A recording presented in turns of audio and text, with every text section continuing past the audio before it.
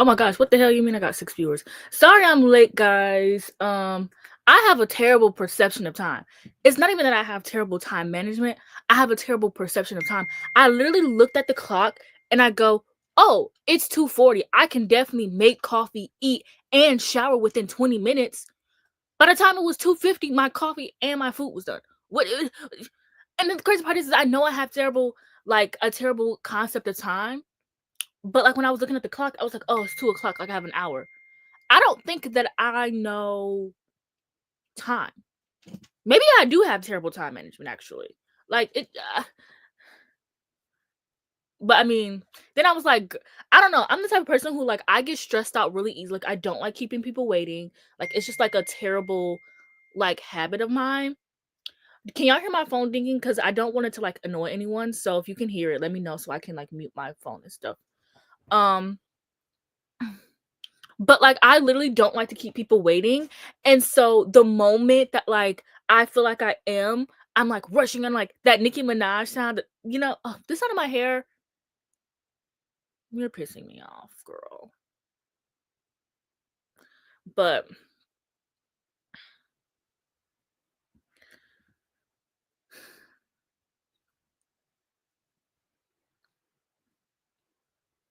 I really like the Mistborn.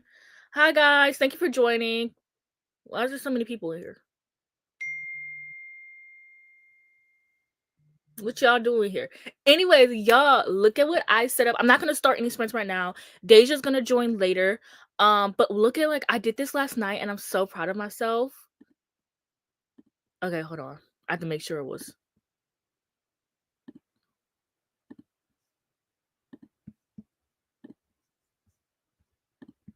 Like, look at this. Look at this. I did this all by myself. Like, this is so crazy. And, like, the vibe. And then I have another one. Like, look at this. Look at this vibe right here. This is crazy. Oh, that's the home screen.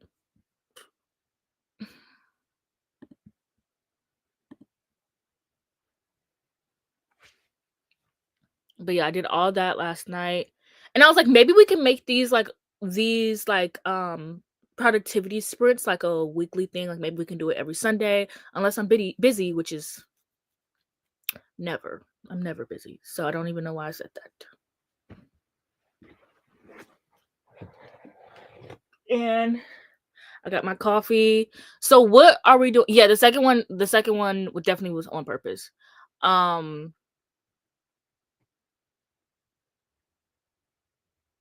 What do you mean by that? You haven't seen me since I was a kid. What does that mean? Especially because I haven't been a kid in like 20 years. So what do you mean by that?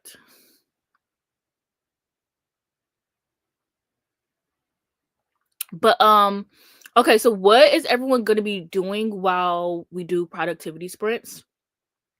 I'm going to be doing homework. I have 3 discussions due today. I took all my exams and tests yesterday, so I just have 3 discussion posts due today.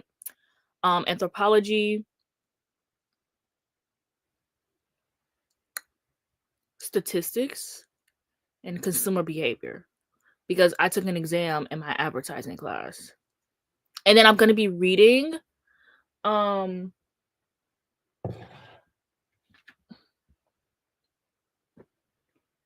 I'm reading on two. I'm going to be reading Guards. I'm still reading this Discworld book. I made my coffee using a Keurig. Oh wait. Um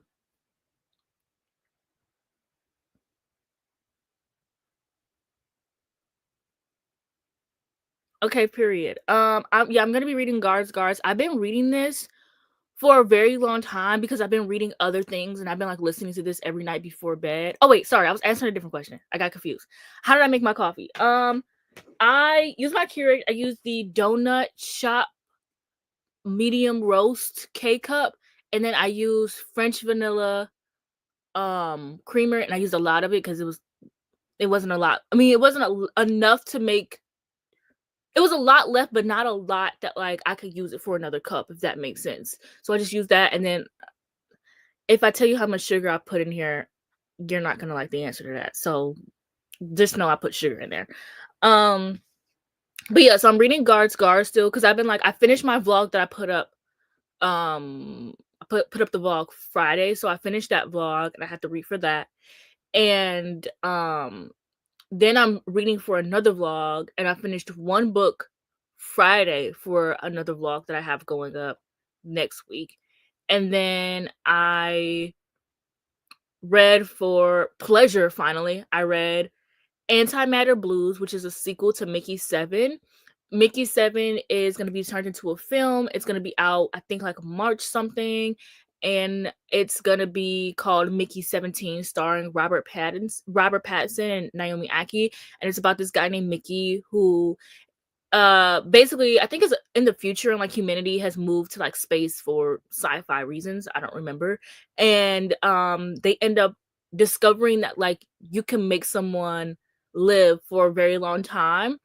And so Mickey signs up for it and he ends up becoming an expandable. And an expandable is someone who like once they die, they like regenerate and they come back, and he has all his same memories, but the longer he regenerates, the more the memories like he loses.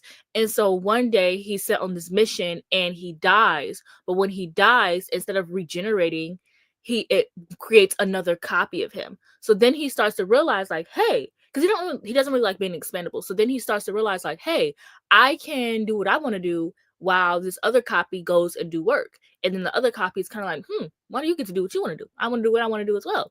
So he also has to hide that happens because he doesn't want people experimenting on him any more than he's already been experimenting on.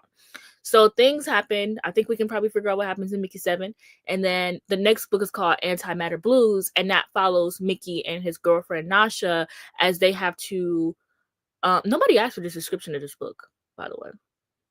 But yeah, as they have to um I don't want to spoil the first book, but there's this bomb. It's called an antimatter bomb that they end up having in the first book, and so Mickey has to go and find it in this book. And it's like this cool little like found family. I feel like it's more found family than the first book. I liked it. I think that if they had more sequels, that I would read more of them. I thought both of them were really fun. I love the character. Nasha is canonically black in the book, and so I loved. Oh, let me send Daisha this link, by the way. Um, I loved like her character. I think she's very funny. I love the fact that she's canonically black. Like there's a scene where she has like braids, like I don't know. I thought it was really cool. And the whole book is pretty diverse. There's a Hispanic character, an Asian character.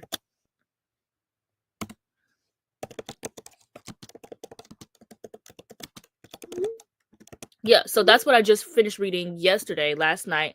Y'all, start this book called House of Marianne. That book was so terrible, and I wasted so much time reading it. I'm so mad. I'm so mad. So now I'm just back to reading Guards. I've been reading it for a minute. I'm liking the series, but for some reason, I think it's because it's 400 pages. And like the other books that I ordered are like 200 pages, to be honest. I don't know if the person was here last. There was someone in my live stream last week, and they wanted me to do a haul. I don't know if they're still here, but I can. There goes Apple. It's like she knows when there's a camera out. But I don't know if the person's, or I guess I can give you guys a haul. I mean, I've hauled it. I've hauled the books on TikTok and Instagram, but if you want, I can give you guys like a mini book haul for this week. If you're interested in it. Sorry, I wasn't reading the comments, but oh, thank you for my mug. Thank you. I got it from Marshall's. I really recommend going to Marshall's to get like those oversized mugs. They sell them like seasonally. Like the ones that I have are Valentine's Day and autumn themed. So I haven't gotten a chance to select the Christmas ones or anything yet, but okay, I'll do a haul. Okay, what book are you reading, Dem? Natural Beauty. I've heard of Natural Beauty. Let me know how that's going. Okay, hold on. I gotta turn the camera off because I don't have any pants on and I don't want to flash anyone.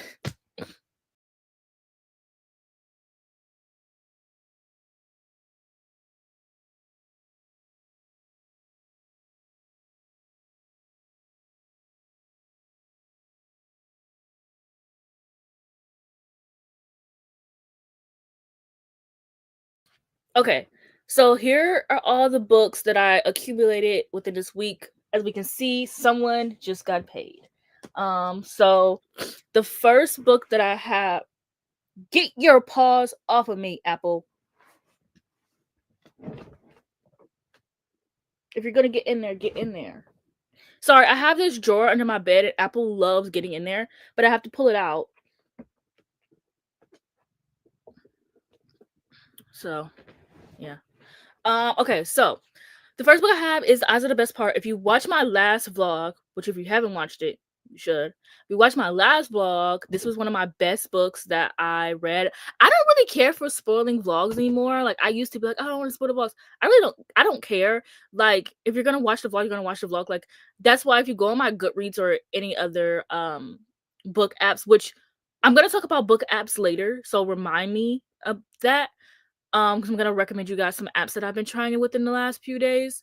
Um, but anyway, so yeah, I don't care about like reviewing these books on books apps or anything like that. Like I don't care. So, anyways, yeah, The Eyes Are the Best Part. I gave this 5 stars. One of my favorite reads of the year. It's my only 5 stars so far this year.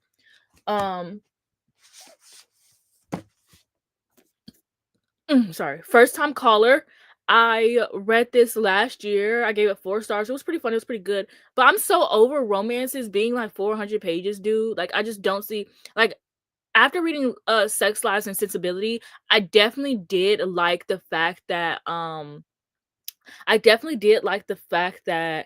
it was sorry.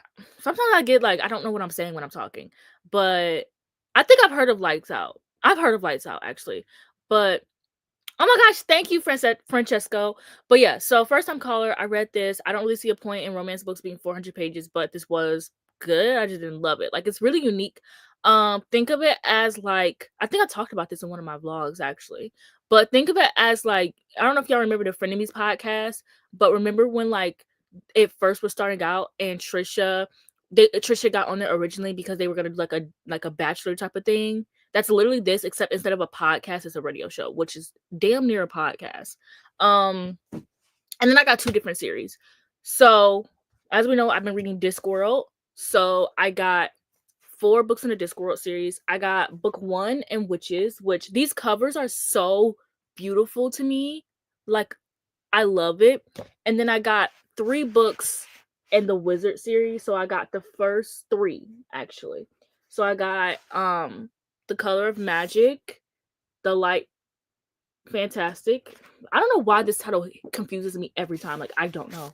And then Sorcery. Like, these covers, they're so beautiful. And they're so fun because Discworld is a 40-book fantasy series.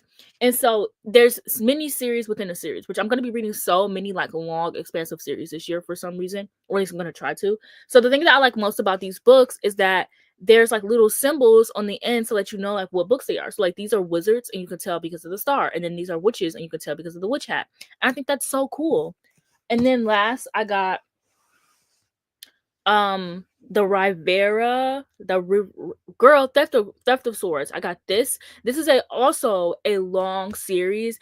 I really love series where it's like it's a huge series set in the world and then there's different books. So this is technically 6 books, but when the author got picked up by Orbit, they just combined them. So it looks really big, but these are actually just 6 books condensed into 3.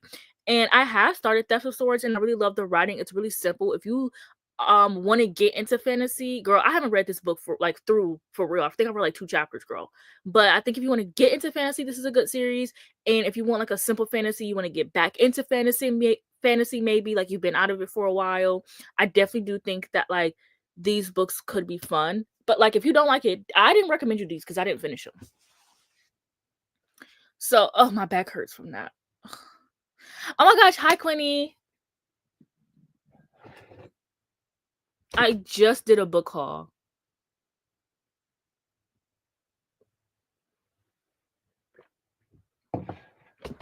Maybe I'll start sprints when Deja comes in. Oh my gosh, thank you. Thank you, thank you. Maybe I'll start sprints when Deja comes in. Did I wipe my camera off? I feel like I started to and then I got distracted. Yeah, I definitely didn't wipe my camera off. Um Yeah, I don't have no, I think you spelled it right actually. Um, I'm really into long series. Uh I'm about to start the second book and The Wheel of Time soon because season 3 is coming out.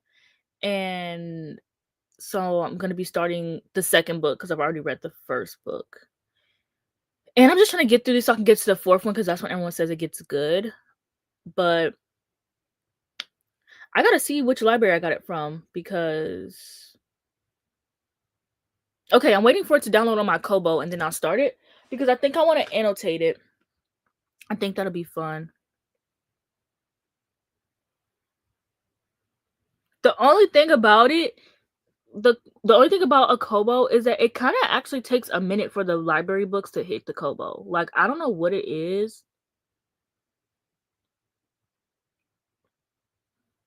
It's already on my Kindle, but specifically want to like annotate it. I don't know why. Maybe I'll try to read it and then annotate it. Maybe I'll try to read it on my Kindle instead.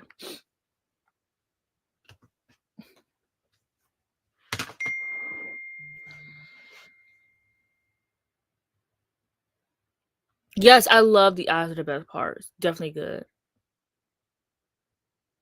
Yeah, I really liked it. I'm on I just looked up and the book was staring at me.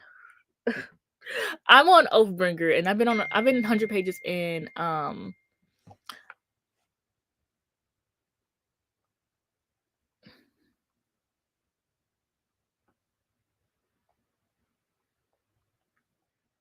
Hold on, sorry, I'm texting Deja.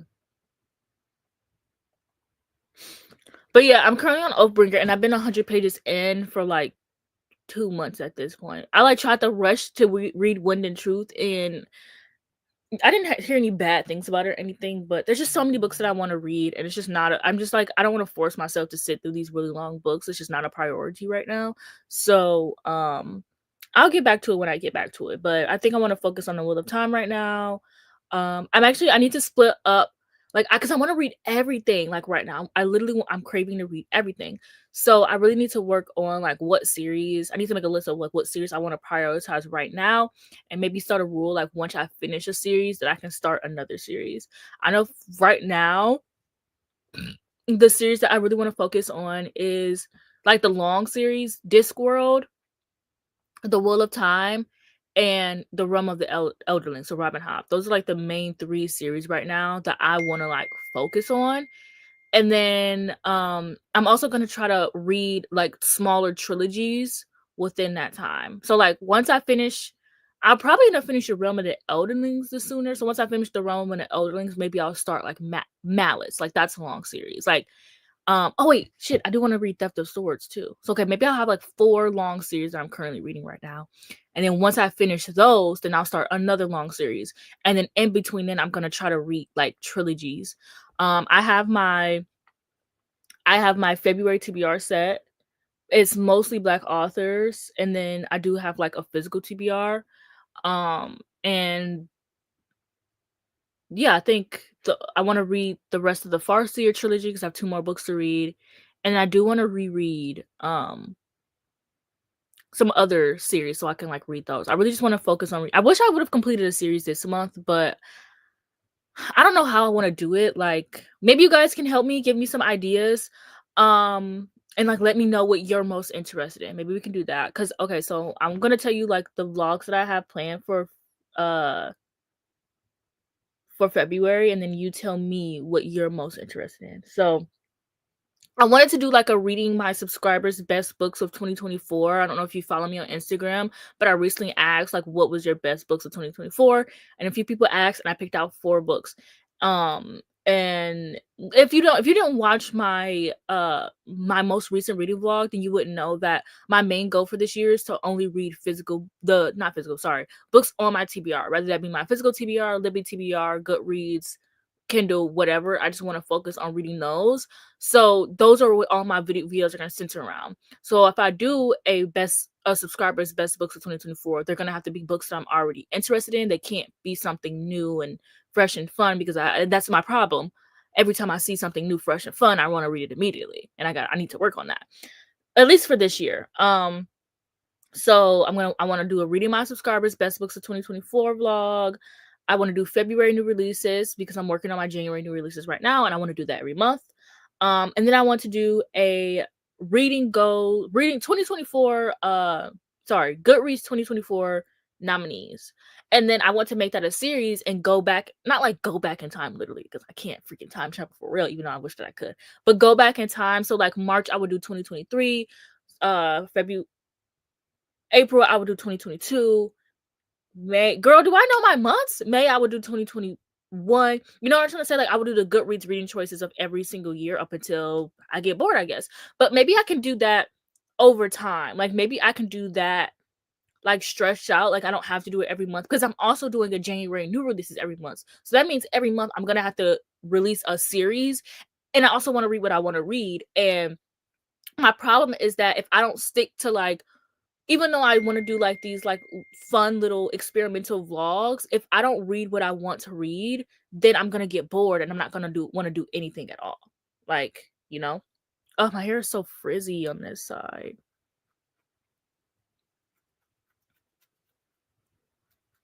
So let me know what you're most interested in. Maybe pick two, maybe type in 2 vlogs that you're most interested in out of the 3 that I gave you. So what the vlogs that I want to upload, but then like every vlog, anyways, whatever. So here are the vlog choices again. But reading your favorite books of 2024, Goodreads 2024 nominees, or February new releases. Those are the vlog choices for February. And then also maybe I can do the best books of 2024 video in March. Like, I don't have to do it now.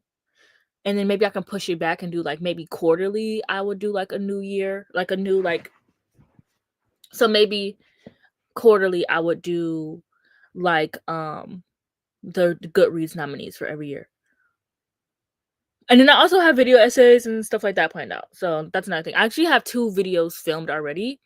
I love how like I'm not seeing any comments. Like, I don't know if anybody's commenting, and like I'm just talking. Like, I'm like, hey guys, let me know if you want this. And then like nobody's responding. So I'm like, oh whatever, I'm gonna keep talking. Oh man, maybe I shouldn't have asked everyone what they wanted to see, because now I'm getting mixed answers. I don't know why I thought that was a good idea. Can you do polls on here? Well, I'm sure you probably can. Wait.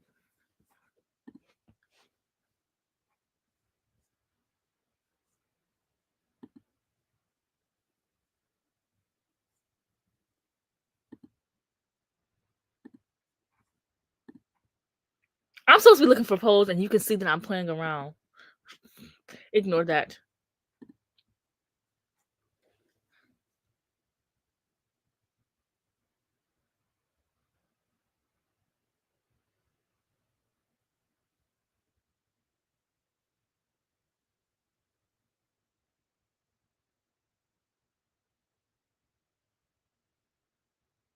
Oh my gosh, you were there last night, Diamond? That's crazy. I don't know why the idea of like my audiences crossing over is just like so fathomable to me. But yeah, talking to Austin actually made me want to jump into Farseer. I wanted to read it this month, but excuse me, after I read my last 2 video vlogs for this I might just read one more January new release, like, instead of doing 2, because I kind of don't care about one of them. But then the one I don't care about is shorter than the one that I care about, and it's like a thriller, and I could probably speed through it like in a night. Anyways, but yeah, for the rest of this week up until the 1st, I'm going to be reading the Discworld series. Like, I'm going to be reading those. But who knows, because I'm a mood reader and I might find something else to read in between then. I feel like I made this joke the other day, and somebody was like, how do you like, somebody was like, what are you reading, or something like that, and I was like, I think it was like, how do you find books to read? And it was like, honestly, it's whatever I'm not currently reading, because I feel like there's nothing more that I hate than whatever I'm currently reading. Like, no matter how much I'm loving it, even if I'm thinking it's a 5-star read, I want to be able to like finish it quickly so I can move on. Like, I always want to move on to the next book. Like, it's a problem that I have.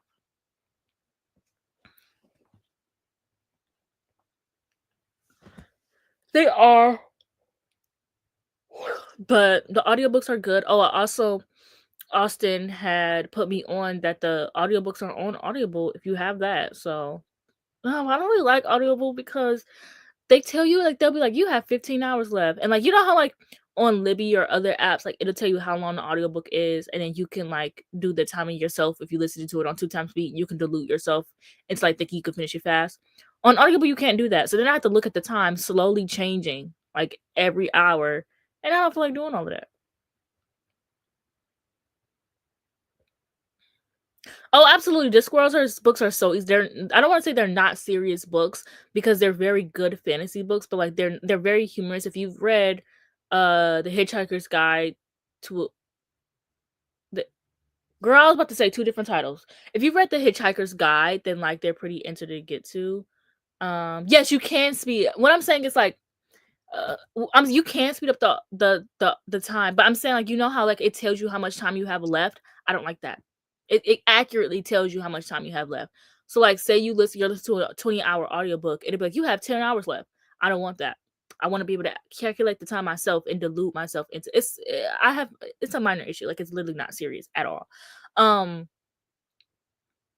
but yeah, Discworld is really easy to get into. I recommend do not. If you're hearing me talk about this series and you're like, I'm gonna look into Discworld, I'm gonna start with the first book. Don't do that. Do not read the first book. This book and The Color of Magic, do not start with this book. Do not start with this book.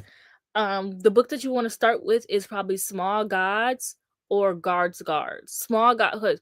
Discworld is a 40-book series, and there's mini series within the series, and then there's also standalones within the series. So Small Gods is a standalone, and Guards is the first book in the Night Watch series, and that's like 8 books long. And the color, I mean, in The Color of Magic is in the Wizard series, but that like you have to read, like, you don't have to read, you can just jump around. But if you want to read it in like the order that the author recommends, you have to read like 3 other series first. But everyone just always tells you do not start with that one. So I just tell everybody oh my gosh, the Death series does sound interesting. I think that you can start with the Death series if you want to. But Death is in Guards, actually. So if you want to get a little bit familiar, not Guards, I'm sorry. Well, he could be actually, but Death is in Small Gods. So if you want to get into the series and like get to know Death before jumping into that series, then definitely read Small Gods. But yeah, so there's Small Gods and then the Night Watch series. Yeah, equal. They all sound interesting to me. I'm not gonna hold you. I'm excited for the Wizard series because I think there's a book in the series where it's like a dark academia vibe, like a school vibe. And then I'm excited for one of the books in the Witch series. I was watching this woman. She was like ranking the books on her YouTube video. I don't know if the person who was telling me to do someone wanted me to do a video on witches. I don't know if they're in here, but I'm thinking about just doing a ranking video because they wanted me to do a vlog, and I'm like, I don't know. I definitely I don't know. I'll probably do it, but like I don't just want to do one vlog and I don't want to do like a channel membership and like make you guys pay for them either. But I want to do my own like ranking. So I was watching her ranking video, and she said there was a book in the Witch series where like they get tricked by a bunch of vampires, and I'm like, that's fucking hilarious. That is so funny. Like the thing I love about Discworld is that it's funny, and like you would think it's in the sense of like the characters telling funny jokes or whatever, but like the narration itself is funny. The characters do tell funny jokes, but I thought it was gonna be like over the top because I'm not gonna lie, I think that Hitchhiker's Guide is a little try hard to be funny. Like I liked the book, but I just didn't love it, and I just thought it was like a little try hard. Whereas Discworld is just like funny naturally, like the narration's funny, the characters are funny, like the situations that they get themselves into is funny, like some of the things that are happening, it's just funny. And so that's what I really enjoy about it. But like also it's like they have witches. They have my favorite things about fantasy books: witches, wizards, goblins, dragons. There is a library that a monkey with a librarian that's a monkey. What? Like it's crazy and it's fun. And the point of Discworld is that deep in space there is a huge turtle. Oh my gosh, hi Deja. Hi, I'm outside. Yes, it looks like you're outside. Yes, because we've been having a cold front, which I feel like for you is not cold, but it's been like below freezing for like 3 weeks. The high like every day has been in the 30s. It's 54 degrees outside. That's so I nice. wish I could experience something like that. I'm like fresh air. Let me tell you, it's 31 degrees outside, which sounds cold, but here, stick with me. We were just in the negatives earlier this week. We were -4. Oh, the 31 be killing me because I be walking Maybe you being like, yeah, it's 50. We be like, oh my gosh, we're in the 30s, and you're just like, the 30s is like where I get killed because I be walking to class every day. But Well, not every day. The days I have class. Hi Kenya. But yeah, everyone. Okay, remember, if you do start with Discworld, start with Guards, aka the Night Watch series, or Small Gods. Do not start with the first book in the series. It's kind of like if you're reading the Shadowhunter Chronicles. Like a lot of people read it in timeline order instead of publishing order. But yeah, what are you currently reading? I am currently reading. What am I currently reading? Not me forgetting. I'm reading Incidents Around the House by Josh Mallerman. Oh, okay, I had to think of the cover because I don't know why when you said that I thought of the Book of Incidents, but I know what you're talking about. Yeah, it's because I'm doing my Booktubers best book vlog, whatever, and I'm doing it from like least mentioned to most mentioned, and that one was number 3. So number 3, most like, mentioned. oh, okay. I don't remember how many people mentioned it, but more than I thought. If you want Discworld audiobooks, type in YouTube the book in Audible. Like, it's on YouTube for free, all of them. And you can just put them on 2 times speed. Like, I don't know if you can know, if you know you can do that on YouTube. I'm sure you do know that, but you can put them on like 2 times speed and like everything. But yeah. Hi Shayla. We actually need to do my homework as well. I'm currently reading the Discworld series. Liquid Eye Guy. I mean, I don't know if you've seen my vlog, but yes, I saw. It's so good. No, it was literally so good. Like, I think that's also it ruined my life because I mean I read Anybody. Well, I know you saw my vlog because you commented on it. Sorry. Yeah, I did. Whatever. Let's ignore that. But it's literally the reason why I didn't love Anybody. Like, quite literally, because I had read that first and I loved the ending, and then I read Anybody and I was like, okay, so Doug just gets to be happy. What the hell? And then I was like, yeah, I haven't read Anybot yet, but I feel like reading them back to back would not be great. No, literally. But I think Anybot is still a really good book. I think you would really like it. I think I keep confusing myself and thinking that you've already read it and that I put you in the vlog for that, to be honest. No. I was in the vlog for the Eyes of the Best Part. Yeah, I know, but I keep thinking that you also read Anybot because it just seems like something you would read and love. I want to read it. I have it. I just haven't read it. Kayla I was watching the vlog, but then I had to obviously get in here for the live. But Kayla was just reading it for her vlog. Yes, I saw. I saw that. Yeah, what's the idea? Sorry, what were you about to say? I was just gonna say, this one class be pissing me off with this homework because why the professor put readings on the syllabus for like multiple days? He'll be like, oh, we're doing this topic for these days, so these are the readings, and he's like, I will email you a couple days before class to tell you which ones you have to actually read for that class, because not even all the ones he puts on the syllabus are ones that we have to read. So I'm like, why couldn't you just put it on the syllabus? Like, you're being lazy. And that's it. Or indecisive, because I'm like, I literally emailed him on Thursday like, hey, what are the readings? Didn't email me back.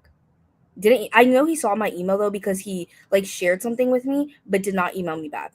So he didn't tell me the readings. I emailed him again on Friday. We're like, hey, what are the readings? And then that was like earlier in the day when I was doing my homework. He emails us at like 5 p.m. on Friday being like, hey class, here are the readings. I'm like, I've been emailing you. Like, I just finished my homework. I don't want to go back to doing homework. I could have been done this earlier if you just emailed me like 5 hours earlier. Right. And then you get those professors that like don't like when you turn your homework in the day that it's due. And it's like, y'all are confusing. Oh my gosh. Not Mariana Zapata. Mika loves Mariana Zapata. She actually recommended me this book and it's in my Kindle, but I'm just not into romance right now. Like, I know you're in your anti-romance era. Right? And it's so crazy because Mika, she loves romance, so she's always convincing me to go back. And then I'll start the book and then I'll be like, no, I'm being tricked. I don't know. I feel like romance was the only genre that hit for me last year because I think like 5 or 6 out of my top 10 were romance. I mean, it did. The thing is I realized that what I need to do is just not read romance for a good majority of the year. Like, not read it back to back, and then, like, pick up a romance Mm, randomly, and then that book will be, like, really good. But because I went on yeah, a romance binge in December, I'm just gonna take, like, a few months break. yeah, and I feel like for me, the white authors don't be hitting Oh, usually, absolutely, yeah. except for you, Miss Emily Henry. That's why I have to read this book for this vlog. That's my girl. Sorry, like, I don't know what to tell you. I think that's But the definitely my majority of the issue. time, That's my issue is I have to stay away from but they're all so popular, like, it's so hard because, like, they're all so popular. Tessa Bailey hasn't released a book in God knows how long. I had a black author in my room, so if you really wanted to, you could have picked the black author, actually. well, I just did the ones that were the most mentioned. That's how Exactly. I did it. So you don't blame me for that. Actually, now that I think about it, that's Yeah, your even own. without you, it would have been the most mentioned That's your own rule working against you. because I wanted to do the books that were the most popular. Mhm. Like No, I I definitely wanted see to what you're do saying, but don't book blame two, me. six. Don't blame me for you having to read Emily Henry because I read a black author. I had a black author in my video. Is all I gotta say. Oh yeah, the only like white author that I really really love for romance is Abby Jimenez. Abby Jimenez is gonna eat every time. She's my Emily Henry for me. But I feel like the only real popular black author that the girls be hyping up is Kennedy Ryan. I was gonna say Besides that, it used to be Tessa, not Tessa. God, I do this every time. I've been doing this for years. Talia Hibbert. I've been oh confusing Tally Tessa Hibbert. Bailey and Talia Hibbert for each other for years, and I don't know why. Because the only similarity is the T. Like that's it. Anyways, yeah, Talia Hibbert was that author, but she kind of took a break, and then she wrote. She had At Your Age, Eve Brown, and then she wrote that YA book, and I love the YA book, but a lot of people didn't, and so or a lot of people didn't care for it because a lot of people don't read YA romance, or at least not at that time. So then she didn't release anything last year, and I don't think she released anything in 2023 either. I think the YA book was in 2022. Mm, So she hasn't released anything. She is coming out with a romantasy and another series that's like kind of a spinoff of the Brown sisters. It's called this. mhm. Grabby on her Goodreads down. It's like a spinoff called like the Sky Bearer or something. But right now it's Kennedy. But Kennedy also, I mean, she's releasing a book this year. But I don't know. Romance authors used to release like multiple books a year, and like now they're like going into like releasing one book a year. Yeah, I don't know. I was never a Talia Hibbert fan. I read 3 of her books and I hated one, thought one was okay, and I liked one. So, and it wasn't the Brown. Like I read 2 of the Brown sisters, and one I thought was okay, one I liked. But then I read her other book, like The Princess Trap or something like that, and that book was horrible. Like it Okay, was girl, you bad. read all the bad ones. Like I read almost her entire back catalog, almost. Like I think probably maybe half. And I think Guarding Temptation was really good because that one it was really quick and short, Mhm. and it's about this girl. I think she has a crush on her best friend. Or is it no? I think that's the princess girl. I think no. I think Guarding Temptation was she had a crush on her brother's best friend. I'm a sucker for brother's best friend trope. That's like a buzzword for me. Hi Levi. That's like a buzzword for me. So Guarding Temptation, and then I loved all Eve sisters, but Eve Brown, I think you should give if you want to give Tilly Hibbert a chance, definitely read Eve Brown because I think that's her best book. And then also you might like Highly Suspicious and Unfairly Cute, like because I also think that that's her best book. Like she like Okay. it has this trope that I love, like childhood best friends that like they stop talking to each other and then like they have to like be put together again. Like I love that trope back in my Wattpad days. So Okay. I plan on finishing the Brown Sisters trilogy, but then after that, I was like, I don't think I'm gonna read another one of her books. mhm.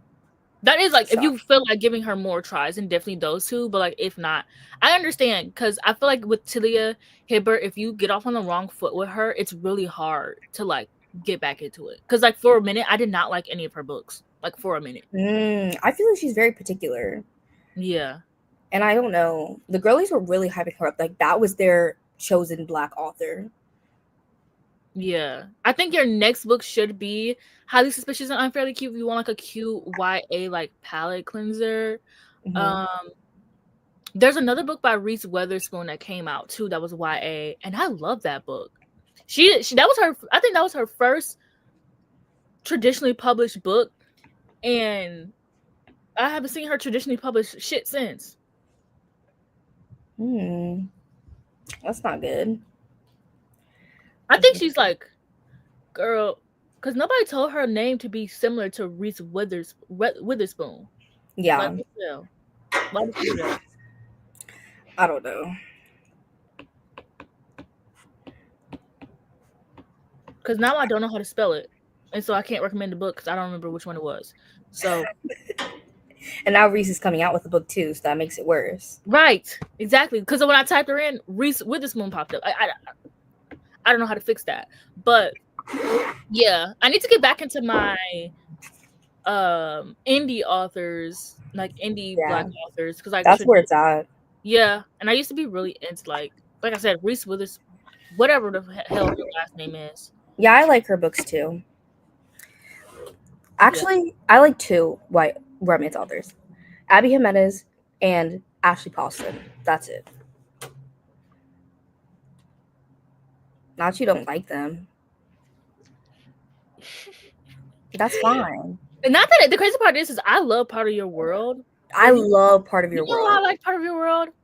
I had just watched Grey's Anatomy, and I was like, I want something that feels like Grey's Anatomy, and that was the closest thing I can get. I love Part of Your World. Like, I don't like. I feel like that's the book in the series that everybody hates on, and I'm like, that's my favorite, and that's also my mom's favorite, and we never agree on anything. Yeah, I thought Part of Your World was fun. Part of Your World was great for me, and then Ashley Paulson. I love the 7-Year Slip. Like the 7-Year Slip, huh? I hate that book. Yeah, I love the 7-Year Slip, and A Novel Love Story was good too. I don't like when time travel was. I don't like when time travel was not taken seriously. That's my own. Okay, that doesn't bother me. Yeah. Gosh. I hate when people play around with time travel. It doesn't make any sense. This doesn't make any sense to me. I literally kept thinking, this is not making any sense. And I'm like holding my Kindle and I'm like, this isn't making any sense. Because I was thinking, I think too hard. That's my problem. Is when you like, that's why people are like, turn off your brain and read. I don't understand because I think. Yeah, I don't think people like the rest of her books then because they all have like a magical realism element in it. Huh? Yeah, I know that. Yeah. Yeah, so I wouldn't like the Dead Romantic. She just sees ghosts and like we don't know why. No explanation. Nothing. But the crazy, well, actually, okay. The crazy part is magical realism. I love. It's just because time travel is sci-fi.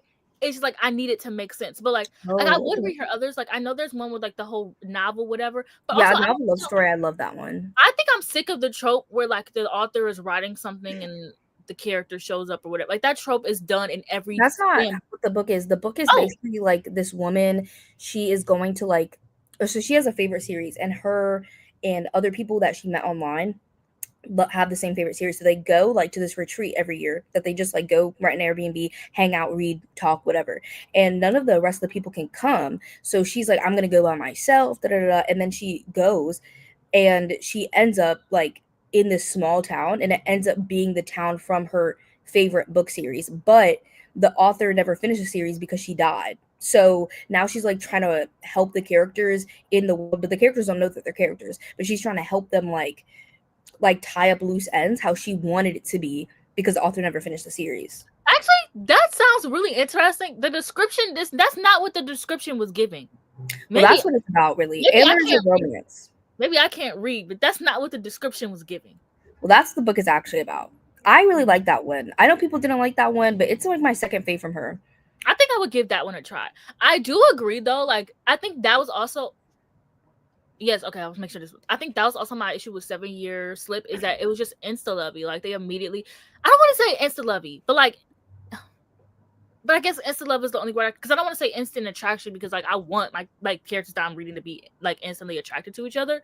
But it was just, like, they just hadn't met, and then they were just already, like, interested in each other, and then, I don't know, like, the whole I feel like A Novel Love Story isn't, like, they, like, do have, like, kind of, like, some attraction, but the man that she like has a romance within that book is also in the town, but he's not a character in the book. So she's like, who the fuck are you? Like, where did you come from? And he's like a grumpy bookstore owner. So he's there for a reason, and he doesn't want to be with her necessarily because of the reasons that he's there. So they kind of have like some tension. Also, guys, it smells like weed out here. I love you. I love you having to get close to the camera to say that. I'm like, because they can hear me. I'm like, who is it? Who is it, guys? It's not that hard to not stink. Like, why are y'all stinking?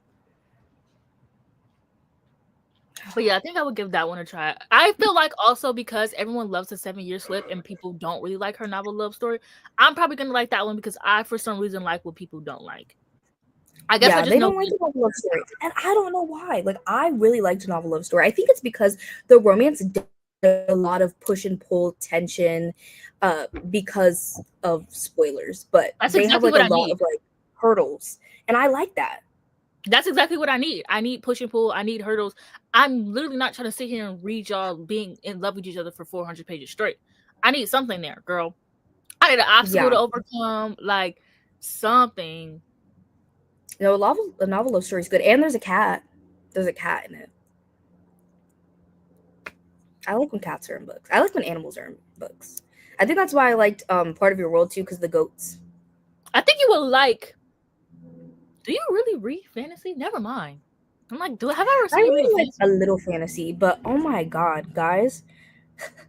I don't know. Have you heard of that book When the Moon Hatched? Yeah. That popular fantasy romance that all of the white girls love? Mm-hmm. I just read it for that video where like reading Booktubers whatever because it was mentioned like number 4. I think it was mentioned like 6 times. And guys, it was so bad. Like it was I'm like, do I Who the hell even are you watching? all of the people who mentioned it were white people.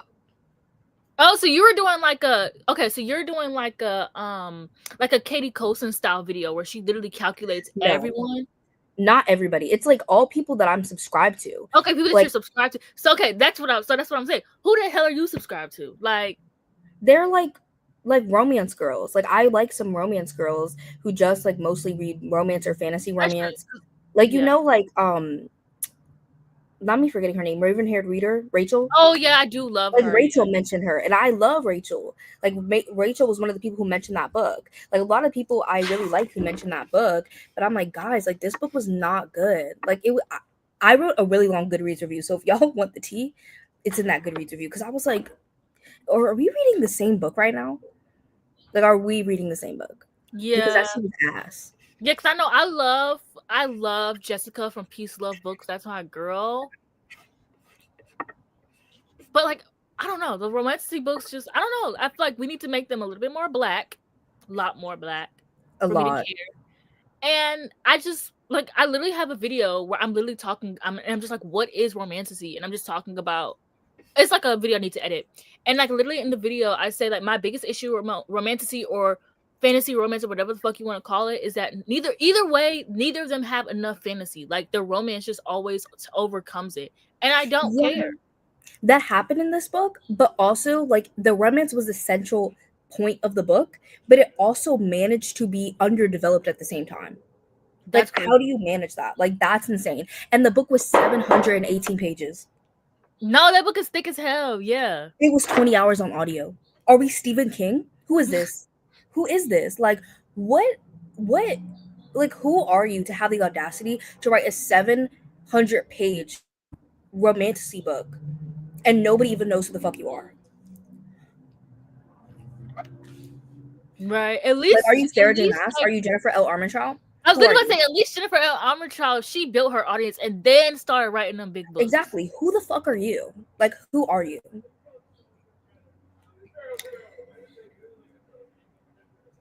Oh, okay. So I read the first book. Did you read it?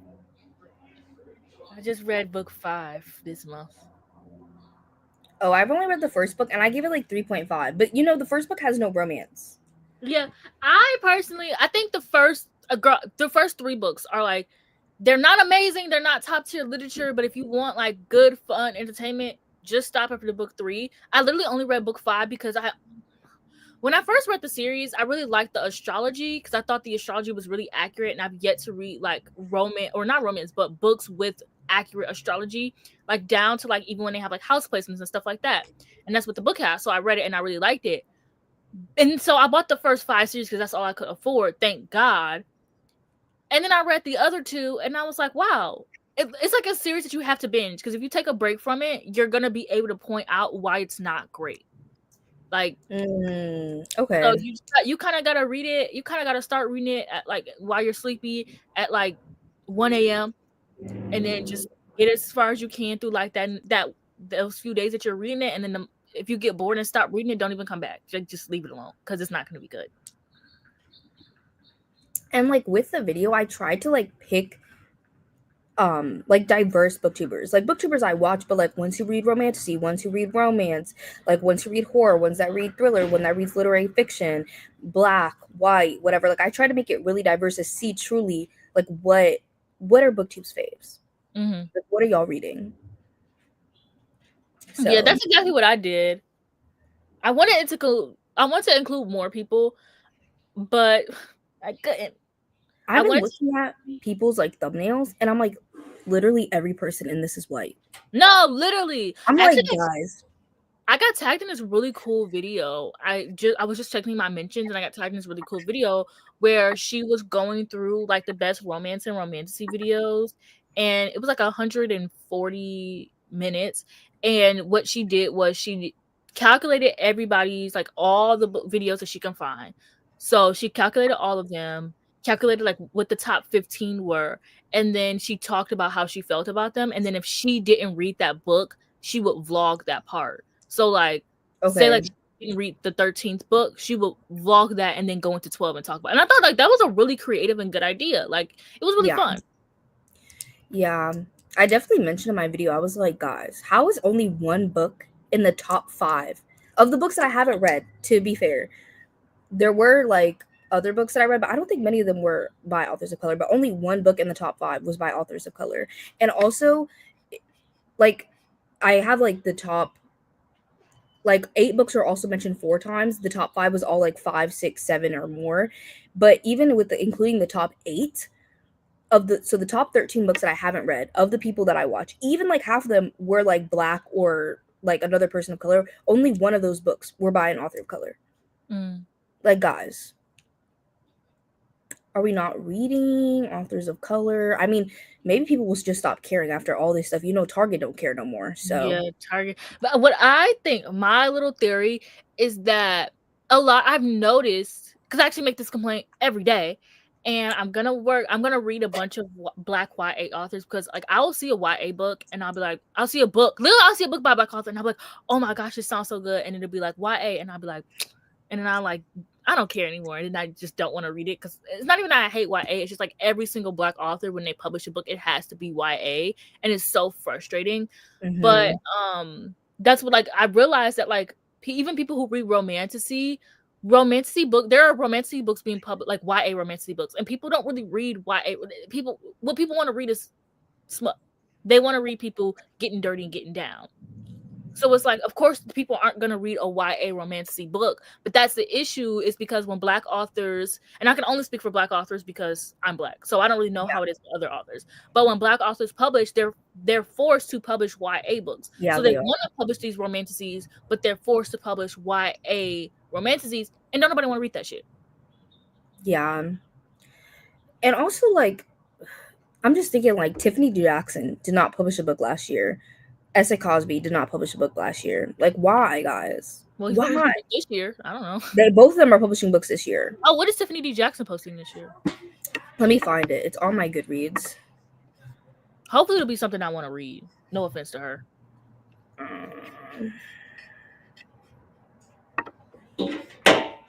Let's see.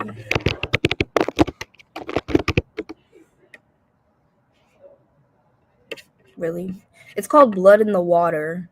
It comes out in July. Oh, it's a middle grade.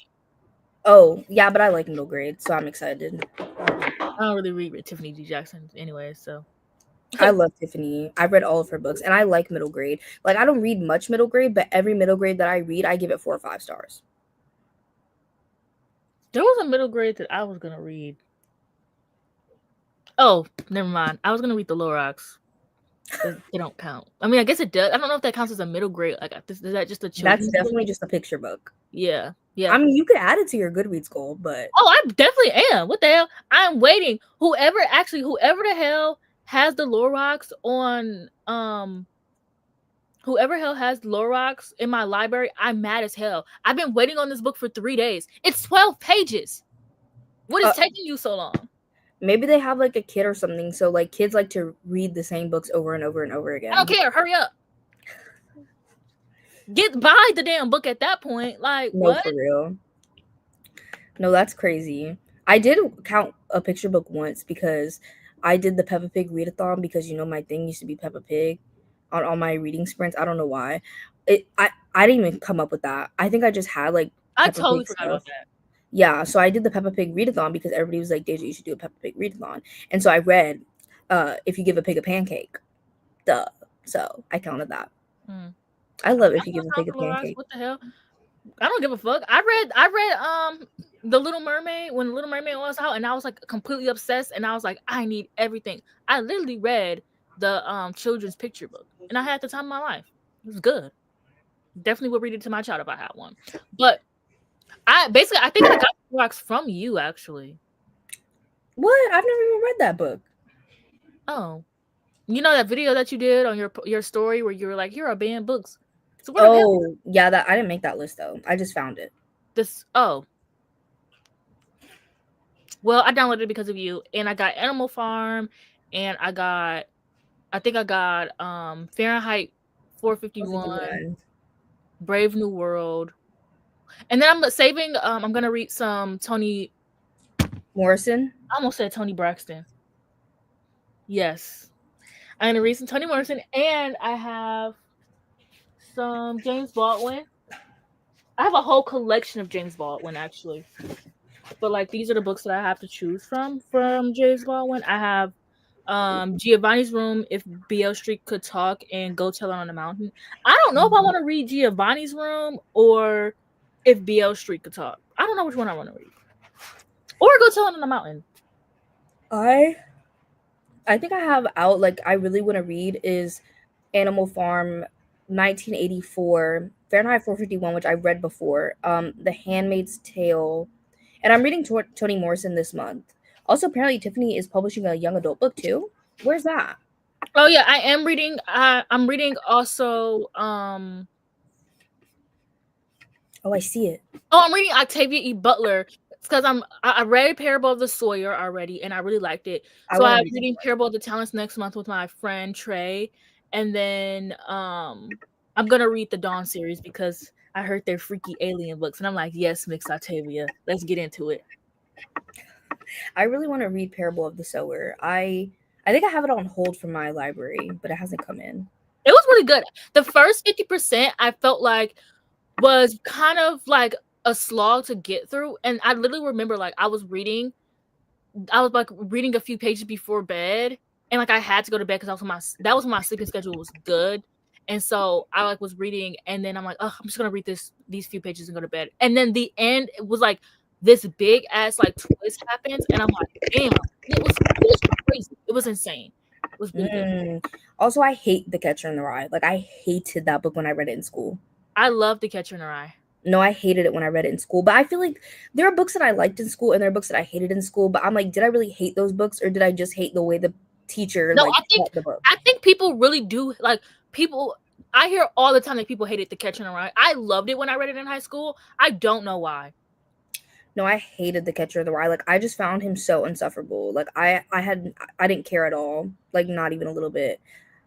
But the worst book I read in school, what was it called? It's literally like my least favorite book of all time. Well, maybe not anymore because I've read some bad books. Immortal Pleasures I read last year by V. Castro. That is up there with this book. I forget what it's called. What? Oh, I read Rest to See by Toni Morrison. It's really short. That's good. And it's like literally, I mean, I've only read that one, but I don't really know if I haven't read her other books, but I don't know if any of them can like beat that one because it was. Yeah, I'm reading The Bluest Eye in January because I got it from my TBR jar, so I'm supposed to read it this month. We'll see. I have to read like 5 books before the end of the month. So. Girl, you literally have 5 days left. Yeah, I know. But I said that I was going to be done like today with this reading vlog, and I still have 3 books left. But to be fair, the first 2 books I had to read for that reading vlog were The Reformatory and When the Moon Hatched, both 20-hour long audiobook books. So they're long books. They took me a minute. I'm excited to see what your opinion is with The Reformatory, because I kind of do want to read it, but then I kind of don't. But then I kind of do. But then I kind of don't. But then I yeah, it was interesting. It was interesting for sure. Don't tell me how you feel about it. I said I want to see your vlog. I wasn't. I was just gonna say that it was interesting. And yesterday I was gonna read a ton, but then my boyfriend came over, and then I'm actually doing a reading vlog in February where he picks my books. So I'm really excited about that because I think that'll be cute because it's for February, Valentine's Day. He's such like a quiet man, so he's never on the channel. But I want him to be on the channel. And he's like, I'm gonna start a booktube. And I think the girlies would eat it up. Because anytime like regular non-nerdy black men start booktube channels, you know the girls eat it up. Oh, absolutely. Like the white girls are fiending. So I'm like, start it. Get in your bag. Yeah, absolutely. Actually, I just watched, I don't know if you, I can't remember her name, but her name is Cassie, and she reads like romantasy.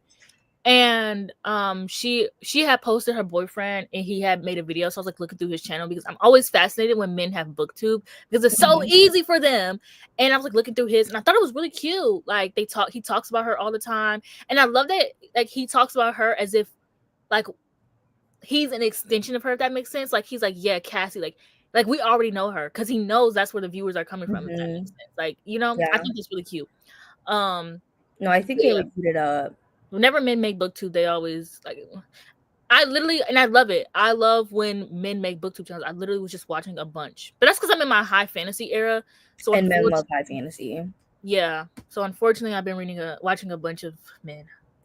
But I think they would eat it up. So yeah. Also, guys, speaking of that, I'm only 9 subscribers away from 5K. So if you don't subscribe to me, y'all should subscribe.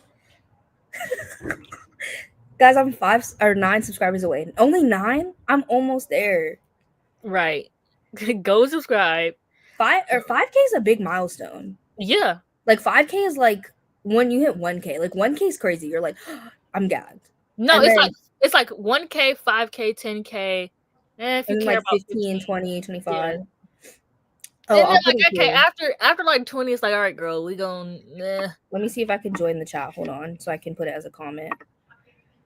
Right, everybody in the comments like, Deja's, what's your chat? It's just okay, Deja's. Hold on. Yeah, it is, but I'll type it out just in case. Here, I got it. Oh yeah, someone put it.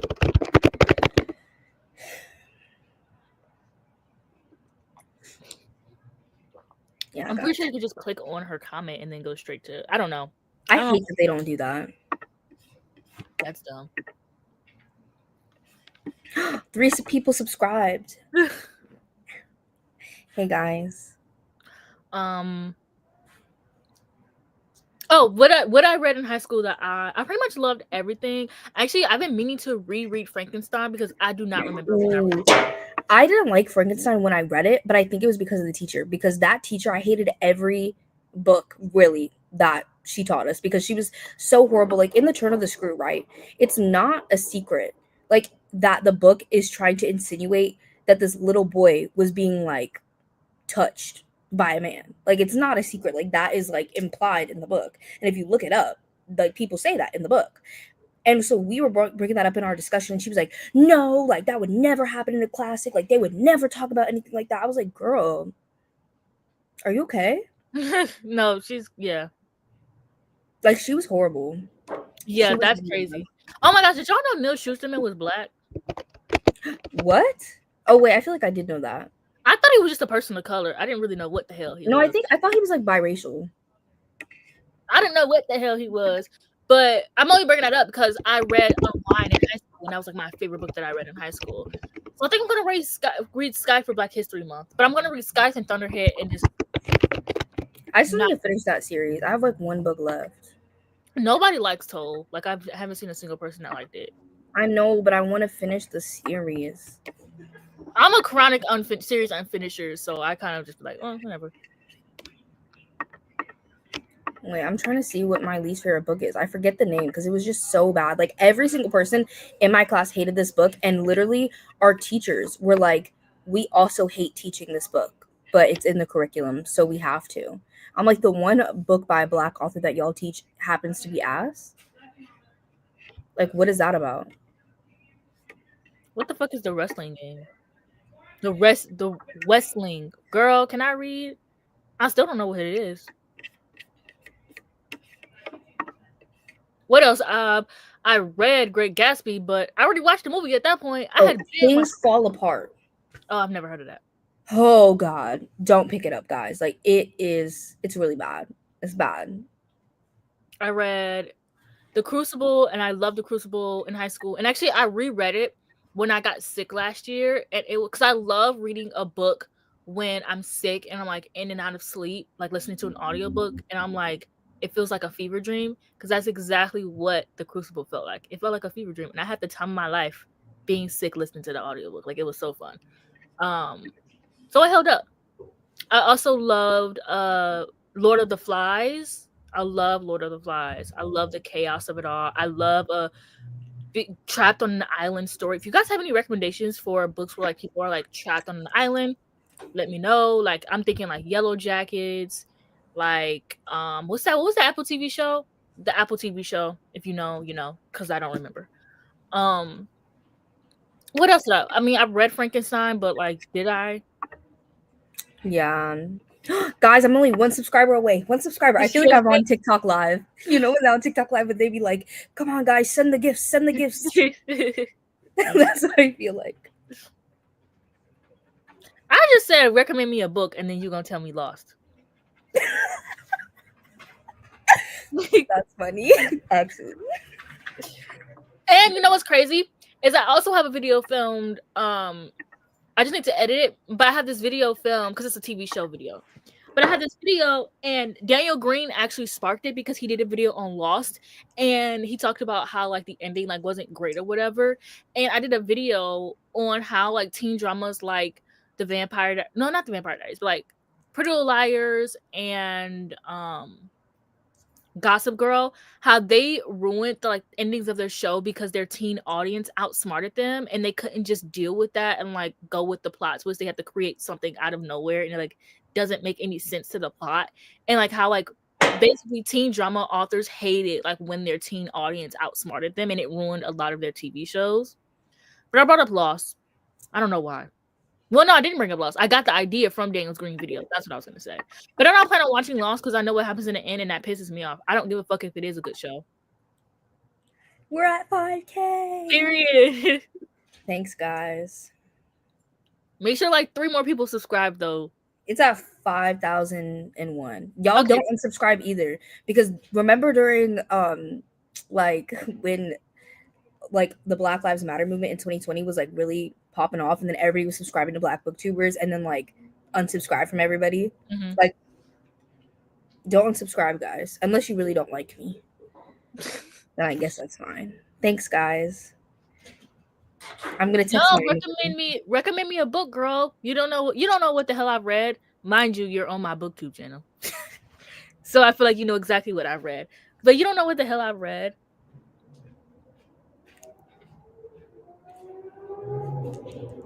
What the heck? You can browse. That's so crazy. You're browsing from Goodreads. That's so crazy. All right, Celine, you're done. Ruth Ware, come on. I actually own so many Ruth Ware books. I've read that, and I didn't. I read that during like the Love Island era because that was a reality TV show. It was not giving that. Hey, this last season of Love Island USA, that's peak reality TV right there. Man, you better rewatch and enjoy it while you can, because the next season is gonna be hell. Not only are the fans gonna be insufferable, but there are gonna be so many people that are going to try to recreate what happened that season. Mm-hmm. And they're gonna just like go on there to get clout. Yep. Like, it's gonna be horrible. Like, that was peak. Like, even my boyfriend was watching it. We were in bed watching Love Island USA. Yes. It reminds me. I'm obsessed with the cast. It reminds me of I think it was season 2. Me and Mika watched together, and we watched with our friend Jocelyn, and we would watch like every single day. Also with Tahira too. We would watch like every single day. And so me and Mika did the same thing this year. And I love the like repeat of like us watching it together and be like, all right, it's time, girl. And like just watching it with someone. I think that was really fun. But the crazy part is yeah, it's about to be so many people going on there for clout, because when you go on Love Island USA, yeah, you're going for clout, but it's like maybe for a little bit of clout. Like it's not like you don't really think you're gonna gain anything for real from it. Like because Love Island USA is just not that girl for real. Like if you watch the show, you watch the show, and it was just something that you watch because you like American shitty reality TV, specifically American, and so now that people see the heights of what you can get, like Janae just interviewed Doechii. Like, and they all did that collab sponsorship with Dunkin'. Right. And then yeah, Dunkin', and then you also have like the Cordell sponsorships that he's always getting. The fact that they both were in Cordell and Serena were both in the music video for Summer Walker. Like people are now like you can see the heights that you can get from American reality TV. Like no, I don't think because I be watching reality TV. I don't think any American reality TV show has been that popular where people from reality TV shows are going to music videos and getting commercials and interviewing people. Like American kind of don't give a fuck about our reality TV winners for real. Like when Taylor Hale won Big Brother, she was talking about Lay's all the time. She should have got what Cordell got when he was talking about cheeses. Like she should have got sponsored, and she was the first Black girl to ever win Big Brother. Where the hell is she now? She did like my tweet one day. I made this tweet and I was like, I said something like, the tweet was, I like my men gay, basically. And she liked it, and I thought that was funny. And I love that like the 6 people that popped off from that show are all not white. No, for real. And like, where's that ever happen? The white people in the show, where the hell are they? Who the hell are they? What the hell are they doing? They be around, but like not really. Like podcast and like stupid shit that I give a fuck about. But they're not like on that level. I'm crying. This is crazy.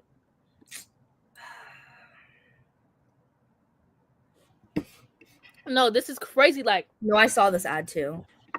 I think I saw it on TikTok. Next season is about to be so bad, y'all. But we need this. We need this to root out. We need this. We need a terrible season to weed out the people who don't really watch Love Island for real, who just watched for last season. Like, yeah, I never watched Love Island USA. Like, I love Love Island UK. Mm-hmm. I don't know what it is, but USA. Oh, it's not a good show, but this season, except for season 2. Season 2 is good, and the best part about Love Island US is the drama afterwards. Oh, another thing I want to point out is, I love when people get me started on reality TV because I can talk for hours. Is that the couples have lasted this long, which is crazy because usually with Love Island USA, the couples are done by November. Like November, they're done. Like they're out of here. Like nobody's like the rumors start. That's when people start figuring out what the drama was. When they're like, even when it's like a political thing, not a political. That's not the word I was looking for. Publicity. Yeah, even when it's like a publicity thing, it's always done by like November. So the fact that they're still together is crazy. Yeah, all of them. Also, I haven't read White Sand by Brandon Sanderson. I do see it on Kindle Unlimited all the time, so I might read. And I also do own it I own it because the girl on the cover is Black. That's why I own it. It was really Serena that did it for me. Like I saw a compilation like yesterday of all of Serena's like best attitude moments.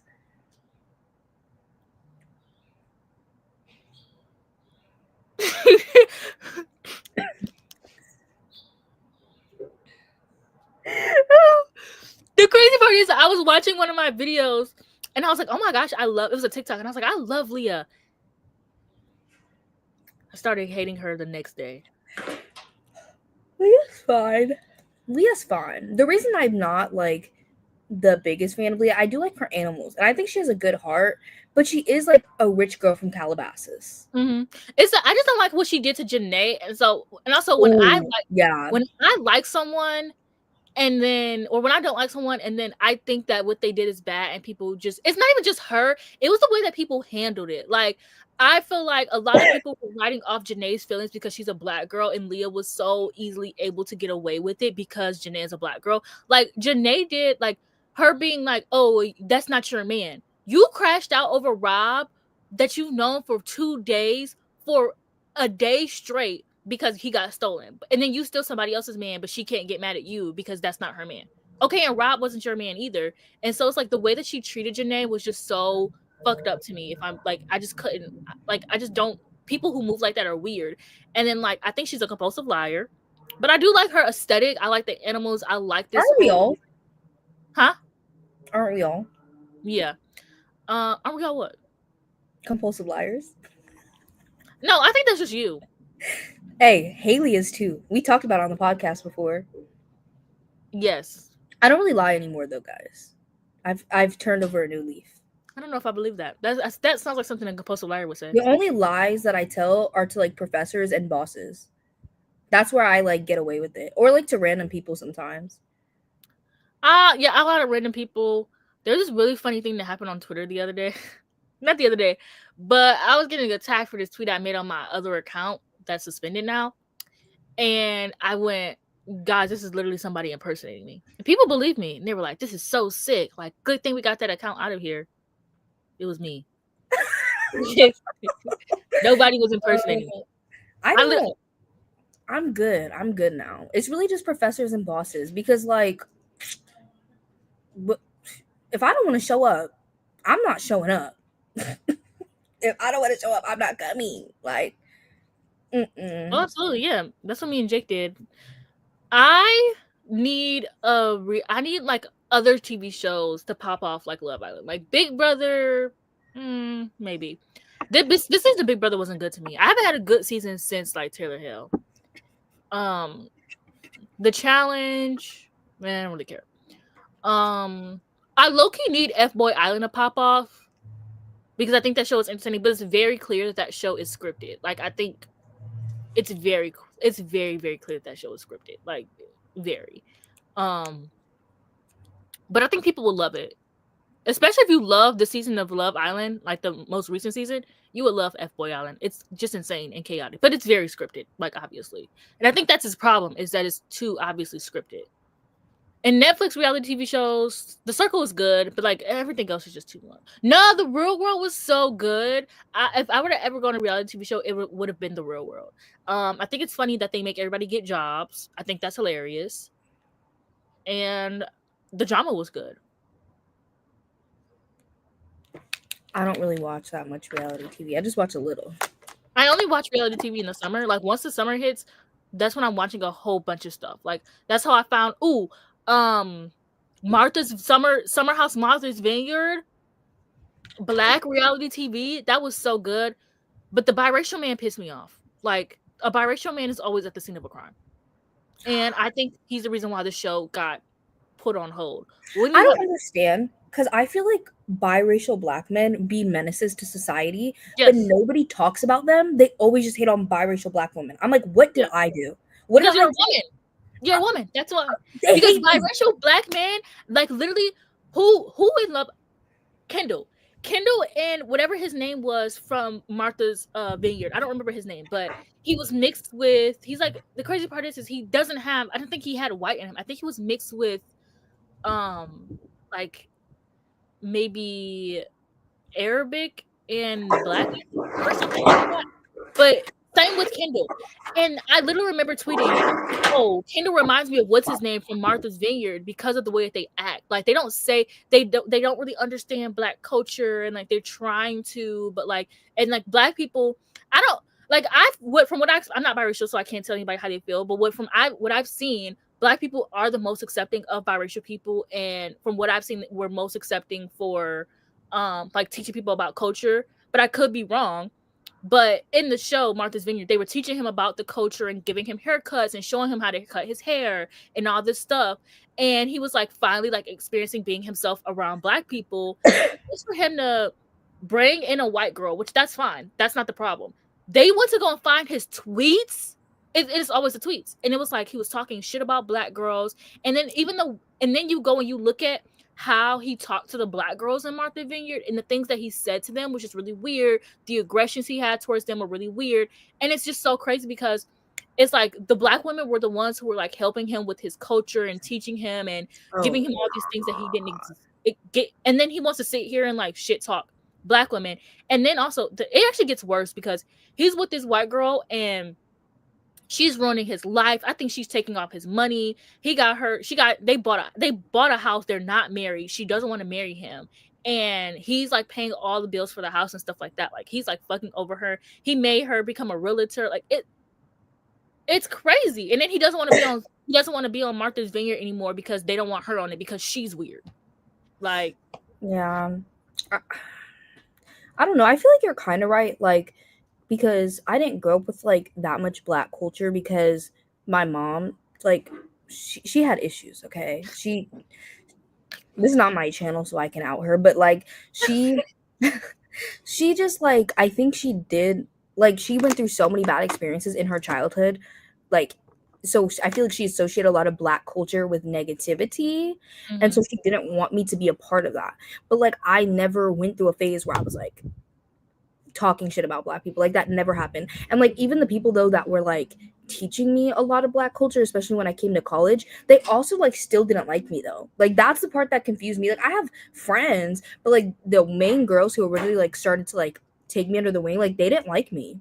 Like they still don't like me. And I'm like, I didn't do anything to you.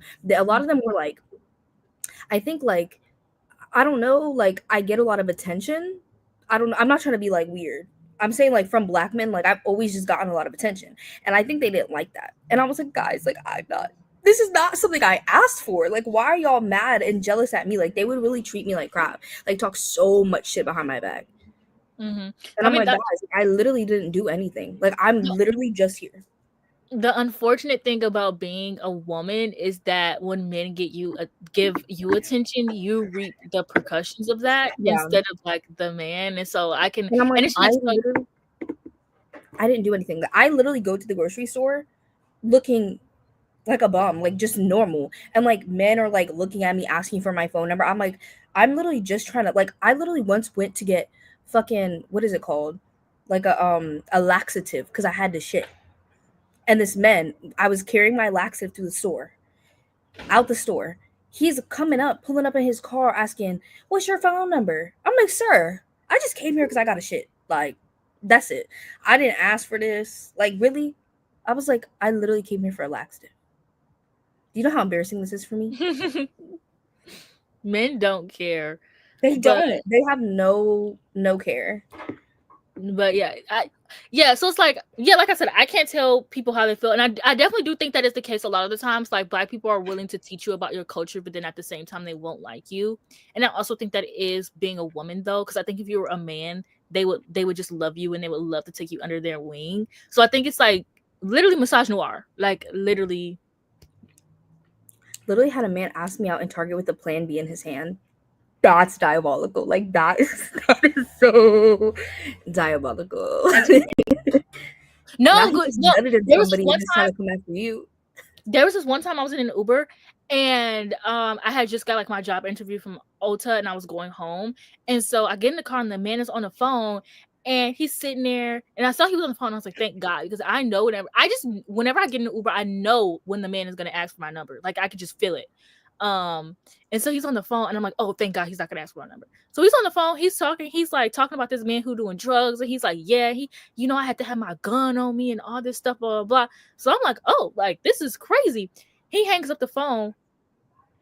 Why he start flirting with me? Girl, what? And then he asked my Instagram and I gave it to him. Duh. Haven't seen no sense. I can't even talk. My boyfriend has a gun, so even it's not even that. Like it's not that. Just the way that he was talking. It's just the fact the way he was on the phone talking like he all these drugs and he had to have his gun and all this stuff. Then he starts talking to me. He talking about how he a realtor and living two different lives. Huh? Living two different lives. Are we supposed to do sprints? Yes. I like to talk You know, I like to talk We for a just living. be yapping. Yeah. We just love to yap. You know, that's okay. Look at what I did. I got this. Oh, also, I love X on the Beach. It's one of my favorite reality shows. They brought it back, but it was regular people, and I don't give a fuck. Like, I like X on the Beach when it's people from other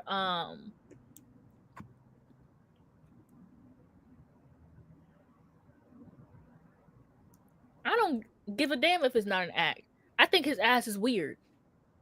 I know you weren't defending him, but I think I prefer season 2 because that's when Janelle from Bad Girls Club was on there, and then there was another black girl from another reality TV show that was on there, and they became friends. And I love that. I love the fact that there are different people from different reality TV shows and like they can come together and be friends. Who was it? It was somebody. It was like X no not X on the Beach. Are You the One? Oh, the queer season of Are You the One? One of the best seasons of reality TV I've ever seen. And I'm talking, and that's including that's if we include the recent season of Love Island. Like I think that it outdid that season of Love Island. Like that was so good. God. But anyways, look what I did. Let me see. I clicked the wrong button.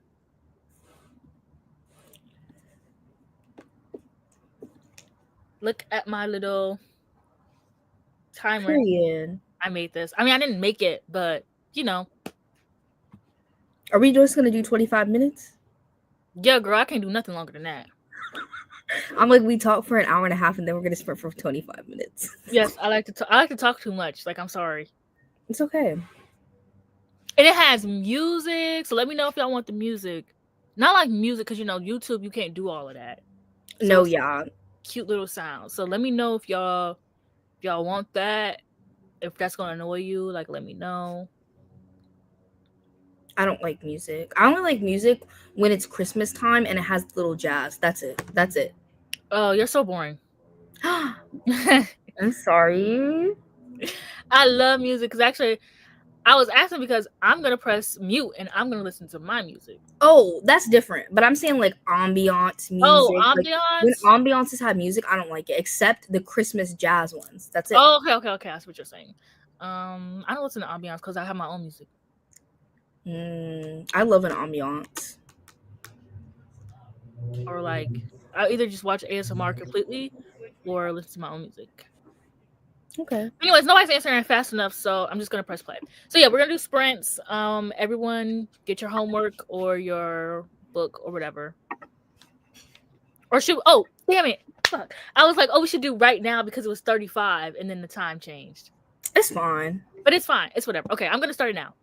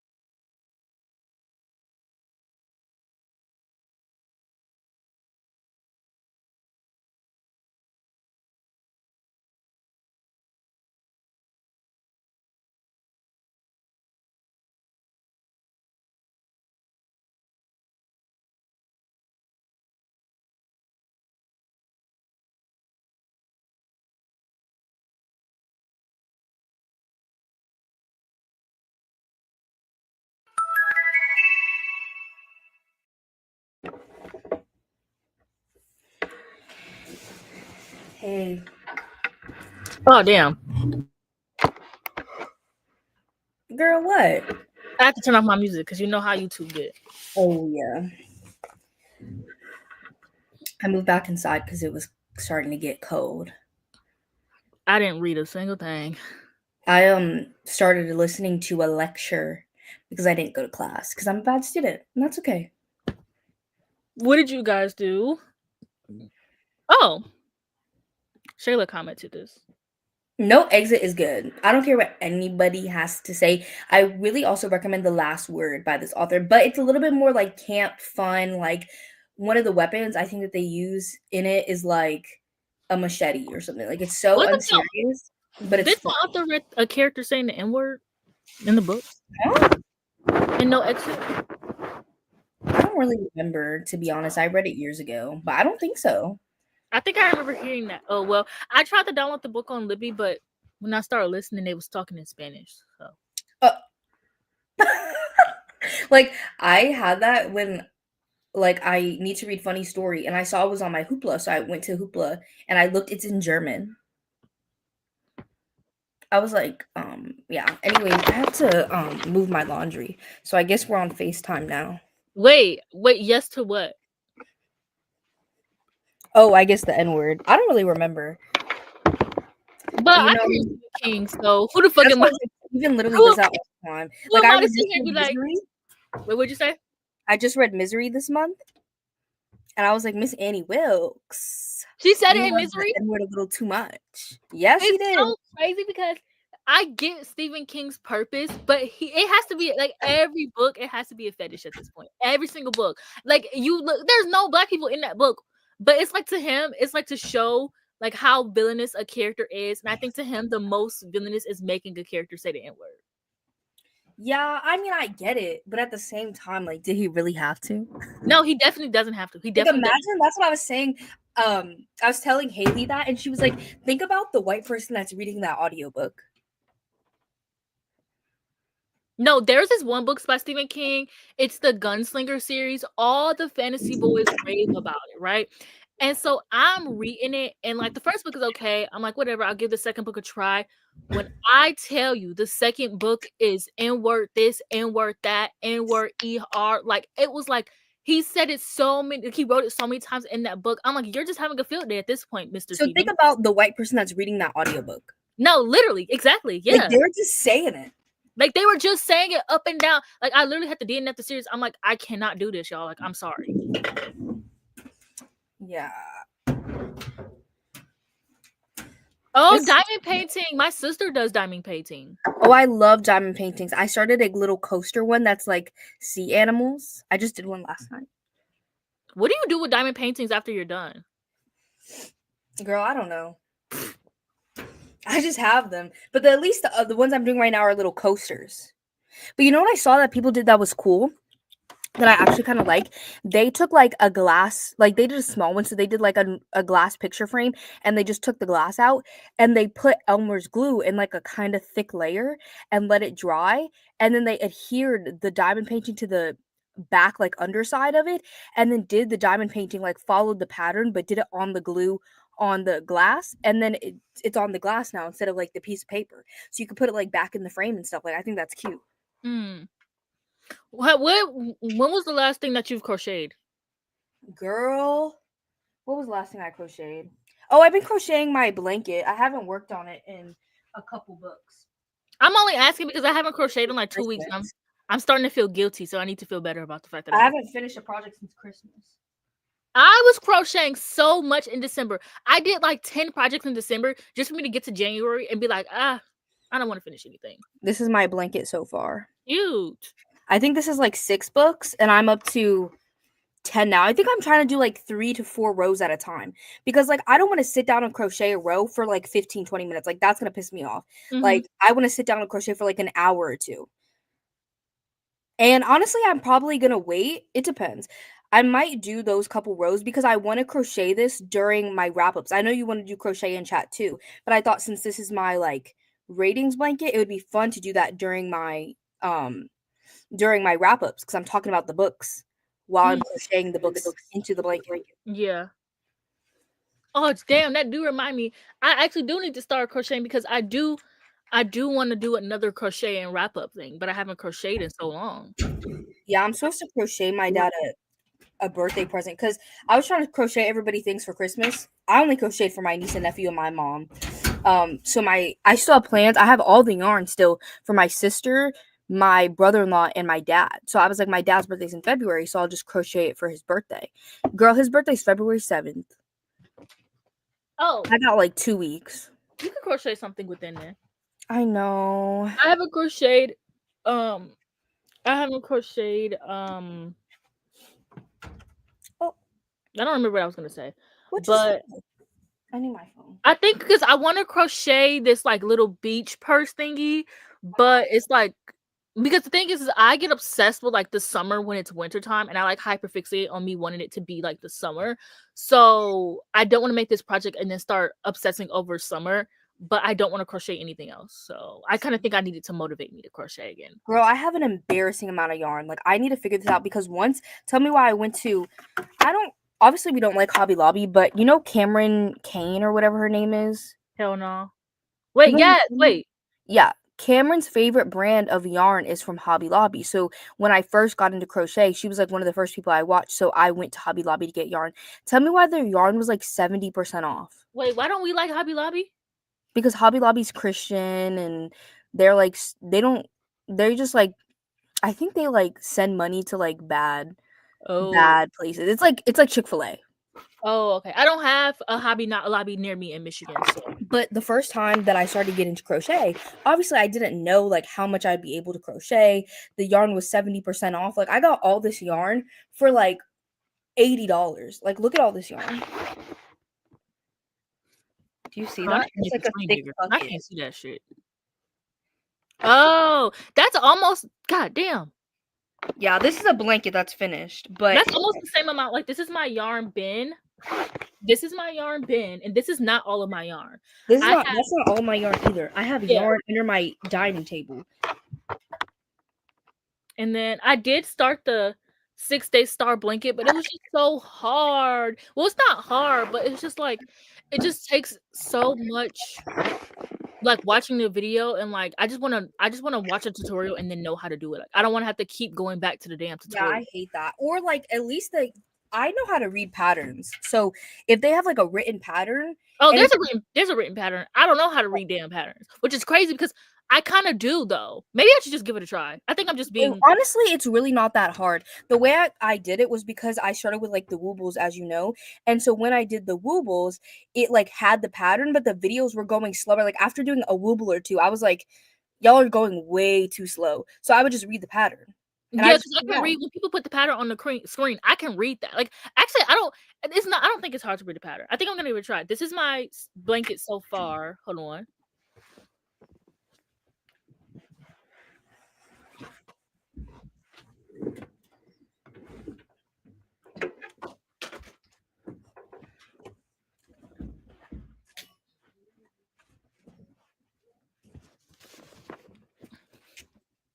Okay, this is my blanket. This is my yarn that I have.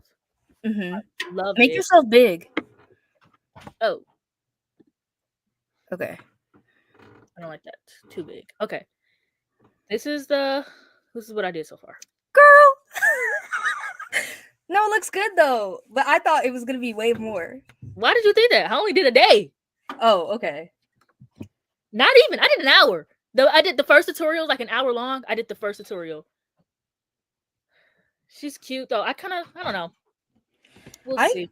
I want to make you some amigurumi because I think honestly my favorite thing to crochet is really amigurumi. But like, what am I gonna do with that? Like, I know you're more of like a wearables type girl. Blankets take way too motherfucking long. I like blankets. I don't do wearables. I do purses. You do purses, but to me that's like accessories. That's like, and you made them little shorts. Which I'm never gonna wear. The thing is, I be making shit that I know I'm never gonna use or wear. Like all those bookcases I do, I just throw shit in my bag. I just make things because I love the act of crocheting while listening to an audiobook. Or like, sorry, it's loud. Oh, you're good. But the things that I make, I really don't have any plans on like using for real. Like I just make things because I love doing something while I listen to an audiobook. Yeah. So I just say make it and just make a bunch of. Actually, I wanted to make one, but if you're gonna make me one, I want a bunny. You want a bunny? Okay, because I was trying to the yarn that's underneath my thing. Let me show you. So most of the yarn that's underneath here is like plush yarn because for Christmas I made my niece and nephew amigurumi of Spider-Man and Bluey. And honestly, like this color, I feel like I could use for a bunny because You I'm like, actually should. what else am I gonna do with this yarn? Because I have a whole bunch of like blue from Bluey left over and red from Spider-Man, and this cream I use for Bluey. But for my brother-in-law, I have yarn too. It's like all grayscale. It's for a plushie for him, but I could definitely use this for a bunny and make you a bunny. All I would need to get is like pink. Look at this plush yarn I found. Isn't this stunning? Oh, that's so cute. I'm It like, kind of looks like the yarn that I have, but just in plushie form, actually. I need to figure out what I'm gonna make with this. I'm so depressed because Big Twist is from what Joann's, and apparently Joann is like going bankrupt. So they Oh might. yes, I do. I like Big Twist because I got some yarn from them that was that okay. Actually, looking through my crochet um thingy on Pinterest actually is helping me want to crochet again because I'm looking at all these projects that I had lined up. Like there's so many. Actually, I was making since we were talking about Cameron Kane, I was making she did a tutorial for Vlogmas on this poncho that she had, and so I was Oh, I saw. so I'm gonna show you the pattern that I did. The way I'm almost done, like, cause you have to like crochet out the square. So I literally have 4 more squares I need to do. I think that's what I'm gonna work on. I need to finish that, and then you have to put it together. And then I don't know. I miss crocheting now. That's so crazy. Like literally talking about crocheting, and then looking through my Pinterest board because I'm like looking at all these projects that I wanted to make. Like I wanted to make this purse for when I go on the cruise to like Mm. keep all my stuff in, and I have all the yarn from it right here. And then I wanted to make this because I have a bunch of like scrap yarn. Oh, that'd be cute. So I want to make more wearables because I actually don't make a lot of wearables, to be honest. I make a You lot make of a lot of like accessories. accessories and stuff like Yeah. that. Maybe you can make a pillow. I made this star. I made this star pillow. Maybe you can make something like this with your. Ooh, a Cause I pillow. love I'm obsessed with blue right now. Probably because it reminds me of the ocean, and the ocean reminds me of summer. So That's why I was like, it's warm outside today. Like, I feel like last year was the first year that I was like really into seasons. Like, I always like love fall, of course, and like holiday Christmas time. But like last year, I started making seasonal TBRs, and I think that's like really got me into it because I was like, I love spring, I love summer. I always hate summer because here it's I hate spring. blazing. It's blazing hot. And in spring there's so many allergies, but I'm like ready for spring. I'm like I need spring to be here because I'm cold as fuck. Like I'm cold. Yeah. In my mind, I forgot I wanted to make an apple purse. I want to make one of these. I need to go on Pinterest and start looking at projects for me to make. I just after Christmas of like the bluey I did for my niece and nephew. I don't even know where my phone is, but I think I have a picture of it on my on my iPad. The Spider-Man did was super easy, highly recommend. But the Bluey, bro, took me like a month to crochet that one damn plush. It was big though. I have a picture of my niece and nephew with them. Yeah, I think I saw it on your story. Yeah, I have a Pinterest board full of like crochet projects, and I add things that I actually want to crochet. I can't see that. Zoom in. Hold on. Okay, I'll zoom in on the Bluey. Yeah. Oh, that came out really good. Yeah, it's just like okay for the Spider-Man. I think like one of the legs I had to make separate, but everything else in the head. Everything else for the most part was one piece. So I think I only had to sew a little bit. For Bluey, every single thing was separate. And I had to This is sew what it I on. want. The belly, the back. Oh, that yarn would like work really well for it. But That yarn yeah, would really well. I actually wanted to make a Spider-Man beanie, but I don't have any black yarn. That's the only kind of yarn I never have. Which is crazy because when I got a cat, before I ever started crocheting, I literally bought like black yarn. And then when I was getting into crocheting, I cannot find that black yarn that I had anywhere. That kind of sucks. I don't know if I should like buy yarn now because two of the colors 2 of the colors for my what is it called? My ratings blanket is from Joann's. I don't want to be like buy it because imagine you buy all that damn yarn and then Joann's is saved and then you're just I like, know, so because they haven't said that they're shutting down, they just filed for bankruptcy again, this the second time. So they haven't said they're shutting down, and Big Twist does have their own separate website. they have a website. Yeah, so I'm like, and I don't even know how much yarn I'm gonna need. I bought like 2 skeins of most of the colors. So, but I don't know how much I'm gonna actually need in actual, like, it depends on how many books I read, and I don't know how many that's gonna be. Yeah, I need to figure out something else. I need to take more time to think about it. I think if I really think about it, I could still probably start a blanket for this year. But because I read so much, the blanket is gonna be long as fuck, and I don't have any room for that. I think it was smart when you said that you would like do like 2, like you Mhm. would crochet 1 row for every 2 books. Yeah, I think that's a good idea because even if you read like what you want to read 400 books, 200 rows is not that much. Like yeah, that. exactly. So I think if you did that, or if you read like 300 books, 150, that I feel like that'd be fine, like Mhm. 150 rows. So yeah, I feel like if you did 1 row for every 2 books, I think that'd be good. Yeah, and I just need to figure out how much yarn I would need because, like we talked about last productivity sprint, I don't know why I just called it that because it's just us talking. But anyways, like I said last time, I buy all of my yarn for specific projects. Like I don't just buy a bunch of yarn. So I would have to figure out how much yarn I would need for this. Mm-hmm. I need to go get my phone. I left it because I had a whole bunch of products I want to do. Cameron Kane or whatever, she did like a little cake box, and I think that's so cute. I don't know what I would put in that hole, but I want to do a little cake box. You know who I'm obsessed with? Who? She loves pink. She crochets. She's like one of the, what's her name actually? I'm saying um her. Hold Wait, on. I walked away. I'm here. Her. Damn, it's not the Girl, same. I've never seen her before. She does a lot of tutorials and she is the reason why I have a lot of ideas that I have. And she does a lot of like pink and reds and like very much girly centered crocheting. Um and she crocheted this like little it's like a little basket type of thing. And I think I want to do something like that to put my current projects in or to just put stuff in. I just need to figure out how big it is. Hold on.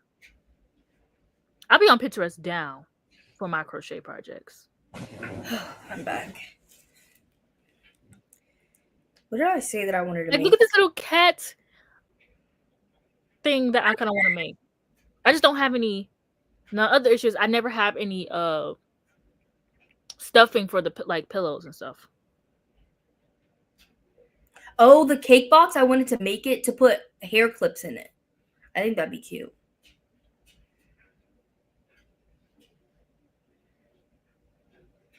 I have a lot of projects in here. Oh, okay, yes. It was this little what is yeah, a box with a divider. I wanted something like this. Girl, I can't see that. No, it's not centered. Oh, I see what you're saying. The box with the divider. Okay. Yeah. And a little basket too. But I don't know what I would put in there. I love how we're just yapping and like nobody's commenting. It's just us. And the timer bin went off. I know. We need to actually be productive today. No, for real. I don't plan on doing my homework until like around 8 though. So I'm probably gonna finish crocheting my. So I literally have I have 4 more little squares to crochet, and then I'll be done, and I can start putting them together. Okay. Wait, what's a sling bag? We're listening. That's what my boyfriend always says. I'd be like, I'm talking and you're not No, responding. I hate when people don't respond. And he's Just like, say I'm listening. I'm like, this no. is a conversation. If I'm talking and I don't hear at least yeah, I see what you're saying. I'm gonna think you're not listening. Like I'll be on FaceTime with Mika and like I'll be talking and there'll be dead silence and I'll be like, "Are you listening?" And she'll be like, "Yeah." Just like say something, Like literally, at least when people are talking, I'm always like, mm-hmm. right? Yeah, like nodding, like Right. engaged, like I'm listening. Oh God.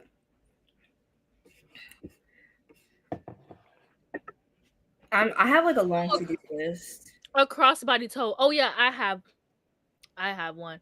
I'm gonna make an apple bag because I really love having. What's that? This is my to-do list for today. Oh, we need to get productive then.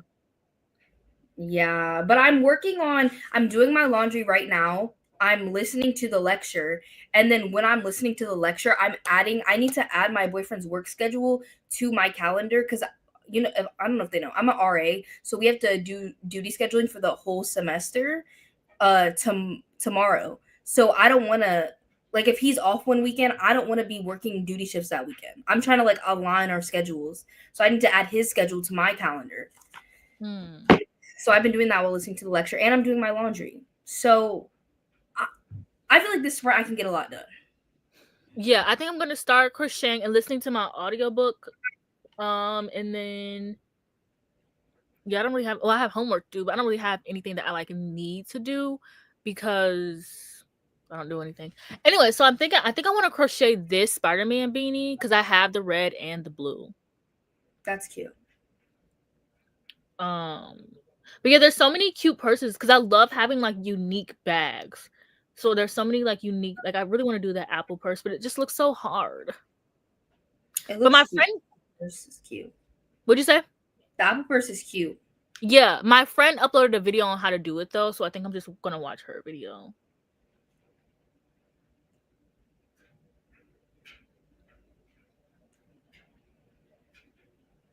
Right, Shayla. Finish that guest list. I still need to figure out how the hell I'm gonna get to Minnesota. You acting like you really that far. No, I'm literally next door. Like we're literally an ocean away from each other. I went to Haley's wedding in Texas. I flew. Well, she's not with that man anymore, but yeah. Regardless, I still went. Yeah. No, my thing is I don't have any money. I have 2 cruises this year. And then also in October, my mom wants to do Halloween Horror Nights. So I'm just trying to figure out how the hell I'm going to afford all of this, and I don't have a job. Yeah, no.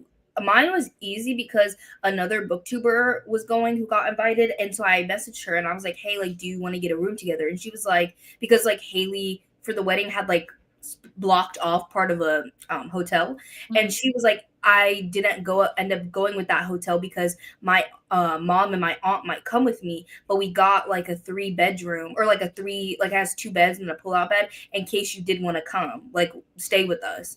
And so I was like, oh, T, like, do you want me to give you money? And she was like, no, it's okay. So I literally just paid for my flight. And I just stayed in her hotel for free. Oh, period. No, I'm gonna try my hardest because I want to go to a friend's wedding. I always go to family weddings and it's like so boring because I don't like y'all, but I want to go to like a friend wedding. And I'm thinking of just forcing Jada to come because Jada loves you. Or the thing is, Jake also is going to Minnesota around the same time for his friend's wedding. So yeah, I'm trying. Huh? You said that last time. Yeah, so I'm trying to catch a ride with him, but then his dad is driving, and I don't want to be in a car with him and his dad. I mean, you could just put in an audiobook. Do you want to get there for free? They are white, and his dad is a Republican cop. I'm not doing that. Sometimes you just gotta take it and just. Because think about my boyfriend. He literally like believes the same exact things that I do, but he's an officer. His entire department is like Republican Trumpies, and he has to work with them daily. And he just literally be sitting there like not paying attention to what they're yapping about. Yeah, that's my ex. I feel like I talk about my ex a lot. We talk about books. But yeah, he is also woke. No, I'm just playing. But he also has the same opinions as me. And like he hates his job. Like he hates it. No, they're so corrupt, and he sees that. He likes it. He says that he likes it, but I'm not judging. I don't know. If I like knew that he would be doing this job when I first met him, I don't know if we would have dated. But by the time that he made that decision, we were in too deep. We were in too deep. So I was like, you gotta see it through, bae. I guess I'm stuck. Like, no, yeah. That's like glue. That's crazy. That's crazy. Yeah, my phone does that a lot. Like I'll be typing something and then it'll send before. What? Oh hell no. It's because my phone case and like it's so clunky. So sometimes I'm accidentally pressing send. Okay. Should we be productive?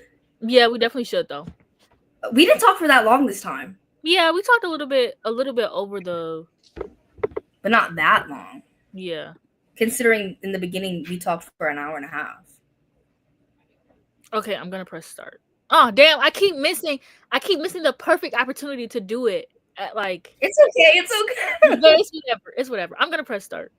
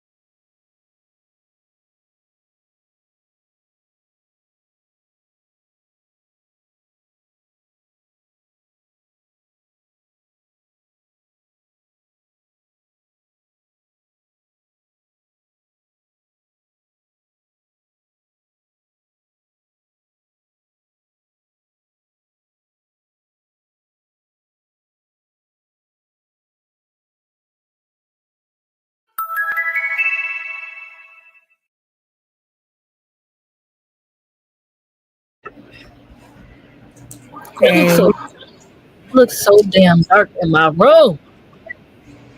it was so loud, it scared me. Y'all, I didn't do a single thing. I found this Ava TikTok, this edit of Ava from Abbott Elementary, and I've watched it 12 times. It was so good. And next thing you know, the thing was, So 25 minutes twice, 50 minutes of sprints. and I've done You've been nothing. on here for 3 hours. What have you done? I made a list. Well, I finished watching and taking notes on my lecture, and I added my boyfriend's schedule to my calendar, and I had to message my doctor. So I did all that. Period. Which I've been reading, which I've been doing. I have been testing out a bunch of like bookish apps. So I've kind of just been like, I'm checking out this app called Literal Club, and I really like the way that you can post your review. Like I like how it posts. So I think I might use that to like post to my Instagram stories and stuff like that. But I don't really care about the stats there. And then I was on Storygraph, and I was creating a channel. Man, I hate Storygraph. I'm sorry. I fucking hate this app. I'm on Storygraph and it loads so slow. Sorry. Don't And do Storygraph. and I made a Black History Month TBR, and then my 25 for 25 challenges, and I'm trying to wait for it to damn load, but it's just as slow as Goodreads. So yeah, I have all these like books in here that I want to read next month. They're all really short because I was looking through this and I'm like, this is literally 25 books. But then I thought about the page count, and like almost all of these books are under 300 pages except for N.K. Jemisin because she wants to be different. Actually, okay, I have 1, 2, 3, 4, 5, 6, 7 books that are 400. Well, yeah, 400 pages or over, but they're YA, and no offense to YA, but it didn't really take that long to read.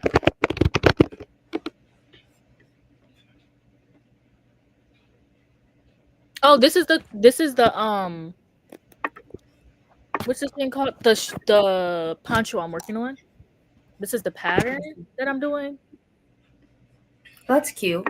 and then this is the one piece that I've so far stitched. This is backwards. Yeah, that I've so far stitched together because it's not hard, but I keep doing it crooked. This is what it looks like so far. It was supposed to be done for my booktuber video, and like, cause I started it in the video, and then I was supposed to like be done and like show it at the end, but that never happened. So, you know what? It'd be like that. wait, how much? Oh, okay. Hold on, I got the thingy on the screen.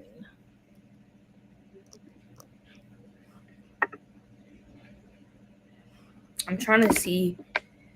I've literally not been meal planning, and I've been eating out too much. So I'm trying to do that. But I feel like now that my boyfriend isn't here, I can like cook like 2 times a week and have enough meals for the entire week for dinner. Because lunch I normally eat leftovers or like easy stuff, or I get stuff on campus for free. Well, it's not free. I have dining dollars that I get from my RA job. So like if I don't use them as dining dollars, like they just disappear. Like they're gone. So I'm like I need to eat food on campus. Oh, that's kind of me on a cruise. Like, when I went on my cruise, I got money, and it's not like when you, because it was the first time going on a cruise, and the way that my mom booked it, she was able to get me and my brother money. But like whenever you get off the cruise, like you don't get whatever money you don't spend. Like you just don't have that money. Yeah. So you have to spend it. Yeah, so I definitely get that. What are your thoughts on Notes on an Execution? Because I've read that. I think back in like 2020. 4 stars. I think I gave it 3. I liked it. That was I okay. liked it. Well, maybe I gave it 3. I think I liked the premise, but I thought it was boring, and I don't think it was as impactful as it wanted to be. Right. Ironically, I did not like the execution. Get it? But yeah, that was fine. But I know a lot of people really, really enjoyed it. Yeah, girl. DNF that. I'm sorry. We need to be DNFing 2025. DNF. DNF. I just DNF my second book of the year last night, by the way. So I haven't really been DNFing. I DNF'd this book called House of Maureen, and it was a black romantasy, like YA romantasy. And it's not really good. Like, it was like it takes place in a school. So it's about this girl who like has this power that she has to hide, and then some reason she ends up at the school. Girl, when I tell you that book was terribly written. It was cliche as fuck. It was like all the cliches. It was trying so hard to have beautiful prose. I hate when books try hard to sound beautiful. Like you're not that girl. I'm sorry. That was When the Moon Hatched too. Yeah, I have a book in mind, but I can't say it because the person. I said I have another book in mind too. I feel like the pros were trying too hard, but I can't say who because let's just say Girl. people might know her. Yeah. I can text you. Okay, tell me. I think if you're on my private Twitter, you can figure it out because I just talked about it. Damn, spelled it wrong. Can't spell. Aw, I can't edit it.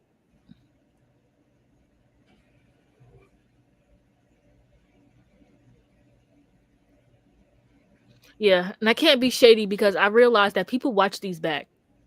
Do they? My lives? Yes. Why my live from last week? It had like maybe 600 views by the time we were done. And then by today, it has 1,000. So people watch these. I don't know if they watch them all the way through, but that's why next week, because I'm going to try to do them every Sunday. So next week, I am going to be better at like being on time, like with sprints. Because I think people watch these back to have sprints to watch, like if they're not doing anything else. Yeah, because people used to be doing sprints all the time, and now people don't really do sprints. Yeah, they just do them on their Patreons, which I get, but I mean, I do that, so I can't even talk, but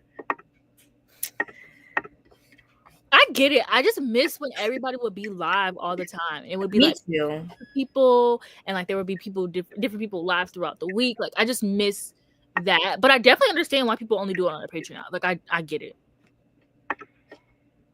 Yeah. And if I wanted to, I could join people's Patreon. Like I could be like, hey, can I join? And I'm sure people would say yeah. But I just miss when people be live like every day, basically.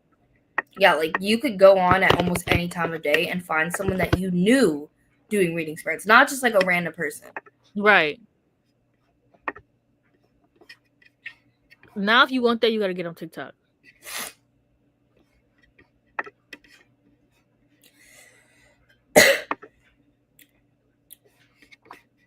Sorry.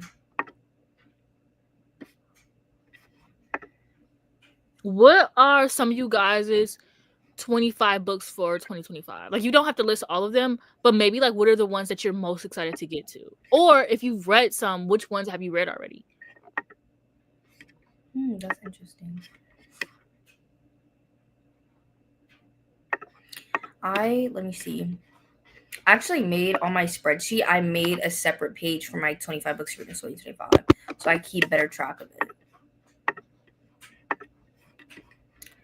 Let me see. Have I read any more? No. I read Kill for Me, Kill for You by Steve Kavanaugh. I gave it 4 stars.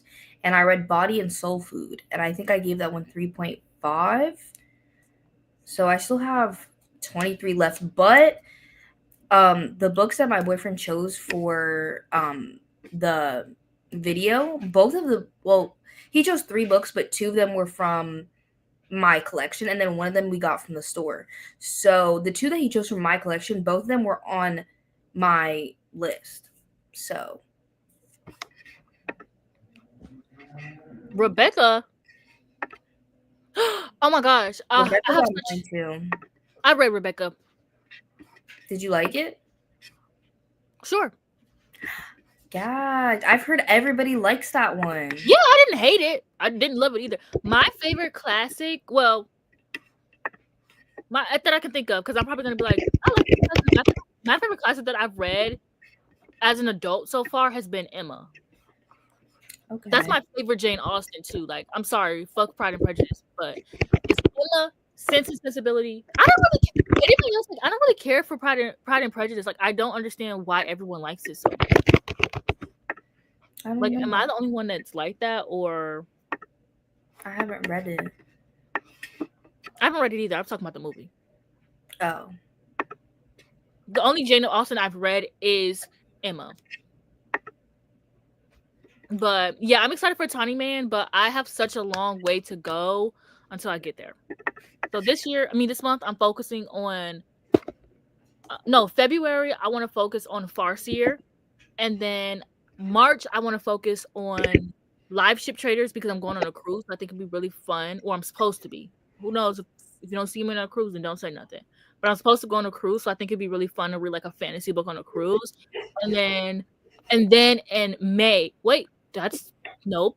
April, I can probably get into Tawny Man. Well, I love Picture of Dorian Gray. A lot of people don't really care for her. I love her. I want to read her too. You guys don't have to list classics though. Like, I think I've already read 4 books. I mean, I've talked about all of them in my vlog, but I've read I Who've Never Known Men, Bright Young Women, The Will of the Many, and A Certain Hunger. So I've read 4 already. I know. I've already read Ship of Magic, so I just have to read the Mad Ship, whatever the last one is. I'm not really a Fitz girly, so I'm a little scared to finish the Farseer trilogy. But maybe I'm hoping that Royal Assassin. I'm hoping that Royal Assassin really changed my mind about Fitz. Like, I don't hate him or anything. I just don't care. Okay, someone's being crazy with their car outside. Damn, it's dark. I feel like when I came in, it wasn't that long ago, and it was still light outside, and now all of a sudden it's dark as fuck. Like, it's dark as hell in my room. Like, I felt like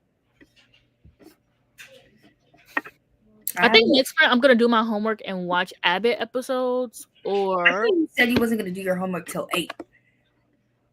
Okay, I want to get started earlier. Like, now I'm being productive, and now you got something to say. What the hell? In the next sprint, I'm gonna do homework too, because I have to just do some readings for class. But I honestly just take the sections of the reading and I put it into ChatGPT and I tell it to write me bullet notes, and then I just read the bullet notes. Depending on what the chapter is, I'll probably read it, and if not, then I won't. And I just do my I'm taking business courses. Like, it's really not that hard to figure it out. Like, to Google stuff. Yeah. It's like anthropology, however. Man, not only do I have to read the textbooks, but he be having videos that I have to watch. I finally saw your text. Huh?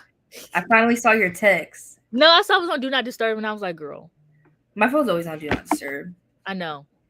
Wait, so what did you think about this book? I thought that the pros were try hard. Oh, I haven't read it yet. It's on my 25 books reading 2025. Oh, if I knew that, I wouldn't have said nothing. It's okay. But yeah, I'm still gonna read it. I saw a bunch of reviews. I was just looking at the reviews before this live had started. Like, literally before the live. Like, if I got on Goodreads, the book will show up, and a lot of people were saying the same thing. Interesting. Let me make sure I got Hulu on my iPad so I can watch this episode of Abbott.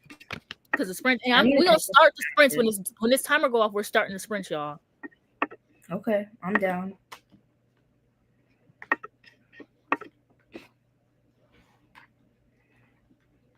And then Noah's nighttime, because Apple's coming out. She's like a bat that only comes out in the nighttime.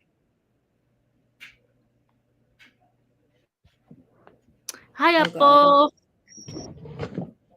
Apple. Come on, girl. Hi, Apple. Say hi. Can anybody see you? You're so damn blue. Okay, we're starting, guys. That's why we're dark. Well, she is. What the hell? Don't do Apple now. That's where it started. So Okay.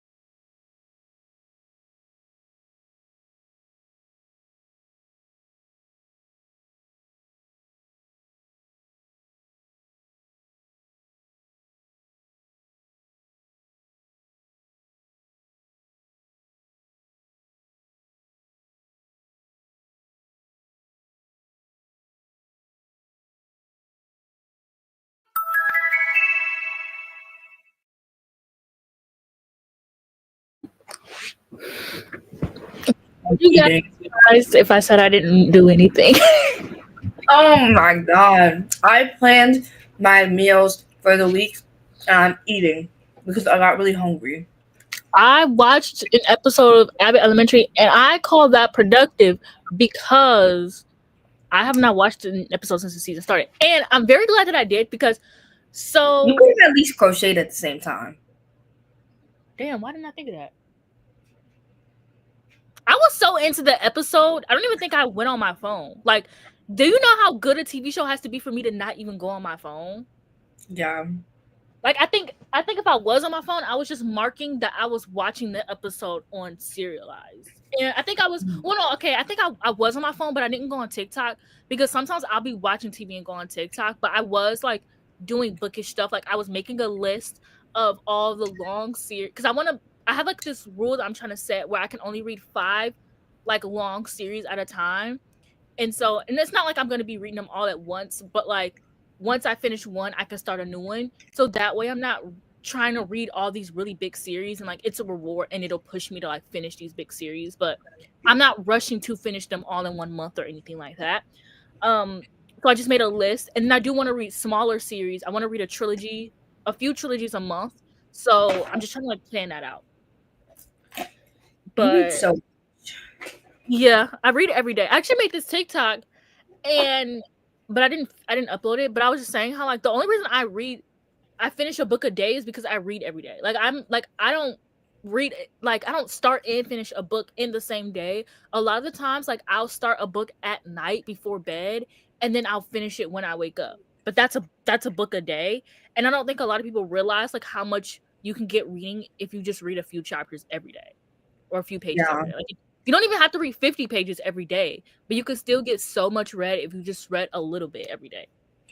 For sure. But I did open up my homework, but then my website crashed, but I fixed it. So, but yeah, I'm really excited. I don't know. Do you watch Abbott? I just need to catch up on it. I haven't watched it in like a minute. Have you watched season 3? I don't remember which season I watched. I don't want to spoil anything for anyone. Let me see. It's on Hulu, right? Yeah. Let me see.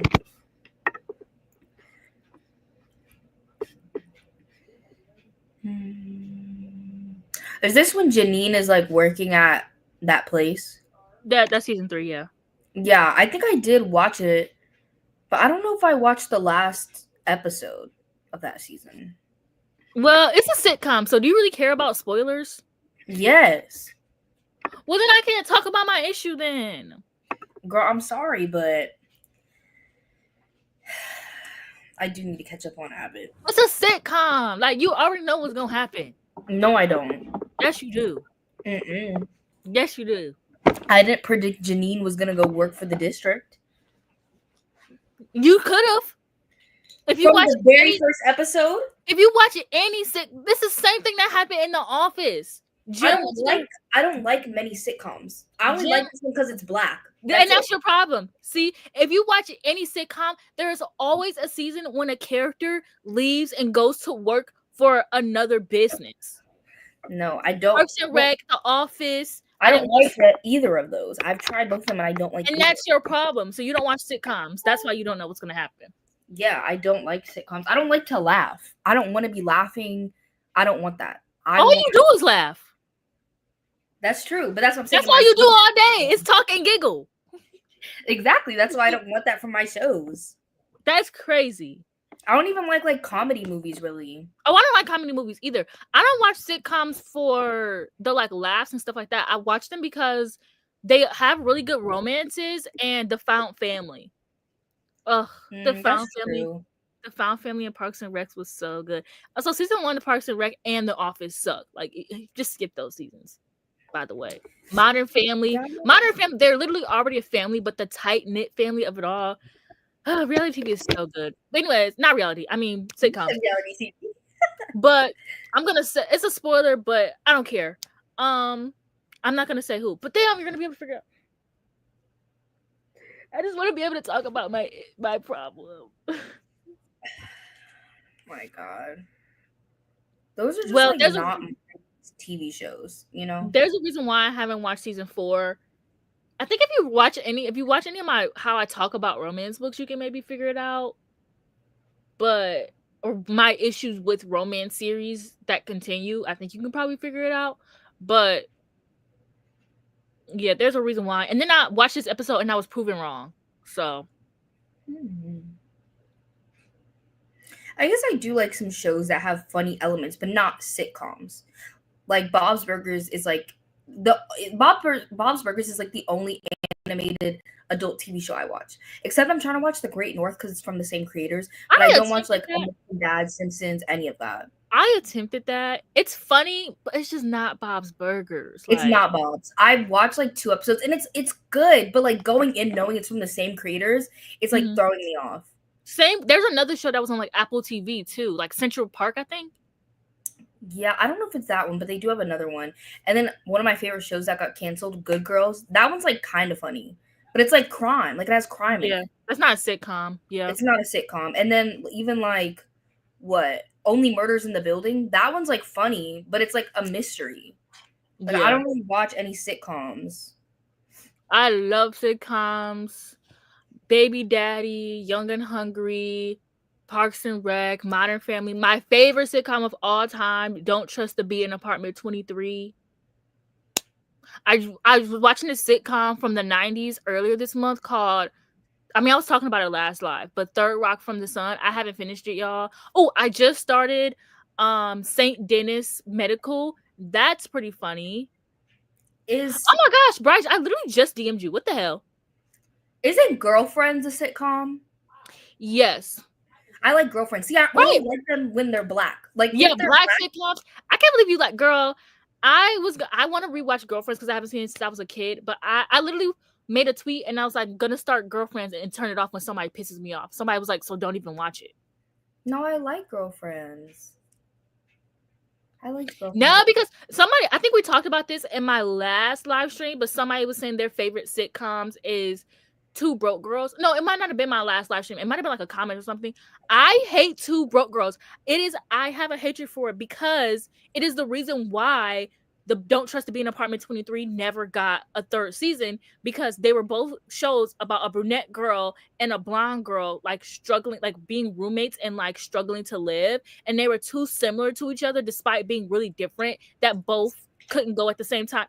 So you just took out Don't Trust to Be in Apartment 23. But that one is significantly funnier and better and more entertaining. No, I love Baby Daddy. I watched Baby Daddy like when it first. Isn't that the one where the guy gets the baby like dropped off and he has to now like raise his kid with like his roommates and stuff? Yes. Did I DM you? Yeah, I watched that like when it first came out when I was like a child. Yeah, I watched that. That was when Joey and Melissa. You would love Joey and Melissa. I know that for a fact. I think it just has to be the right type of humor. Like Melissa and Joey. I said that backwards. The Office humor is not funny to me. Like occasionally there'll be like a clip and I'll be like, oh, like that was kind of funny. But I'm not sitting there giggling. You would like Arrested Development, I think. Okay. I like more like edgier humor, like Modern Family. I was explaining this to Mika. Modern Family humor isn't, well, sometimes it is, but not always. But like the funniest part about Modern Family is that it thrives off of misunderstandings. Like there's this scene where, so there's Jay and there's Manny. Jay is Manny's stepdad and Manny is like a young like Latino boy. And so they're in line. I think they're trying to get something, but they're in like court. And you know how like you have to go to court to get your marriage license? So like, and they're standing in line for the court. And then Manny's like, Jay, I'm scared. I don't want to do this. And Jay is like, he was like, I got you from your mother. Like, you're going to do this. Like, calm down. And so to everyone else's ears, it sounds like this old man is taking this child to get married. And it's like, I love that they like thrive off of like misunderstandings to make the humor more edgier. Also, Arrested Development is just edgy and it's funny. And the running jokes are a little bit weird, but I don't like brother romance triangles either, But and I just shipped Riley with whoever. Like Riley and Ben were good, but Riley and what's his name just made more sense. Like I love Ben, but Riley and what's his name made more sense to me. But I do hate that whole like back and forth, whatever. But yeah, I did DM you, Bryce, by the way. I think Sabrina the Teenage Witch is actually my favorite. I love a good like supernatural show. Like my serialized top 5 are all like supernatural shows except for Sharp Objects. But I have The Magicians, which I need to finish. I don't know if y'all can see that. But and then I really want to watch Sharp Objects, but I want to read the book first. it's literally one of my favorite It's literally one of my favorite thrillers ever, but it's more so because I can relate to the main character. It is really oh well, you like dark stuff, so I don't have to warn you. Oh, thank God. I hate when I have to like talk to people. Oh my gosh, you hear about Karen Slaughter's new book that's coming out this year? I know you have. Yeah, I have. I haven't added it to my thing yet. I forget what it's called, but it's a standalone. So Yes, I love Karen. Yes, I love her. I DM'd you. Well, I only follow you on Twitter, unless this is a different person, and I'm thinking about somebody else. That would be really embarrassing. I'm screaming. The That fact would be that you don't know. I'm pretty sure this is the same person, but I could be wrong, and that would be really embarrassing. Like really. It's called Guilty Here. Yes, my sister Jada, she loves like actually you can probably give me some recommendations to recommend to her because she loves dark shit. Like she loves like really dark, fucked up books. And it comes out in June? That's not that far away. Yeah. You can probably get an arc for it if you wait a little bit on NetGalley. Okay. Or email the publishers. I gotta figure out what I have her false alarm. I do have 5K now, so they might see and be like, okay. Oh, this is embarrassing for me. That is really embarrassing. Anyways, we're gonna move past that. Are we? Yes, we're actually just right now. We're gonna move past it right now. Have you read False Witness by Karen Slaughter? Mm-mm. I thought it was in a series, but it's a standalone, right? Yes, it's a standalone. I read all of her standalones. Not that I don't care for the series. I'm just not a series reader, especially when they're long. Yeah, I haven't read it because I've been working on her series. The only 2 standalones of hers that I read. How many does she have? Do you know? I think she literally has 3. I've only read Pretty Girls and The Good Daughter, and then I've been working on the Grant County series, which I love. The Grant County series is eating, and it's not that long. It's like 5 books. I think I've started the Grant County. Girl, anything more than 1 book is long for me. You literally read fantasy series with 20 books in them. No, I don't. I only read the first book. Oh my God. That's my problem that I'm working on this year is the fact that I will start it's so crazy because I will start a fantasy series and the only time I'll continue a series is if I don't care. Like because I'll start a fantasy series that I think is really good and I'll be like, great, I love this. Okay, time to move on to something else. And I'll read a series that like I'm hating and I'll read the entire thing and be like, yeah, this sucked, you guys. Shameful. What series is this book in? What is this book? Hold on. What series is this in? Pieces of Her. Pieces of Her, I think is like in the Will Trent series, like far in though. Well, I read it. And I liked it. No, I think it's a standalone. There's a letter in here. It's in the Andrea Oliver series. There's only 2 books in that series, Pieces of Her and Girl Forgotten. I think I've read both of those. Okay, I've read that. I read that series. I read both of those. Yeah, so she has the Grant County series, which is actually 6 books. And that's like the first series you have to read. And then the Will Trent series follows after that. And apparently that one has 12. So. And apparently it has a TV show. Yeah, it does have a TV show. Yeah, so I've been working on the Grant County series so I can get to the Will Trent series. Girl, I haven't even read Pieces of Her. What the hell? I thought you said that you read it. No, I lied. I have read book 1 in the Grant County series. It's like Blindsided. I read Girl Forgot. I'm just going to pause that. We'll get back to that when I'm done talking. Anyways. Yeah, okay, so I've read what is your favorite book in the Grand County? Because I've read one book. I've only read 2. Alright, so you've read literally no more than me.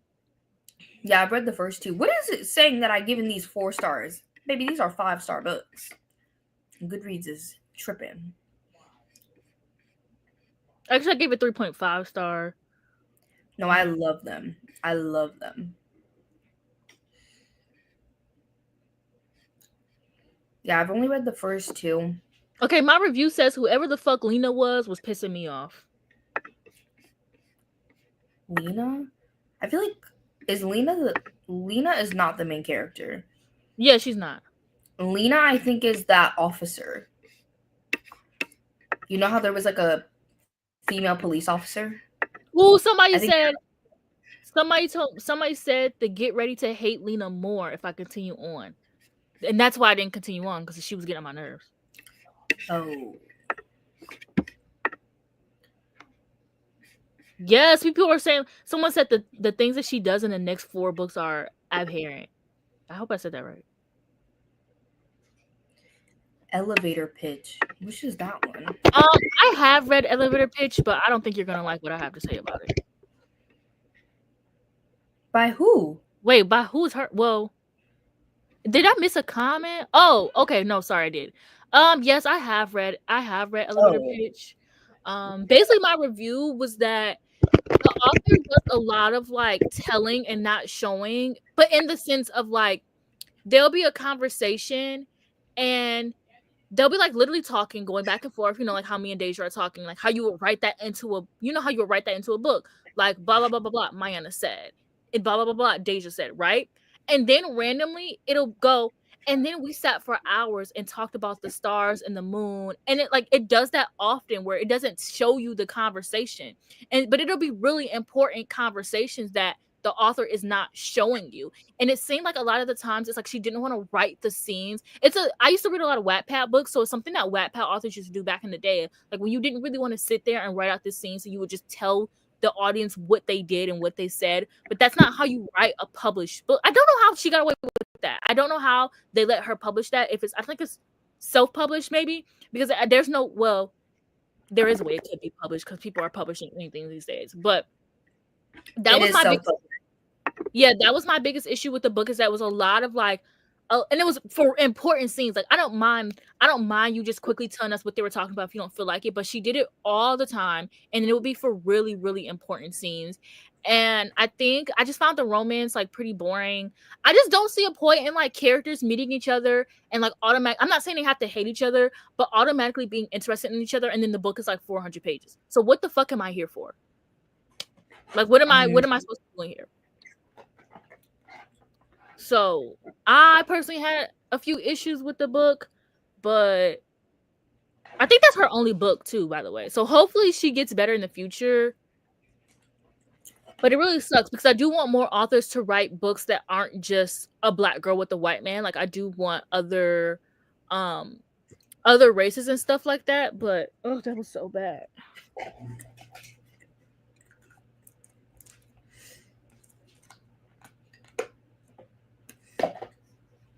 Wow, so you read at least 3 books. I wish I could at least do that.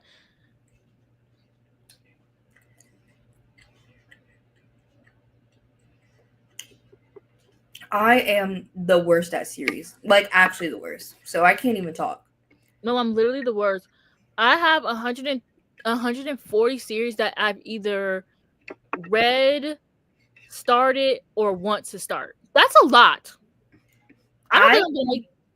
I'm currently in the middle of 99 series. But a lot of them is like cozy mysteries. Like I'll read the first book in a cozy mystery because all cozy mysteries are in series. There's not ever a cozy mystery that's not in a series. Or like romance. That's true. Romance, have like companion. Like it's not like, I mean, yeah, but a lot of these I also started like when I was a child. I still want to finish them. Yeah. Yeah, that was my big issue with the book. Also, I'm not really a huge smut reader. Like, I don't give a fuck, and I don't care about BDSM in books. Like, not that I care. Like, I'm not judging people who are into BDSM. I just don't think, for me personally, BDSM transfers over well in books. Like, it doesn't do to me what it's doing to the what it's supposed to be doing to the audience. Like, I literally am reading this and I'm like, I don't care. It also could be my hatred for men, and so seeing men in power, I'm just like, no, I don't want to read this. I mean, there's BDSM that is not always men in power. There are dominatrix books. Yeah, but all the books that are being published right now are like the popular books and stuff like that, and what everybody wants to write. Nobody wants to write a woman in charge. I would read that. Everybody wants to write the man in charge, and I don't care. No, yeah, I don't experience FOMO either. Well, except my issue is that I've started all of these series, everything that's popular on like the sci-fi and fantasy books on TikTok right now, I have started 3 years ago. And I've read like the first book and I've been reading continue on, but then I'm like, I'm gonna get to it later. And then like there'll be other people who they're already like started reading it and they're finished. And I'm like, bruh, I could have been reading this and done and like knew what's going on and be caught up. And also I want to read a bunch of like big series, and so, or universes, because a lot of fantasy authors write in the same universe oftentimes. So it's like I can't, because I'm behind. Like, I just basically just feel behind. So this year I'm gonna spend this whole year like catching up on series, reading my physical books. So far I did really good. So far I've read 1, 2, 3, 4, 5, 6, 7, 8, 9. So far I've read 9 books that I physically own this month. Okay. One of my goals this year is to finish off series that I'm almost done with. Like, I literally have it on here that there are 28 series that I literally only have one book left. Whoa, that's crazy. 28 series, but some of them are like series where there's only like 2 books. Or a lot of times like a trilogy, if I get really attached to the trilogy, like A Good Girl's Guide to Murder, I'll read the first 2 books and then not touch the third one for a long time. Oh, I do that with TV shows. Like, I'll not watch the last season because I don't like when things that I like end. Yeah, so I have 28 series that I only have one book left. Girl, how much do you usually read in a month? Like, I'm trying to think. It depends. Like, last year I read 111 books. I said, how much do you read in a month? Not how much you read a year. It depends, because some months in the summer when I don't have school, I'll read 18 to 20 books in a month. And then when I'm in school, I've had months where I read 3 books. So, okay, basically, I was just trying to say, like, calculate how much. I mean, I don't know if you're that type of reader. You like for me, I like to calculate how much I need to be reading of a certain thing a month. So, like, you can like do. I mean, I do that. Huh? I do that, but I'm doing that with like my 2025 TBR. So I'm like, I don't want to do 2025 and the series, and that's a lot. Oh. But I also want to do videos like where I finish series. Yeah, I have a video plan like that, and I literally started it and everything, but I don't know how I want to do it. Like, I don't know if I want to. Said if you wanted to finish the whole series or like different. Yeah, I think I want to do different. Like, people voted for finishing the whole series, but I just different. That's I think I'm gonna do different, because like there's a series like, okay, I picked the Trader Baru Cormorant. Girl, don't nobody know what the fuck that series is. Like, and then even imagine if you pick like a series that's like 4 or 5 books, and then that's basically like a whole video. Like max, you could do in like videos like 2 or 3 series, depending on the length. But some videos might be just like 1 series, and I feel like that's not as interesting. Right, exactly. Like the books that I picked are all that, but they wouldn't watch that. Like they don't understand that they don't want to watch that. Exactly. Like I said, the series I picked is the Trader Baru Cormorant. Nobody knows what that series is. It's 3 books. You're not about to sit through this. Like, I did a vlog where I read the entire Jade Legacy series, and like, even though that's popular, it didn't. And I'm not doing these things for views, but it's like, also people don't, like, they say they're interested in, like you said, but then they actually aren't going to sit and watch it. Like, it sounds interesting, but are you actually going to like sit down and watch it? So like, they will for like popular series, but not ones that are unknown. Exactly. And like it'll be easy for me to put you onto this series, and then you're watching it as I read it. But if you're watching this whole vlog about, you're just gonna be like, I don't know what this is. Bye. But if I have a book that you know what it is, and maybe 2 books that you don't know, you get a chance to get introduced to 2 other series that you've never heard of. Plus, you get to hear me rave about or talk about this book that you're already familiar with. Mm-hmm. Yeah, I think doing different ones makes more Yeah. sense. But now I gotta figure out. So I picked 3 different series. One series I'm only reading one book every few or a few books a month for. And then the second series I just need to read through more books, but it's romance. I can read that in one day if I wanted to. And then the third series is a whole series that I need to read. So I just need to figure out. I might not even do this. I might save this series for next year, actually. Like I need to remind myself that I don't need to do everything all at once all the time. True. All within 1 year. Like I can just do this series next year. There's one series that I forgot to update. So now I have 29 series that Wow. I'm done with. So that means that because I'm in the middle of 99 technically, if I read all those one books, then I literally would only be at 70 series. Mm-hmm. And this month, because I've been doing those videos, most of the books that have been like recommended by people haven't been in series, or like I couldn't choose them because they would be like the third, fourth big book in a series. And so I think Why didn't you just do? Sorry, that's to cut you off. Why didn't you just do like reading the first book in the series like everybody else does? no, but like sometimes like I feel like a lot of the series that were mentioned were like romance companion series. So like a lot of people be like, "Oh, I didn't like the first book, but I loved this book." Mm. So I'm like, I don't, but I would rather read them in order. Like, you know, what is that book? Play Along or whatever. By Oh Lily yeah, I know what you're Taylor? talking about. Like a lot of people mention that book, and that's in a series, but that's not the first book. But a lot of people don't like the first book. The first book is good. A lot of people don't like Mile High. I want to read it, but a lot of people don't like that I one. think you would like Mile High. Like personally, I think you would like it. I think the white girls just don't know what they're talking about. Yeah, I mean the book is about a biracial main character, so Yeah, I know, and that's one of the reasons that I think I started it before, but then I was like, isn't the author white? Mm-hmm. So then I was like, do I really want to read this if it's by a white author? How do you feel about that? Because for me personally, as long as you do it, like I mean, people saw issues with that. I didn't see any issues. Maybe it's because like I don't know. I didn't see any issues with it, but a lot of people did. I think sometimes like if you just don't like when authors write it, you're gonna look for issues. Like I don't know. I Yeah, didn't I see. don't know. It's not like I'm completely against it. I like it more when white authors include diverse side characters. But like if Mhm. we're in the head of a character who's not your same race, that's kind of weird to me because I'm like, you don't know their experiences. Mm-hmm. I mean, I've read some books where like the author, like there was a series that I was reading.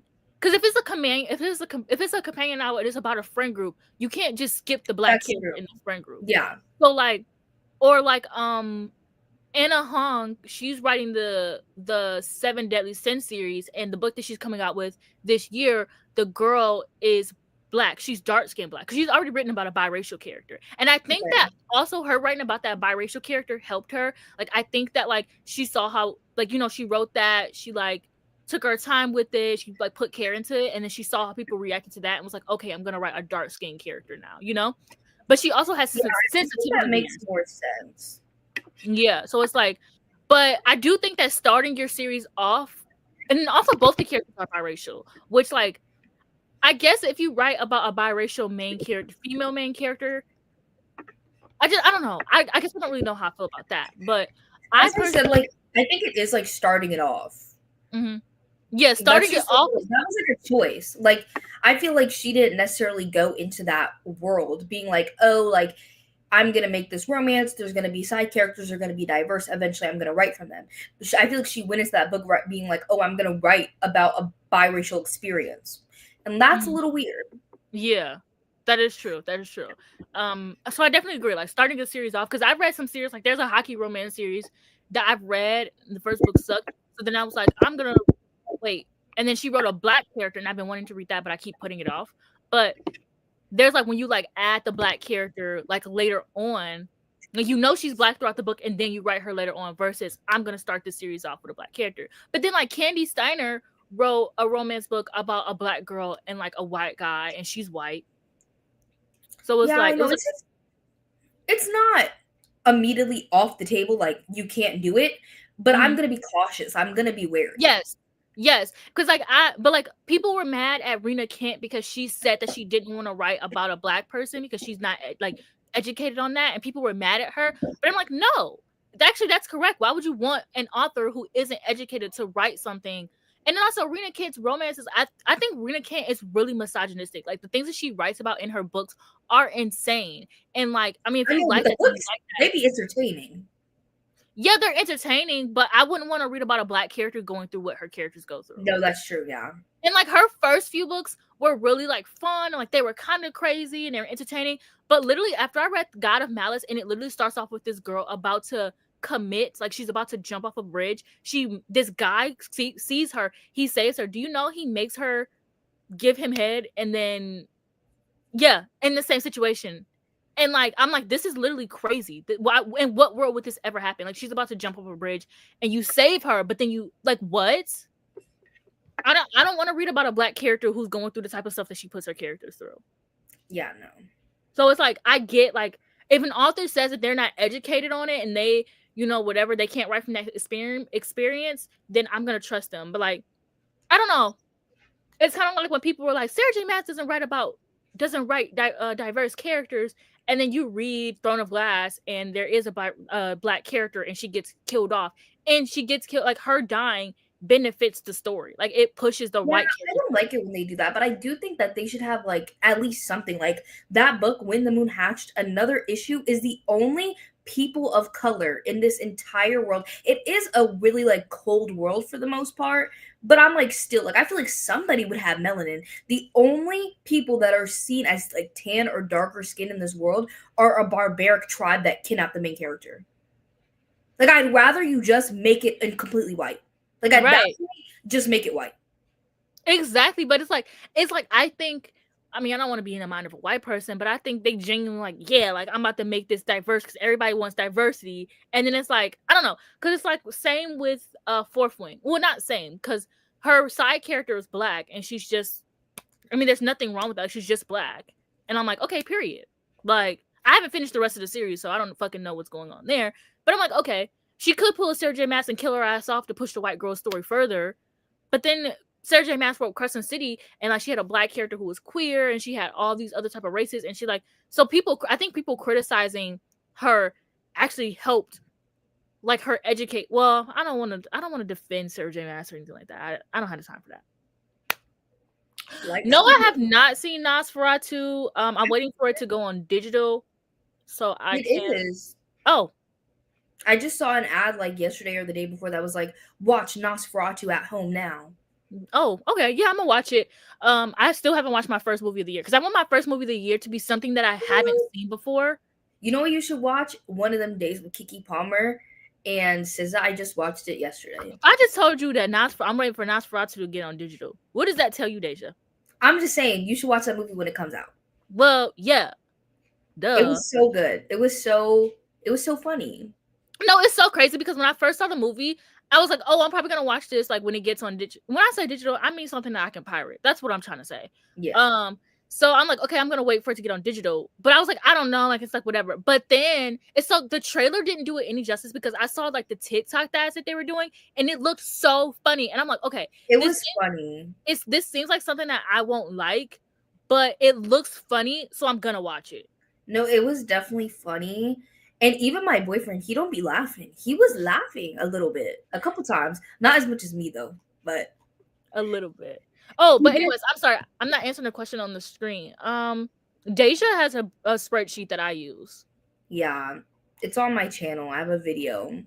But also I'm glad you brought up this comment and I pinned it because I kind of want to do a video on the not the best. I'm probably gonna title it that because you know clickbait gets people to watch. But I think I'm gonna do a video on the best reader tracker apps because so far I'm using. Can I count? 3. Plus a spreadsheet. Yeah, You I know was I DM'd you, Deja, and I was like, I'm only using 3 because I don't want to do too much. I'm using I 3. was using 3, but then I went down to 2 because hardcover is just like if you think Goodreads and Storygraph are bad, hardcover is so glitchy. Like I can't stand it. Like it's aesthetic, it's cute, but it's so glitchy. And then I was gonna move over to Fable, but then Fable literally their AI was racist, and then I was like, okay, well now I can't use Fable. Like I Yeah. logged one book on Fable and then saw that, and then I was like, never mind. Yeah, I'm using right now.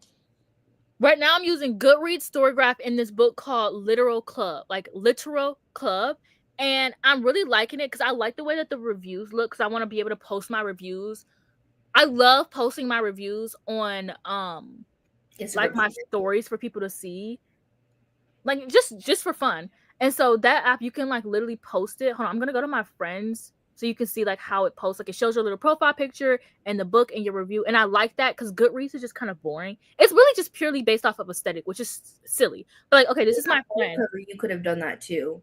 This But is my friend. hardcover, Huh? on hardcover, you could do that too. But it was too glitchy. Damn. Sorry, I'm trying to get this in the screen. But yeah, so you can see like what she was reading, the book, the rating, and then her review. And like I really like that you could just post it like that. Okay, so hardcover was just too. What does hardcover look like? Hardcover looks cute.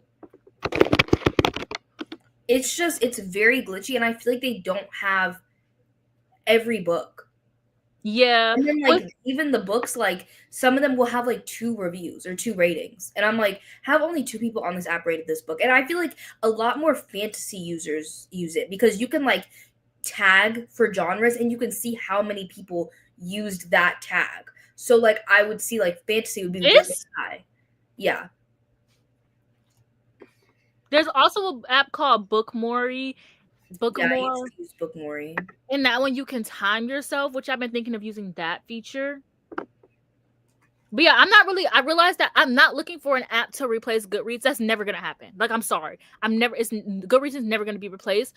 I'm just looking for apps that like I do like the stats. I was feeling FOMO when everybody posted their stats last year. Like, cause the stats that Goodreads does is caca. Like, let's be real. But I also like the time. Like, I love the calendar part of Storygraph as well, and I like that book more. You can time yourself. There's nothing I really care about that Fable has. I'm not gonna hold you. Like, I wasn't a Fable girl before the drama. Oh my gosh, hi. But yeah, I wasn't a Fable girl before the drama. So, but what did you like about hardcover that had you on that app? Honestly, I can't really remember. I just know that Haley did a video because she hates Goodreads. She doesn't use Goodreads. She literally hates Amazon, Goodreads, all of it. So she did a video, I think last year, where she went through a whole bunch of like different reader tracker apps. Like she doesn't use all of them. She just like compiled a list and like went through and was like, here's what this one looks like. Here's what you can do on this one. And that one seemed interesting to me. And I think also I wanted to do a video that was like AI suggests me books or something like that, and hardcover has an AI feature. You know what's crazy is I was gonna do the same video. Yeah, hardcover has an AI feature. Y'all, you know what I did last night? The trending books on hardcover right now: Wind and Truth, Fourth Wing, Project Hail Mary, Iron Flame, Mistborn, The Way of Kings, Cruel Winter with You by Ali Hazelwood, I don't know, Rhythm of War, and Oathbringer. In the last 3 months, those are the most popular books. Literally all of those are fantasy or sci-fi except for Cruel Winter with You by Ali Hazelwood. Hi, Vixen or Nia. Yeah, that seems like an app. You need to get into fantasy, girl. More. You need to get more. I'm okay. Huh? I'm okay. I like fantasy, but not like Brandon Sanderson fantasy. Like I'm not. Maybe I Mistborn, but I'm not like fantasy is what I call it. Yeah, I'm not like a high fantasy like man. Like I'll read an occasional one here or there, but like that's like not like I like my softer magic systems. Like I don't really like care. Like I don't care about us like going to do this adventure, this, that, and third. Like I just want a little fantasy world and us to just be chilling. Mm-hmm. For me, I love political intrigue and violence, and that's pretty much Deja's book world. Yeah, you guys definitely should subscribe to her. My bad. I should my name.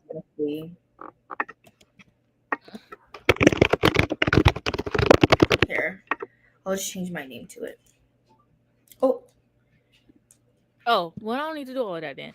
When you said you were joining, I definitely should have linked your channel in the description. Okay. But in my case, I have a terrible concept of time, and when it got 2:30, I decided to get up, make something to eat, make a coffee, and get in the shower. So I got here at 3:07. So so that's what happened. But also, I haven't live streamed with people in so long. I forget that like you kind of have to do all of that. You know, like you can't just click on somebody's profile like you can on TikTok. So that's another thing I need to remember. But yeah, I really love like political intrigue and violence, and it's so many men in them. But I like it, or I at least when I was younger, like I used to like it. Like I primarily used to read YA fantasy. Like that was what I read, and I liked it.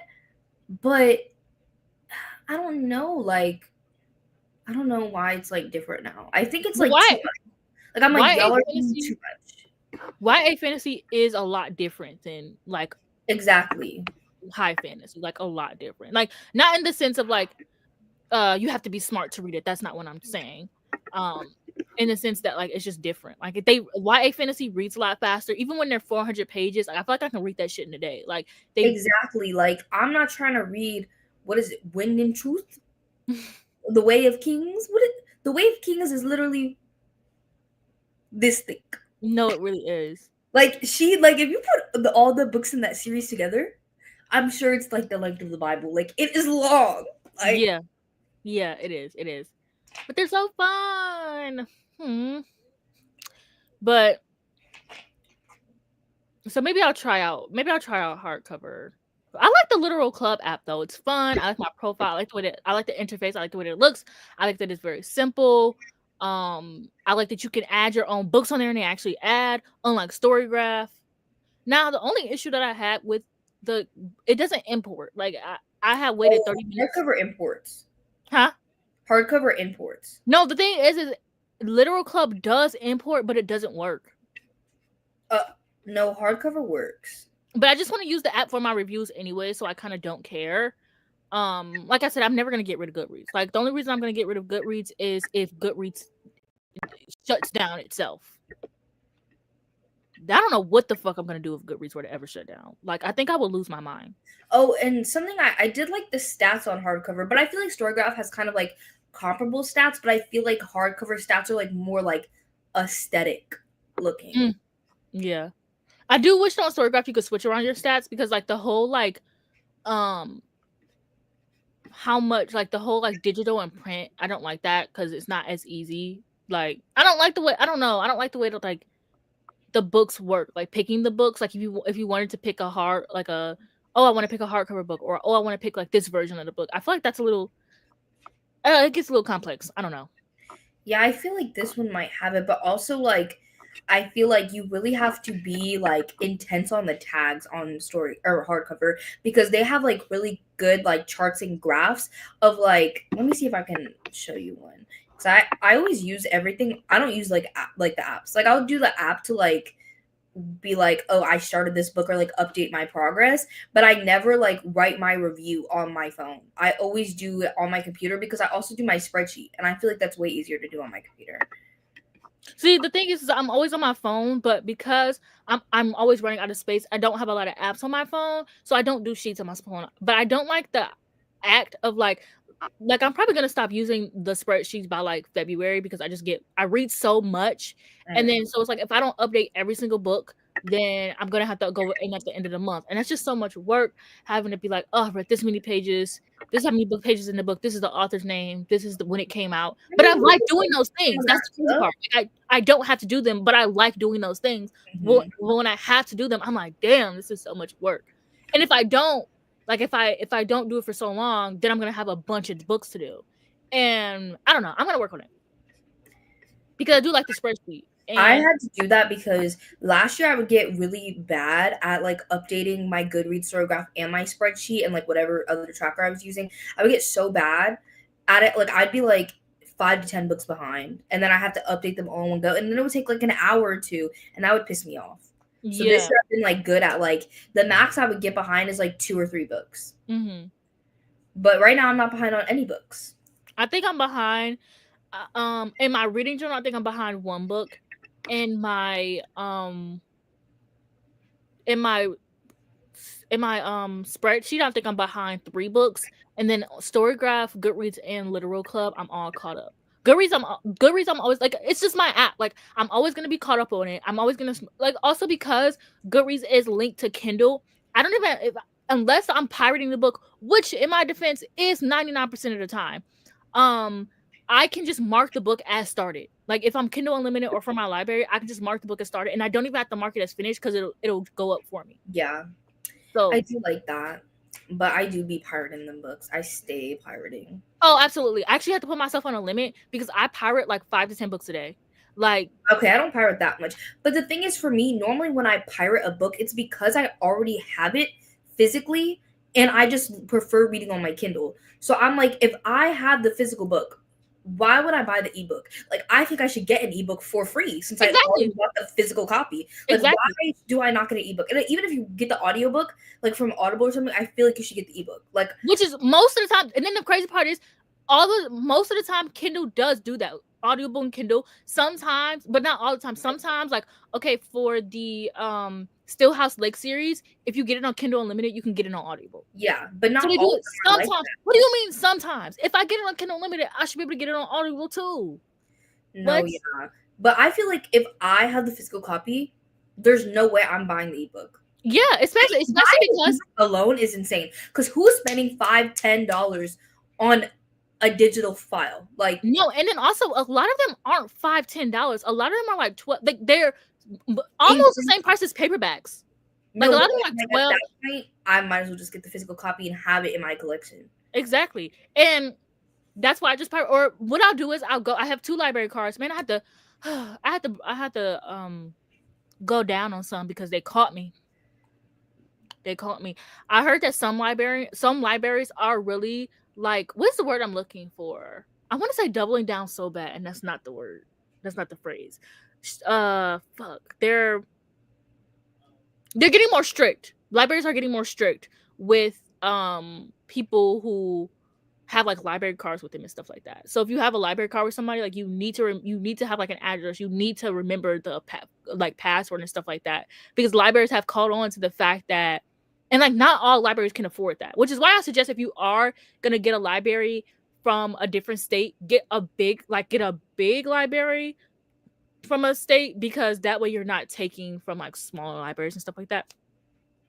Yeah, I always try to find it on like Libby or Hoopla or something first.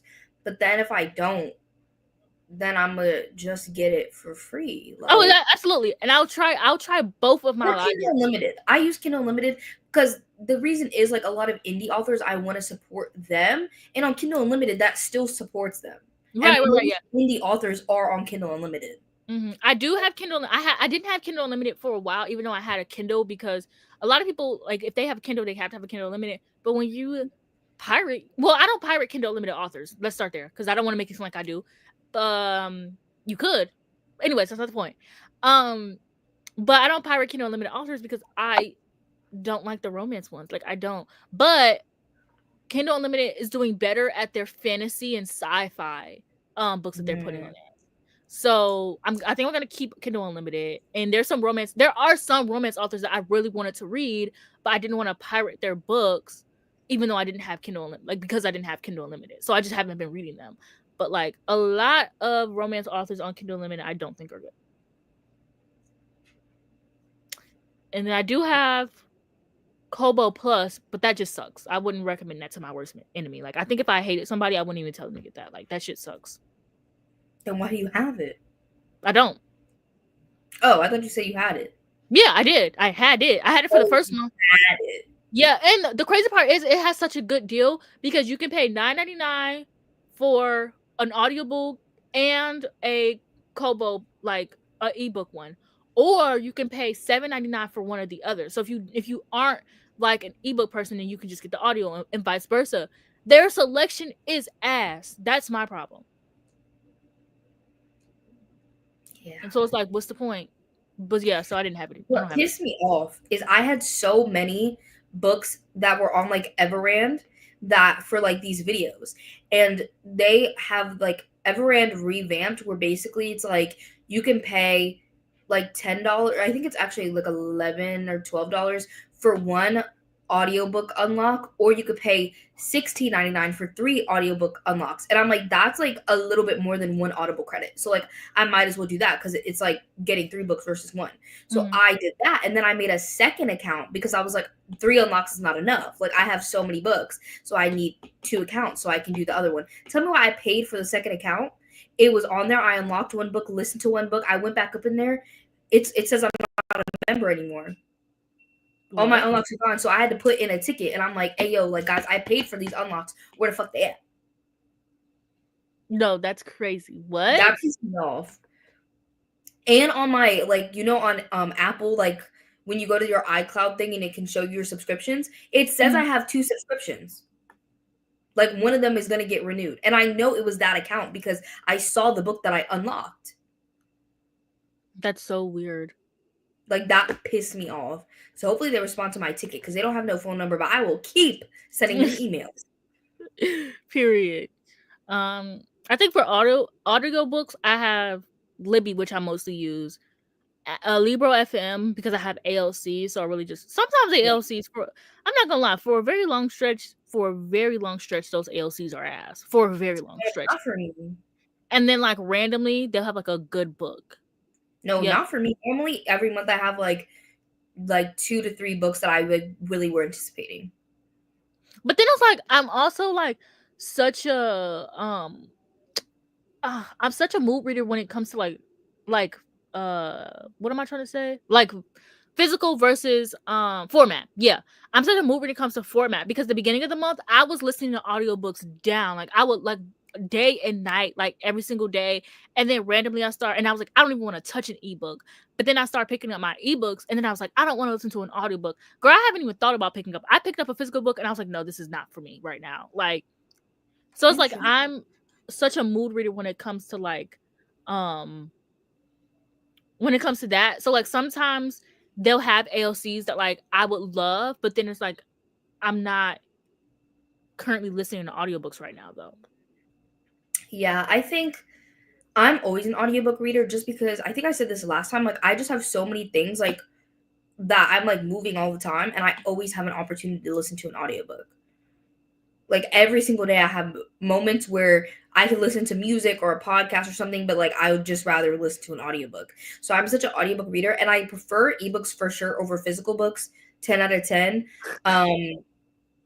But the thing is, I have like this problem, and I'm trying to like, I think I'm figuring out ways to get out of it because this year, one of my goals is to like read more with my eyes, like either as an ebook or a physical book.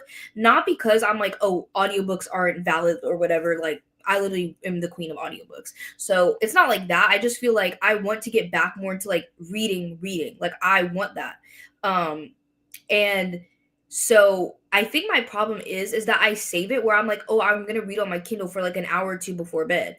But I'm the type where I'm like, I want to watch my YouTube before bed. Like that's my nightly routine. So I think I need to like read on my Kindle earlier in the night and then have my little rotting time at the end of the night. Or you can do opposite. Because what I'll do is I'll have my. I'm just telling you. I just want to tell you what I do. I don't really think you like. Well, but I do the opposite.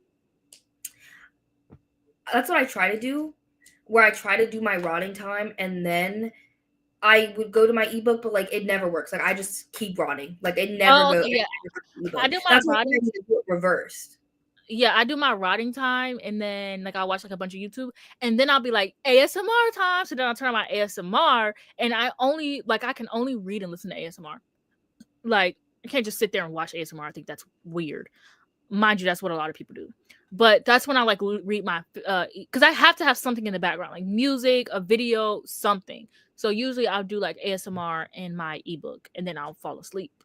Mine is what I've been finding lately for real. This is all the time though. But Bob's Burgers and reading, excellent. Because Bob's Burgers is just a show that I've seen so much that like even if I'm reading, I still know what's going on. Like I'm not paying attention to Bob's Burgers. Maybe every like couple minutes I'll like look over and I'll be like, oh, okay. But like even when I'm not paying attention and I'm reading, I feel like I still know what's happening in the episode because I've just seen it so much. Yeah. Also, I feel like there's a lot of shows like that where like me and my Discord friends just kind of call it. Well, I guess we don't really call it anything, but we'll like be talking about a TV show and we'll be like, okay, this is like a background. We call it background noise TV, where it's like you don't really need to be watching it to really pay attention. It's like really boring. And so we just like I'll read a book like the show Third Rock from the Sun. I was like reading my book while watching because those episodes are kind of boring, even though it's good, if that makes sense. Like I like the show, but the episodes are kind of boring. Or my medical dramas. Well, no, it depends. No, It I depends. can't do the medical dramas because I be invested. I be That's like, why I was like, it depends because I start watching The Pit, and it's on HBO. I start watching The Pit, and I'm like reading my little book, and then oh my gosh, okay, so they had this patient. The episode is crazy, so I can tell you some of the stuff that happens, okay? Because it gets crazier than this. So there's this two parents and their son came in and he wouldn't like open his eyes, but he was like breathing and stuff. So like, oh my gosh, with Hex, they're trying to figure it out, and I'm like reading my book or whatever. So then the doctor comes in, and I just so happen to look up, and they're like, oh, like, did you feed him anything? And they're like, no, like we're really strict with that. And he swabs the kid's mouth, and there's like a gummy that comes out, and basically the kid got into the dad's weed gummies. it's like when dogs be eating their owner's edibles. Yeah. Except worse because they're gonna take that kid from you. Because they called CPS, and then the mom started crashing out. And the mom was like, because they were like, oh, we need to talk to your husband. She's like, I don't trust him to talk to CPS. Like, and then they were like, well, you talk to him then. She's like, I don't trust him with my son. And they were like, girl, one or the other. And she was like crashing the fuck out. And I was, this is good TV. Actually, a new episode came on this week. I need to catch up. I need to get more into medical dramas because I love Grey's Anatomy. Like, I love you would love them. But that's the one that I watched. Like, that's the only one that I watched. Yes, watch The Pit. It's because I feel like none of them are gonna be the same. Like, you know how like Bob's Burgers is like that for me. Like, I feel like that's what Grey's Anatomy is to medical like dramas. So I feel like of course, you will love Chicago Med. I think. Why? I don't know. Because I said so. What the hell? I don't know if you like the whole like a bunch of like the one Chicago is really fun because they have Chicago PD, Chicago Fire, Chicago Med, and they do crossover episodes and where you have to like watch all three and stuff like that. And I think that's really fun. But I don't know. I watched it because there was a romance in there that I was interested in. Then once I got bored of the romance, I just stopped watching. But my mom loves it. Maybe I said that because my mom will watch anything. But I think you'll like The Pit because it's on HBO Max, and it's about this this shift. It's like one shift, 15 hours, and every episode is an hour in that shift. So the entire season is based off of one whole shift. That's interesting. And I'm like, yeah, that's such a cool idea for a medical drama because it's like, okay, not only is it just like this, like, I don't know, it takes a medical drama and like kind of puts some more interest in it because there's so many, like it's so oversaturated with medical dramas. Like, what would make someone want to watch this one? That does like Dr. Odyssey, where like they're on a boat or cruise. A 15-hour shift though, kind of long. I thought most shifts were 12. My mom sometimes works 15 hours. Interesting. She does overtime a lot. My mom loves money and overtime. You know what, girl? Me too. Oh, I've never even heard of this. Oh, I thought they said Immortal Dark. I don't really read YA. I'm trying to get over it. It's not YA. Oh, it is YA. Oh, the crazy part is I always know when something is YA because I'm like, oh, this sounds so good, and then I'll see that it's YA, and I'll be like, oh, it's in the same world as Daughter of the Moon Goddess. See, I haven't read that series, but I want to. Daughter of the Moon Goddess sounds good, so I probably wouldn't read that until I read Daughter of the Moon Goddess. And like the likelihood, even though I'm interested in Daughter of the Moon Goddess, the likelihood of me picking that up anytime soon is slim to none. I don't think that I read Daughter of the Moon Goddess. Also, I don't have any issue with YA. It's just the fact that like I'm just so many ideas just would sound good if they were adult. And I know that publishing makes people publish books YA first. And I think that sometimes that kind of holds books back or authors back. And I don't think there's anything wrong with YA. I think that teens and children should deserve literature. But so do I. What the hell? But nah, they've been getting so many diverse, good concepts. I'm like, what are we getting? What are we getting? Like, as someone who reads like adult fantasy, I've gotten crumbs, and I'll hear such good ideas from Black authors, and I'm like, oh my gosh, yes. So it's not that I don't read YA because I think there's something wrong with it, but because I'm just bitter that it's not adult. Yeah. And especially because I feel like now, like, even if you look at like the Goodreads Choice Awards this year, like a lot of it is going towards like my type of fantasy. Like cozy kind of fantasy versus like really epic high fantasy. I feel like publishing is leaning away from that. I don't agree, but okay. But also I'm not in the fantasy space that much. But like when I look at like Goodreads and like the most popular like fantasy books, like it doesn't seem like Epic High Fantasy is like publishing how it used to.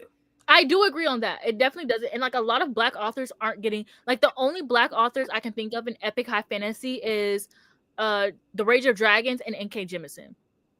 And she No, hadn't yeah. published a book in God knows how long. And I mean, she did write The City We Became, but I didn't really like that. So I think I agree actually. Like I what? do actually own this book, and it might be on my 25 for 2025.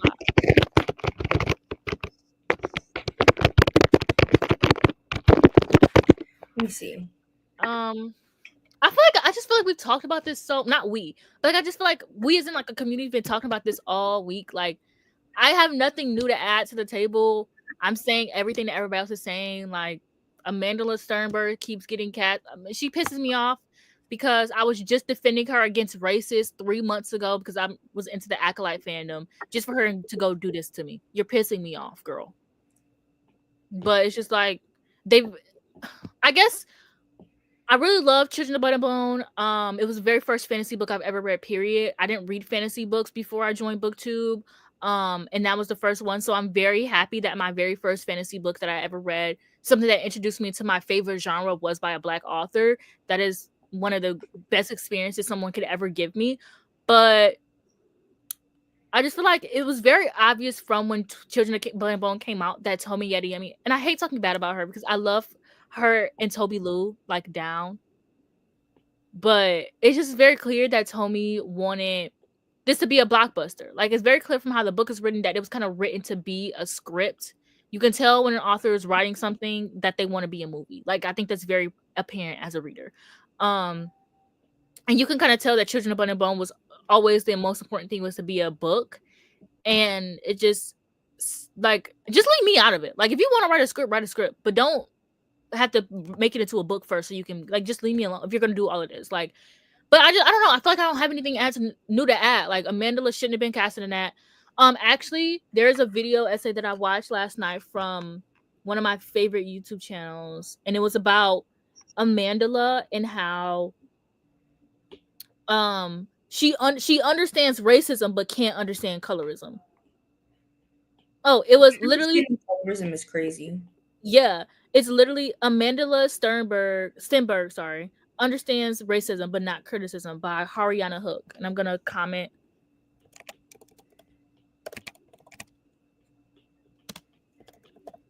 And it's like it's like under 15 minutes too. But it was a really good video, and actually it shed light. Do you know how many times she has been casted as someone who's meant to be dark skinned? It's actually insane. I knew about the main ones. Like I knew about The Hate You Give. I knew about I heard the character that she's casted as in this movie isn't supposed to be dark skinned though. Well, she's supposed to be darker than the rest of her family. Oh. Which Amanda is lighter than everybody who's cast as her family. Because her mom is always being colorist to her, and her mom kind of also fat shames her. So oh wow. So yeah. But it wasn't just the Hate You Give situation or what other situations are there? But there was like one where she was, I think it was like Drunk History, where she was playing someone, a real person who was supposed to be not only fully black but dark skinned. And I was like, when you see the comparisons of the people, you're like, what the hell? I would be so fucking offended in the future if I ever did something like accomplishing and people are like rewarding me, and instead of getting someone who is my skin tone, you get somebody who is biracial because I'm not biracial, or someone lighter than me because I'm not light skinned, you know? Mm-hmm. And I also just don't like Hollywood casting biracial people as fully black just because it's just like we aren't experiencing the same things. And like I think that talking about biracial, like casting as biracial and then talking about the issues that biracial people face, I would prefer to see versus you passing this biracial person off as fully black. I don't necessarily agree with that fully because like as an adult, I feel like I don't deal with being biracial as much as I deal with being black. Mm-hmm. Personally. Like I feel like the only time that I really feel being biracial is when like black people point out that I'm biracial. But like everybody else, like all white people, everybody treats me as if I'm black. So like I don't feel like, oh, I'm like, when I was a teenager, for sure, I felt like, oh my god, like this tug and pull, black and white, da da da. But like now as an adult, I'm like, I don't even really resonate with my white side. Like, yeah, I have a white parent, I have a white sister, but like that's literally where it ends. Mm-hmm.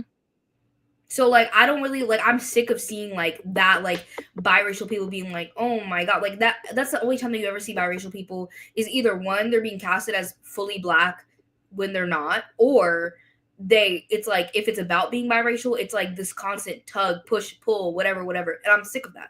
I'm tired of it. Like, can we have other plot lines relating to biracial people, please? For the love of God. I definitely see what you mean.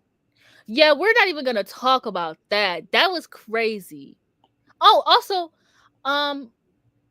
when Yara, well, I guess it's not really. I can't blame her for Yara Shahid's crimes either. So never mind. But when Yara was casted as a Jamaican girl, despite not being Jamaican, that was crazy. Like the issue that we have. Maybe I can do a video on that. The issues that we have with Black book to movie adaptations. That would be a really good video, actually. Black book to movie adaptations casting biracial people or people not equipped. What would I title it though? The issue with race.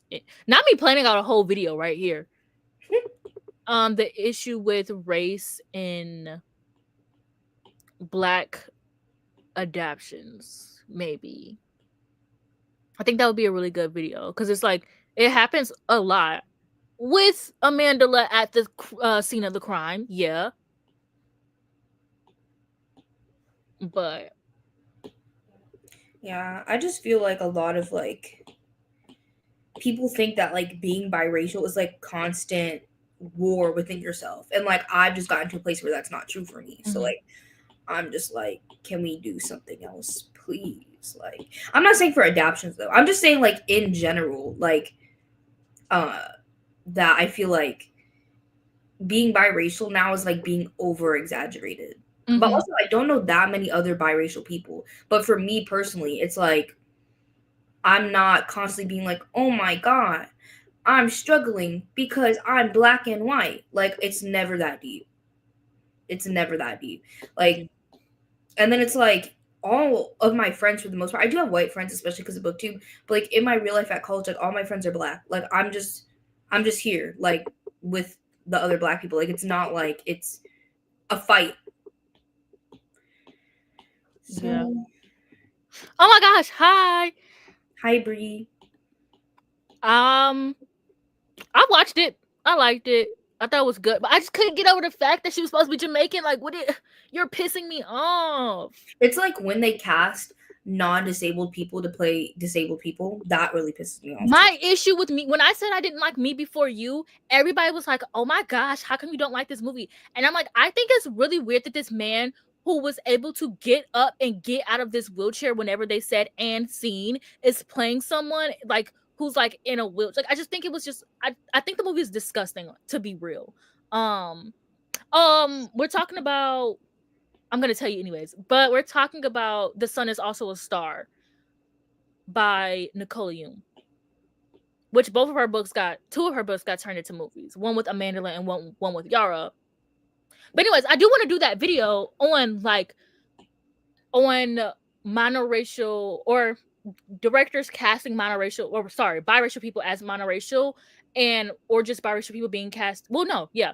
But my issue is that not that I don't like talking about race, because literally my last most popular video was me talking about race, but it's just like I don't like the way that people respond when you talk about race. Like it's always like one of the comments in my video that pissed me off is like, oh, because it was about Teen Wolf and how this Black girl was supposed to be casted in the show, but also how fandom is inherently racist. And the point of the video is that fandom culture is racist. And I just want to talk about the Teen Wolf thing. But people were just like, oh, well, Black people can create their own media. And it's like, don't you think that if we could do that we would? Do you think that Black people are just sitting here watching mainly white media because that's what we want to do? Like, that's a crazy thing to say. If we can't get Black people in these white TV shows, and it's not like I'm just sitting here like, oh, I want Black people in these white TV shows. But if we can't get them in white TV shows, what do you think the set is looking like when the cameras are off and everybody else. Like literally in the Haryana hook video that I mentioned, she said that she worked on sets and she's very light skinned, and she said oftentimes not only was she the only black person on set, but she would be the darkest person on set, and she's like light skinned. So it's like I want to talk about it, but it's just like whenever you talk about race, whenever black women talk about race, because if I was a man, everybody would be eating it up. But whenever black women talk about race, it's always a bunch of like, oh, well, you guys should create your own media, or oh, it's not that serious, or why do you want to be in this white media, or why do you like? And it's just like, I don't know. People would rather come up with excuses as to like why they don't want to listen. But I don't want to let that stop me from making the video, because the amount of like black girls that like related to that video that I had, and the community that I found, and like people that watch Teen Wolf that I didn't even know existed, like healed the entertainment me, because I loved Teen Wolf growing up, and I felt like nobody else was watching it, and so to know that other girls watched it and they felt the same made me feel good. So I feel like, I don't know, you can't stop people from making negative comments, so you shouldn't. And this is me talking myself into the video, by the way, but I can't let that stop me from making that video, because you can't control like how people react to things and what they take out of a video. It's just frustrating that people are stupid, I think. It is very frustrating. Like, why? No, literally, and he was so fine in that movie. It was great. At the end when he had those glasses on, that was crazy. And I'm not gonna lie, I was really disappointed to see Amanda Lake casted in everything. Well, I guess I was happy when it first got announced, because I'm like, oh my gosh, yes, a black girl.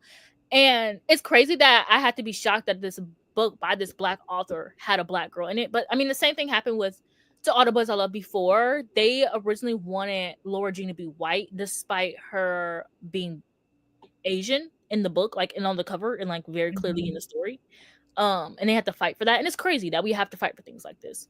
But I just wish that like Amandala was monoracial, or at least darker in everything. But I mean, I don't remember what her race was in the book. So, oh my gosh, yes, I love the Flash. I think that Candace is very beautiful. I personally think that she made a good Iris. I really love Iris, and I think she made a really good Iris. And put like her own, like, I love a black woman spin on a character. I'm not gonna hold you. Like the whole like, I'm kind of getting tired of racial like swapping, because I'm tired of the reactions from other people. But if like we could keep that going without the reactions of other people, I think we should maybe swap everybody up. Let's get a little black women for everybody. You know what I'm trying to say? But it just made me happy, and they got their happy ending. I didn't watch the show because I don't want to say I got bored after season 1, but I watched it, but I don't remember where I ended. I know that I did not finish the show. Them CW shows back in the day, way too motherfucking long. Why are we having 20-something 45-minute episodes per season? Right?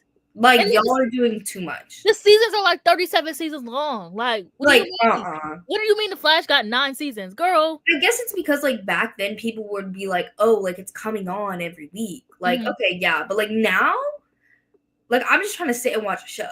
Right. That's why I feel like, which I'm also gonna do.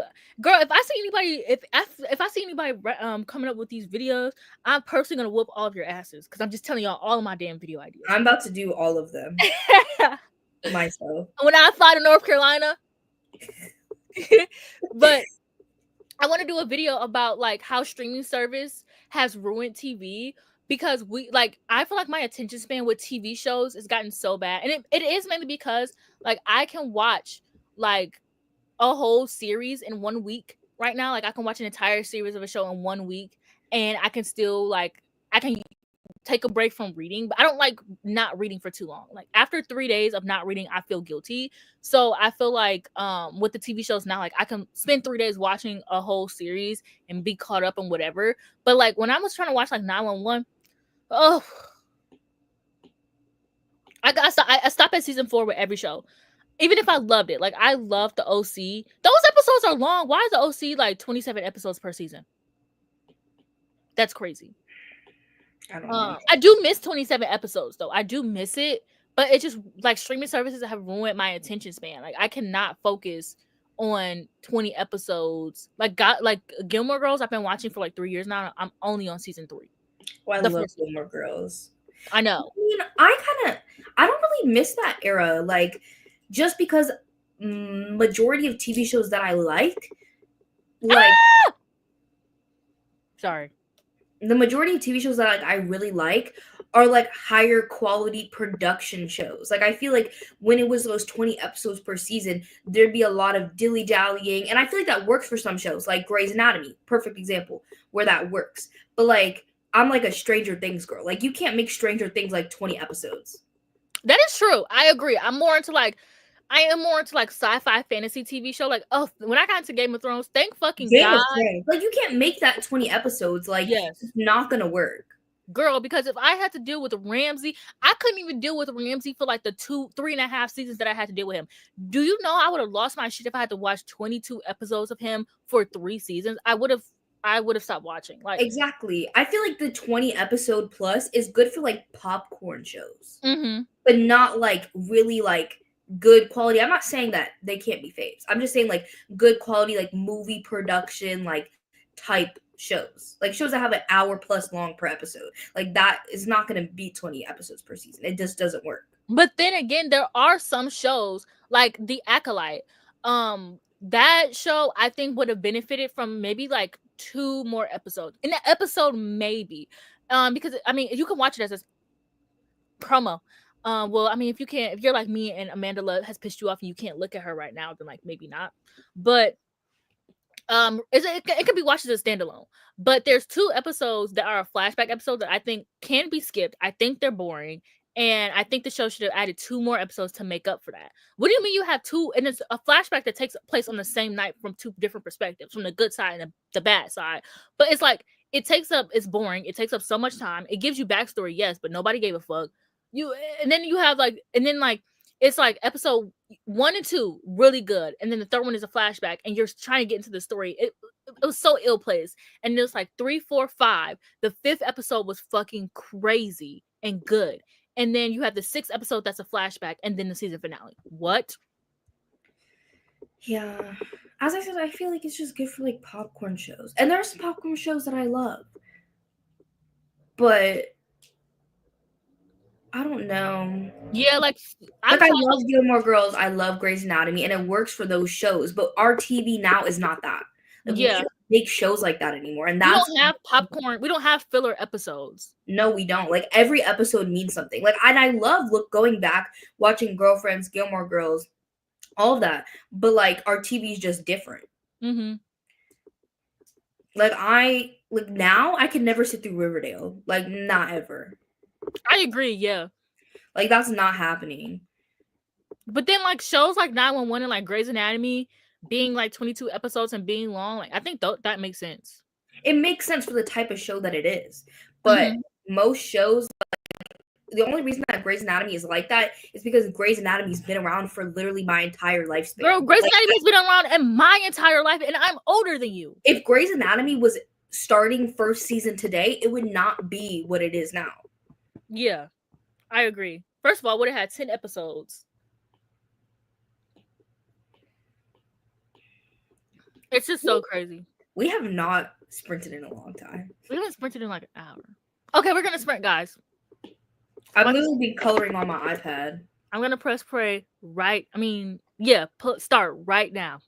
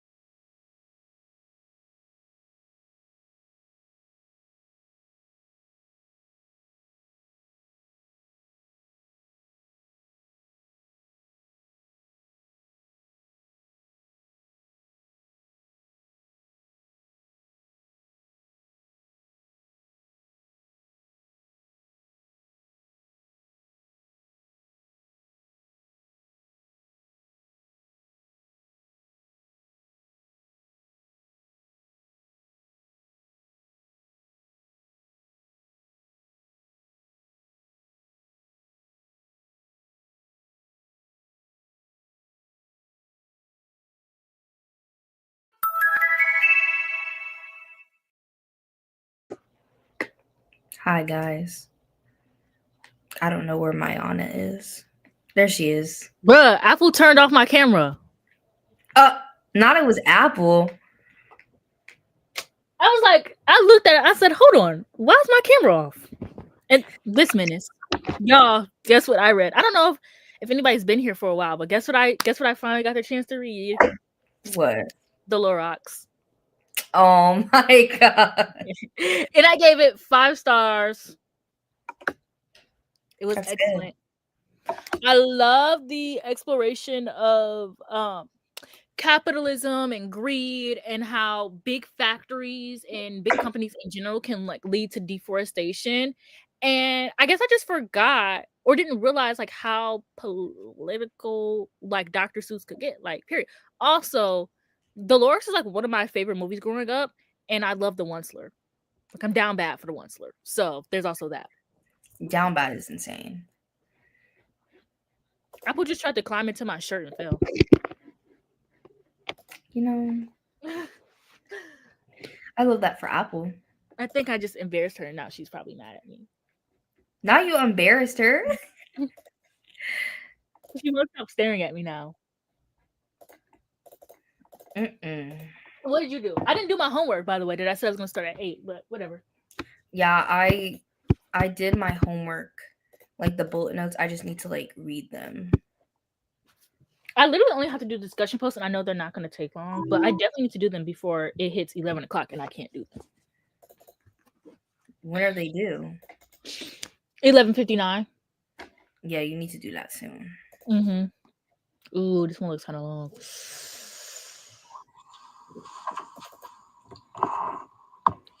Okay, when the timer goes off, I'll start my homework.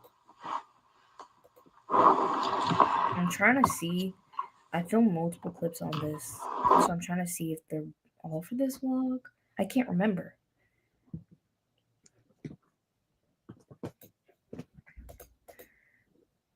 I mean, eating is productive. Eating is productive. Oh, Winter Rex. No. Winter Rex? Fantasy books. I don't know. I just posted a video. The last video I posted on my channel was winter book recommendations. Oh, you did? Yeah, but that video did bad because for some reason I posted it and then it got unlisted. Like it randomly went unlisted and then I realized it and put it back up. Oh, that's so weird. Like I don't know how it just randomly unlisted like a couple hours after I posted it. It was very strange. I wonder why I did that. YouTube at one point, YouTube Last one I decided to pick up for this reading vlog is I Who. You know we can hear that. Can you? Yes. Oh my bad. I was trying to see which vlog this clip is for. What is this one for? Is that for this vlog? Oh, one of them's the outro and one of them's the intro. I remember now. Because I got this application called Recut, and Recut basically like takes out all of the quiet parts of your video when you're not talking. Oh, that's what I need. Yeah, it's really helpful. I saw another booktuber recommending it, and it was on sale for Black Friday.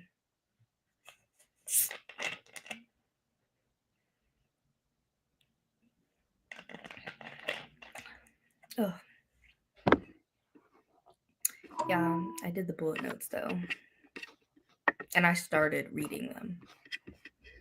I read, so at least I did something. I didn't come back and say I didn't do anything this time. And actually, this isn't that long. At least you did something. Yeah. And okay, that discussion post isn't that long. Let me look at my anthropology, y'all, because I know this is about to be. Oh, it doesn't look that. Oh, fuck. Oh, actually, no, it doesn't look that long. I can choose between one option or two. And then strategic selling.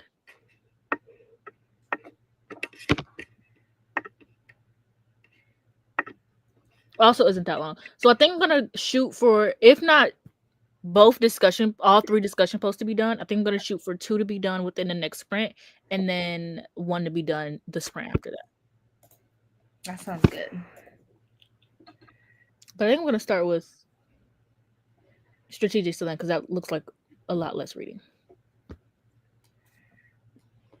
Ugh.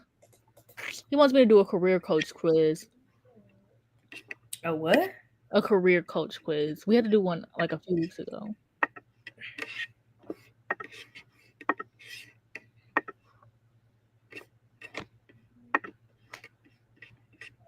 Where did all of this just go? Okay, she's glitching.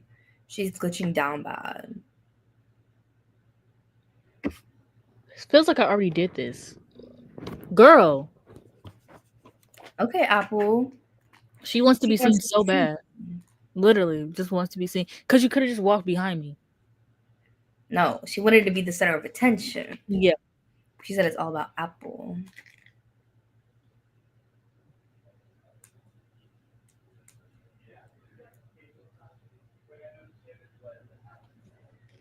I swear I've had to do this before.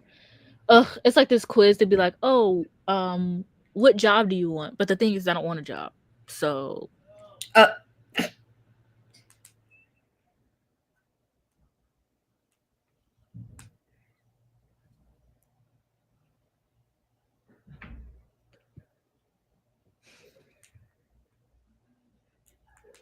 Ew. No. No. All these girls are giggling outside, and it's making me upset. Because what's so fucking funny? I'm literally so mean, like, actually. Ain't shit funny if Deja's not laughing, huh? Exactly. Like, what are we kikiing about? This year I'm practicing being nice because my mom called me mean the other day, and that made me sad. Yeah. I feel like, do you know how mean you gotta be for your own mom to call you mean? That's crazy. My mom thinks I'm mean.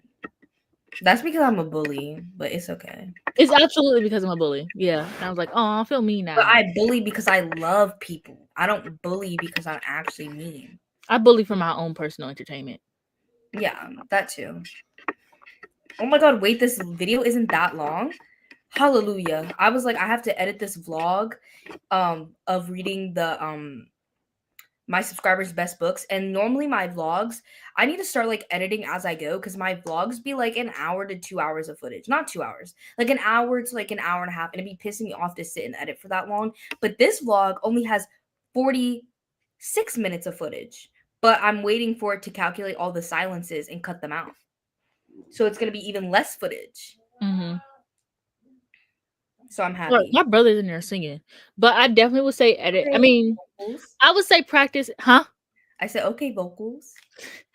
I definitely would say practice editing as you go because it does help so much. I know it does, but I just get lazy. I need to start doing that for my Booktubers reading vlog right now because I've only read 2 of the 5 books. So yeah, but I think this one's short because I know the last book I filmed a clip, but I was having issue with my new camera where I was having a high whine in the back of some of my clips. Like I filmed 3 videos in one day and they all had that whine and that clip had it. So I had to delete that clip and just talk about the book in one clip. And then I think the first book I might have just done one clip for that one too. I can't remember. Yeah, I'm currently working on my January new releases vlog, and I've already recorded a clip. I just haven't put it on my computer. Usually, I mean, when I did the Booktuber vlog, I mean, I was doing it for 2 weeks, so I kind of had no choice but to edit it as I was going, also so I could see how long the clips were getting, so I could know how much I got to talk about stuff. I had to cut my video down by like 30 minutes, because it just wouldn't upload to YouTube. So I started editing at the end of every night, and it was only like 2 minutes of editing because I couldn't talk for too long. So I think that helped out a lot. Okay. A lot of people said they liked my editing for the last video, so now I need to figure out, okay, what was it that they liked about the editing? Because is it like I talk too much, so I need to just start editing that out, or what are y'all trying to say?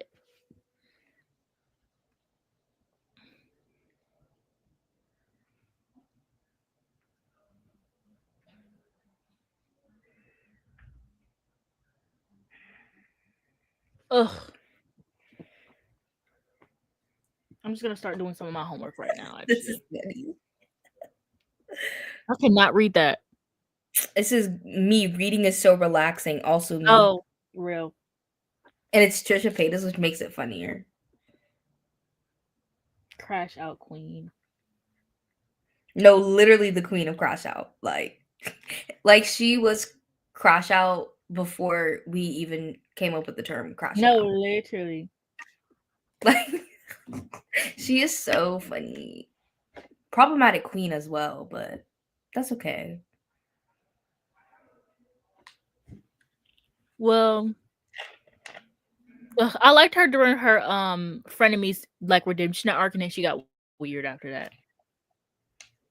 I mean, she has a podcast now, and sometimes I watch it.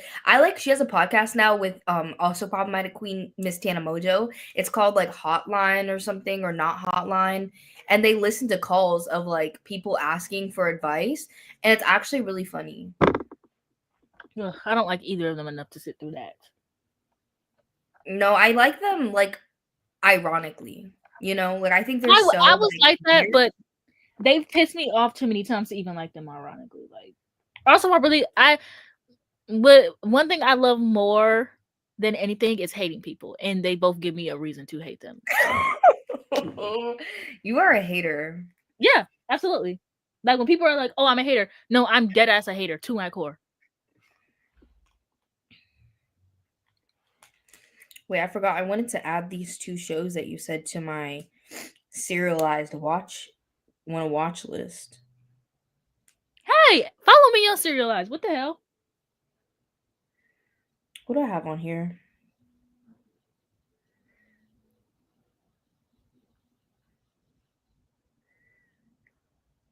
Okay, wait. Chicago Med. Oh, Chicago Med's kind of recent too. Yeah. Me saying 2015 is recent is crazy. 2015 is not recent anymore. I mean, compared to all the other damn medical dramas. Yeah, I guess. But 2015 feels like 4 or 5 years ago, and it was a decade ago. It was a decade ago, yeah. That's insane. Crazy. I've been watching BookTube for a decade. I've been watching BookTube since I was 11, and I'm 22. Damn, girl. Yeah. So basically, almost 10 years, 9 years. No, I'm 22, so I've been watching it for like 11 years. Girl, I'm not good at math.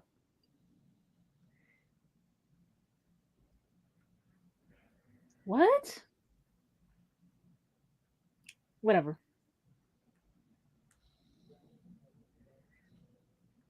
I feel like I just did this exact same assignment 2 weeks ago. Like, am I tripping? No, I'm not tripping because I took the exact same fucking test and I got the same. Whatever.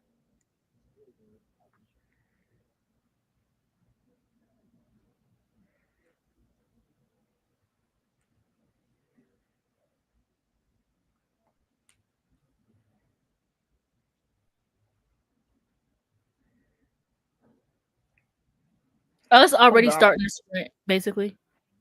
Oh, I was about to be like, I have to go call my boyfriend because I think he needs my assistance. Okay, well, when you get back, we'll probably be sprinting. Yeah, so I'll see y'all after the sprint.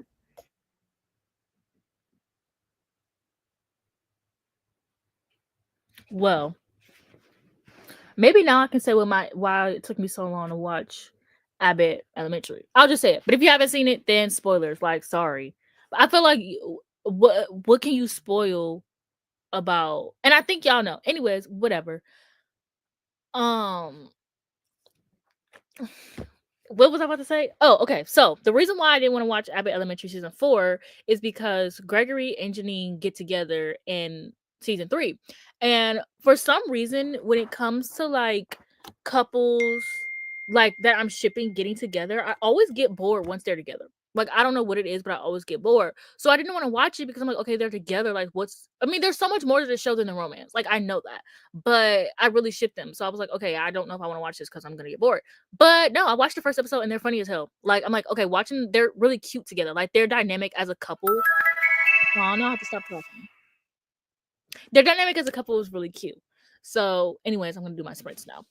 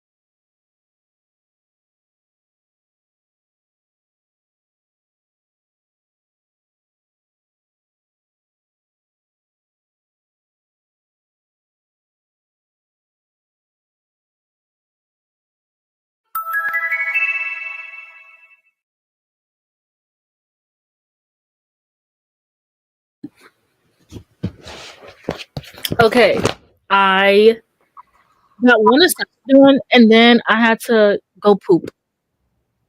Real. I actually have to go because my boyfriend is sick, and so he needs me to take him medicine. Okay, girl. But I wanted to stay on here until because he has been freaking out over what to get me for Valentine's Day. And then he was like, okay, I finally decided. And he said it was something that he was asking about because he told me, remember when I sent you what I Mhm. sent you? I think he said that he was asking on his story, like close friend story, and so he removed me about something for me. And I assumed it was that. And he said that's what he's getting me for Valentine's Day. Wait, I'm lost. He told you, especially that text message that you sent me is what he's getting you, or he hinted at. He said, like, when the thing that I texted you, he said right around then, he was like, oh, like I took you off my close friends because I've been asking about something for you on there, like people's opinions on like this thing. And so Mhm. like I put the pieces together that it's probably what I sent you. Mm. And then he said what he's been asking about on his story is what he's getting me for Valentine's Day. So Oh, if it's aligning, right. That would be crazy. okay, anyways, I have to go because everything closes literally in an hour, and I have to go get medicine and go get food. Okay, girl. Thanks. Thanks, Bye. everybody. Bye. Well, it's just me now. I think I want to put my little screen out here. I wish I could make this bigger, but is any well? There's 21 people still here, so I'm gonna stay on. I'm probably gonna stay on for another hour. I'll probably end it at like 10, so that way I can have an hour. Well, it depends on if I finish my homework or not. But I do want to like relax and read, um, and stuff like that. But I do want to do one more sprint, or at least we'll see how many sprints we can get in. Okay, I ain't got nothing else to do. I ain't got nowhere to be. Okay. But I don't know if you guys are still here, but like what do you guys think about me doing sprints every Sunday? Because that's what I'm considering. And personally, I like the idea of it, but I don't think anybody's gonna be like, no, bitch, we don't want to see you every Sunday. Like, I think I just want to know that if people are still here, because I don't know. But yeah, I finished my what homework was that? My my strategic selling homework. Um, I saw made me a breakfast sandwich. I got really hungry. But these things takes forever to cool down. I microwave them in the bag. I don't think you're supposed to do that though.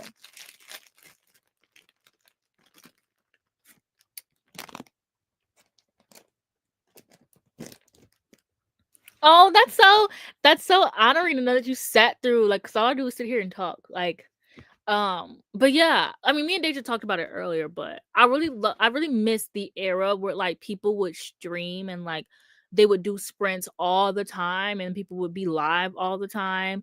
And like people don't really do that anymore because everyone's on their Patreon, which like I'm not hating, like I get it. I just like miss it. And I don't think that like one person is gonna bring that back. But I thought I would provide that for my audience just in case you are subscribed to any of those people and maybe you can't afford to help people's Patreon out, but you miss reading sprints.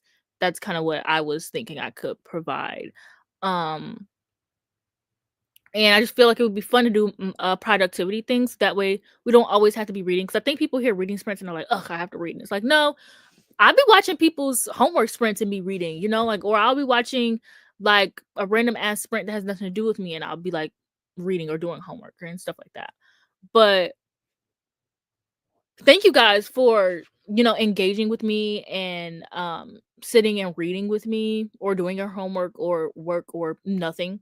Cause I didn't even do anything for the first two sprints. And then next week I want to try and get better at like getting on here.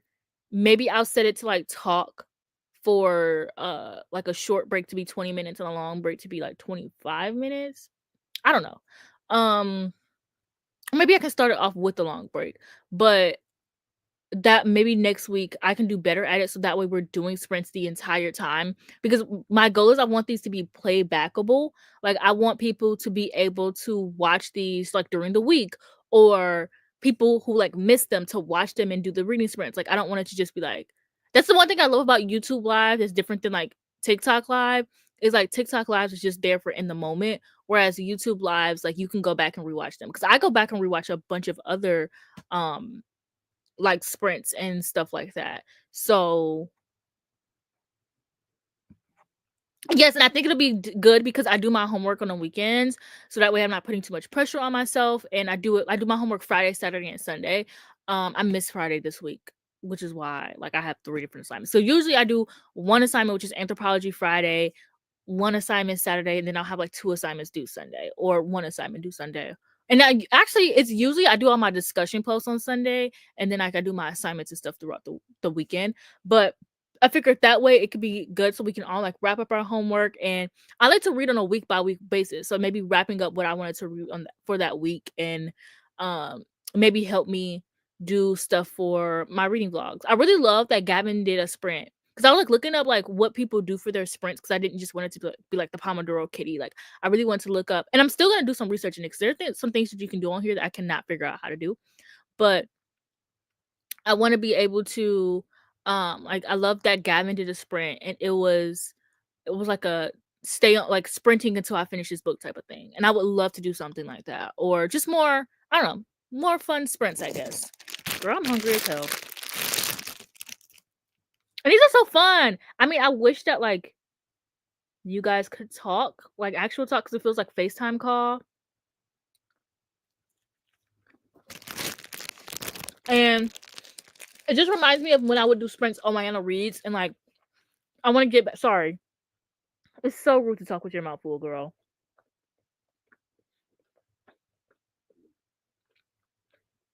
But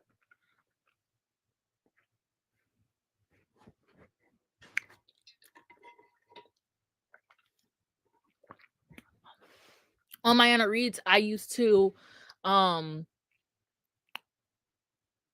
like movie nights, and I used to do like 24-hour. How does this one look? Oh. Hmm. I wish I could just be bigger though.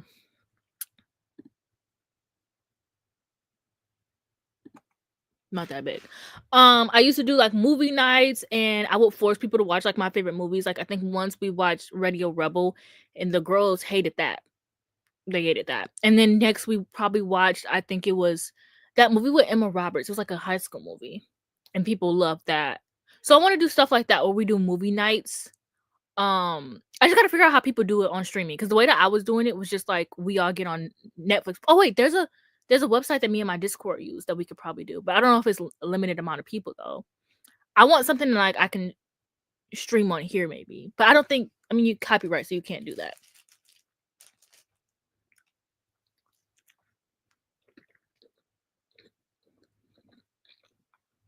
Bro, this short break is long as hell actually.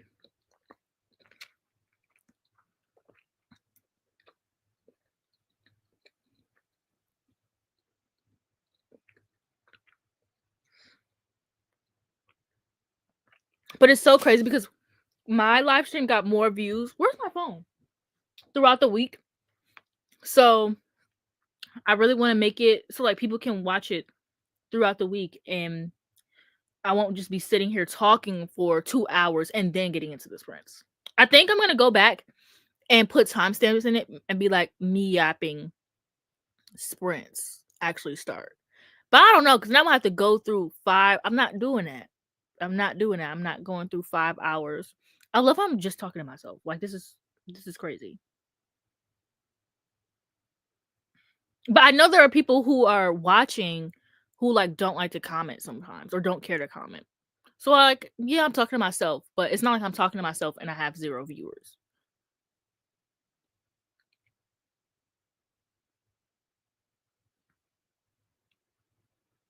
I wonder if I could check and see when did people stop watching my last one. Well, I know I can.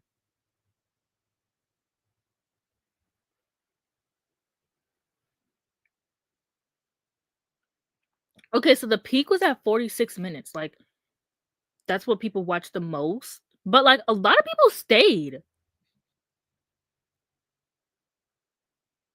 Like, this is crazy. I don't know if you could see, but like the peak was at 40 minutes, but like a lot of people were in here until the end, you know? Like, that's crazy.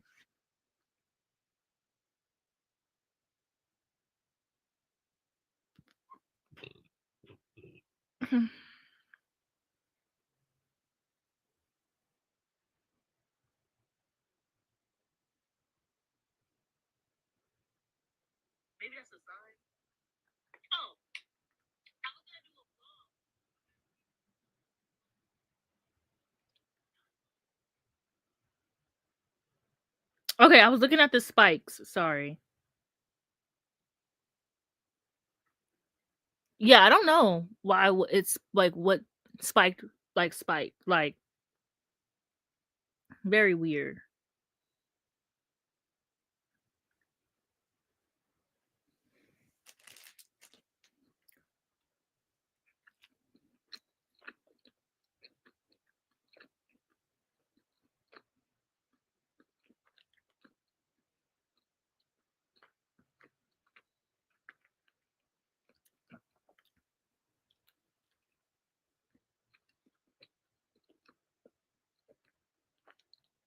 Damn, I'm just fully scrolling through Twitter. Like,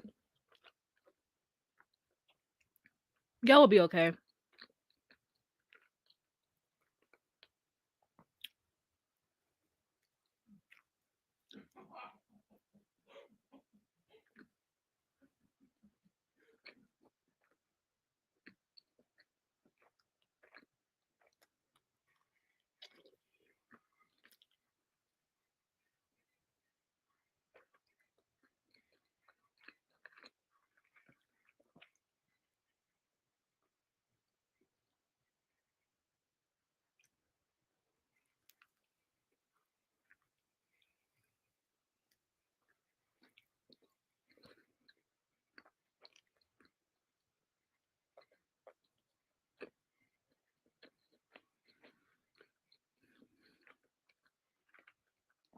Sorry, like I gotta eat. I was starving.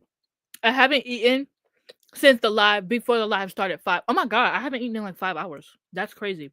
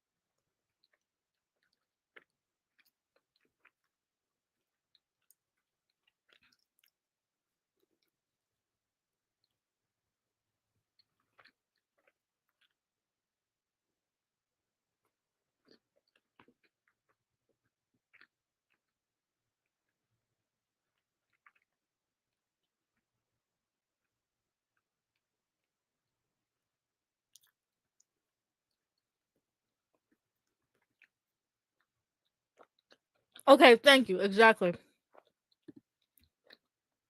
Oh my god.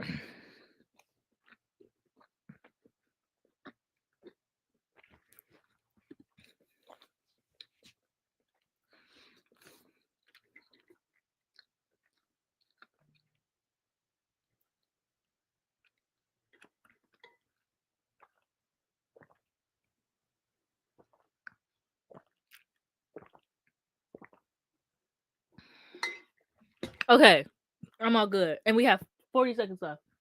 Where did my Kobo go? I keep checking my Kobo every few hours because Kobo takes forever to put. I love how like I just start talking and like there's no issue with me finding conversation. But Kobo takes forever to put the book on the card. Like, what the hell? I put the Wheel of Time because I'm reading the second book, The Great Hunt, on here. And I wanted to be able to annotate and like draw little fantasy pictures on my Kobo because that's what I got it for. Duh. Oh, period. What book are you reading? I don't know if I asked you, Francisco, what book are you reading too? Oh well, Smith now.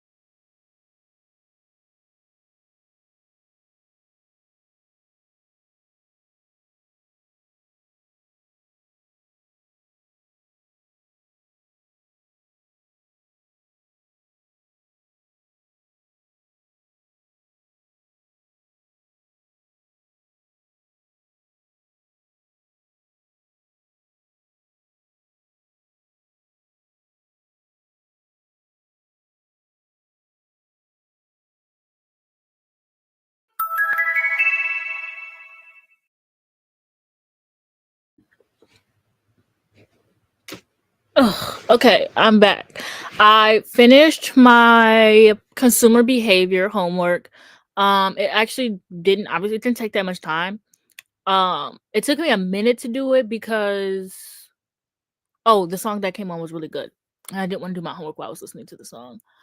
But I'm feeling a little tired and the light is annoying me. I don't really like bright lights and stuff like that. Like I'm usually in the dark.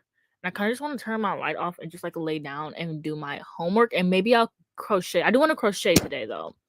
So I'll be back next Sunday. Obviously. Do I have anything? I know that I don't have anything to do next Sunday. I'm not even going to pretend that I do have something to do next Sunday. Because that would be an insult to both me and you. So, I mean, we've been on here for 6 hours. I'll probably be back next Sunday. I hope you guys enjoy what you're reading, what you're doing. I hope that you got a lot of work done. And we actually take this off. Yeah. Oh, the screen is terrible. But yeah, I hope that you guys enjoyed this live stream. You got a lot of work done. And I'll see you guys in my next video, which I don't know when it's coming. I have to finish reading the books, but it'll definitely be up before the 1st. And then I'll probably have a wrap up coming out, and then maybe I'll do a wrap up and a live stream the same day, because I think I'll probably do my wrap up Saturday. Saturday, Sunday. But yeah, I'll probably have a wrap up coming out, and then I'll be here next Sunday. So maybe we'll have 2 things next week. Maybe we'll have to see what I get done. But yeah, thank you guys for joining. Bye.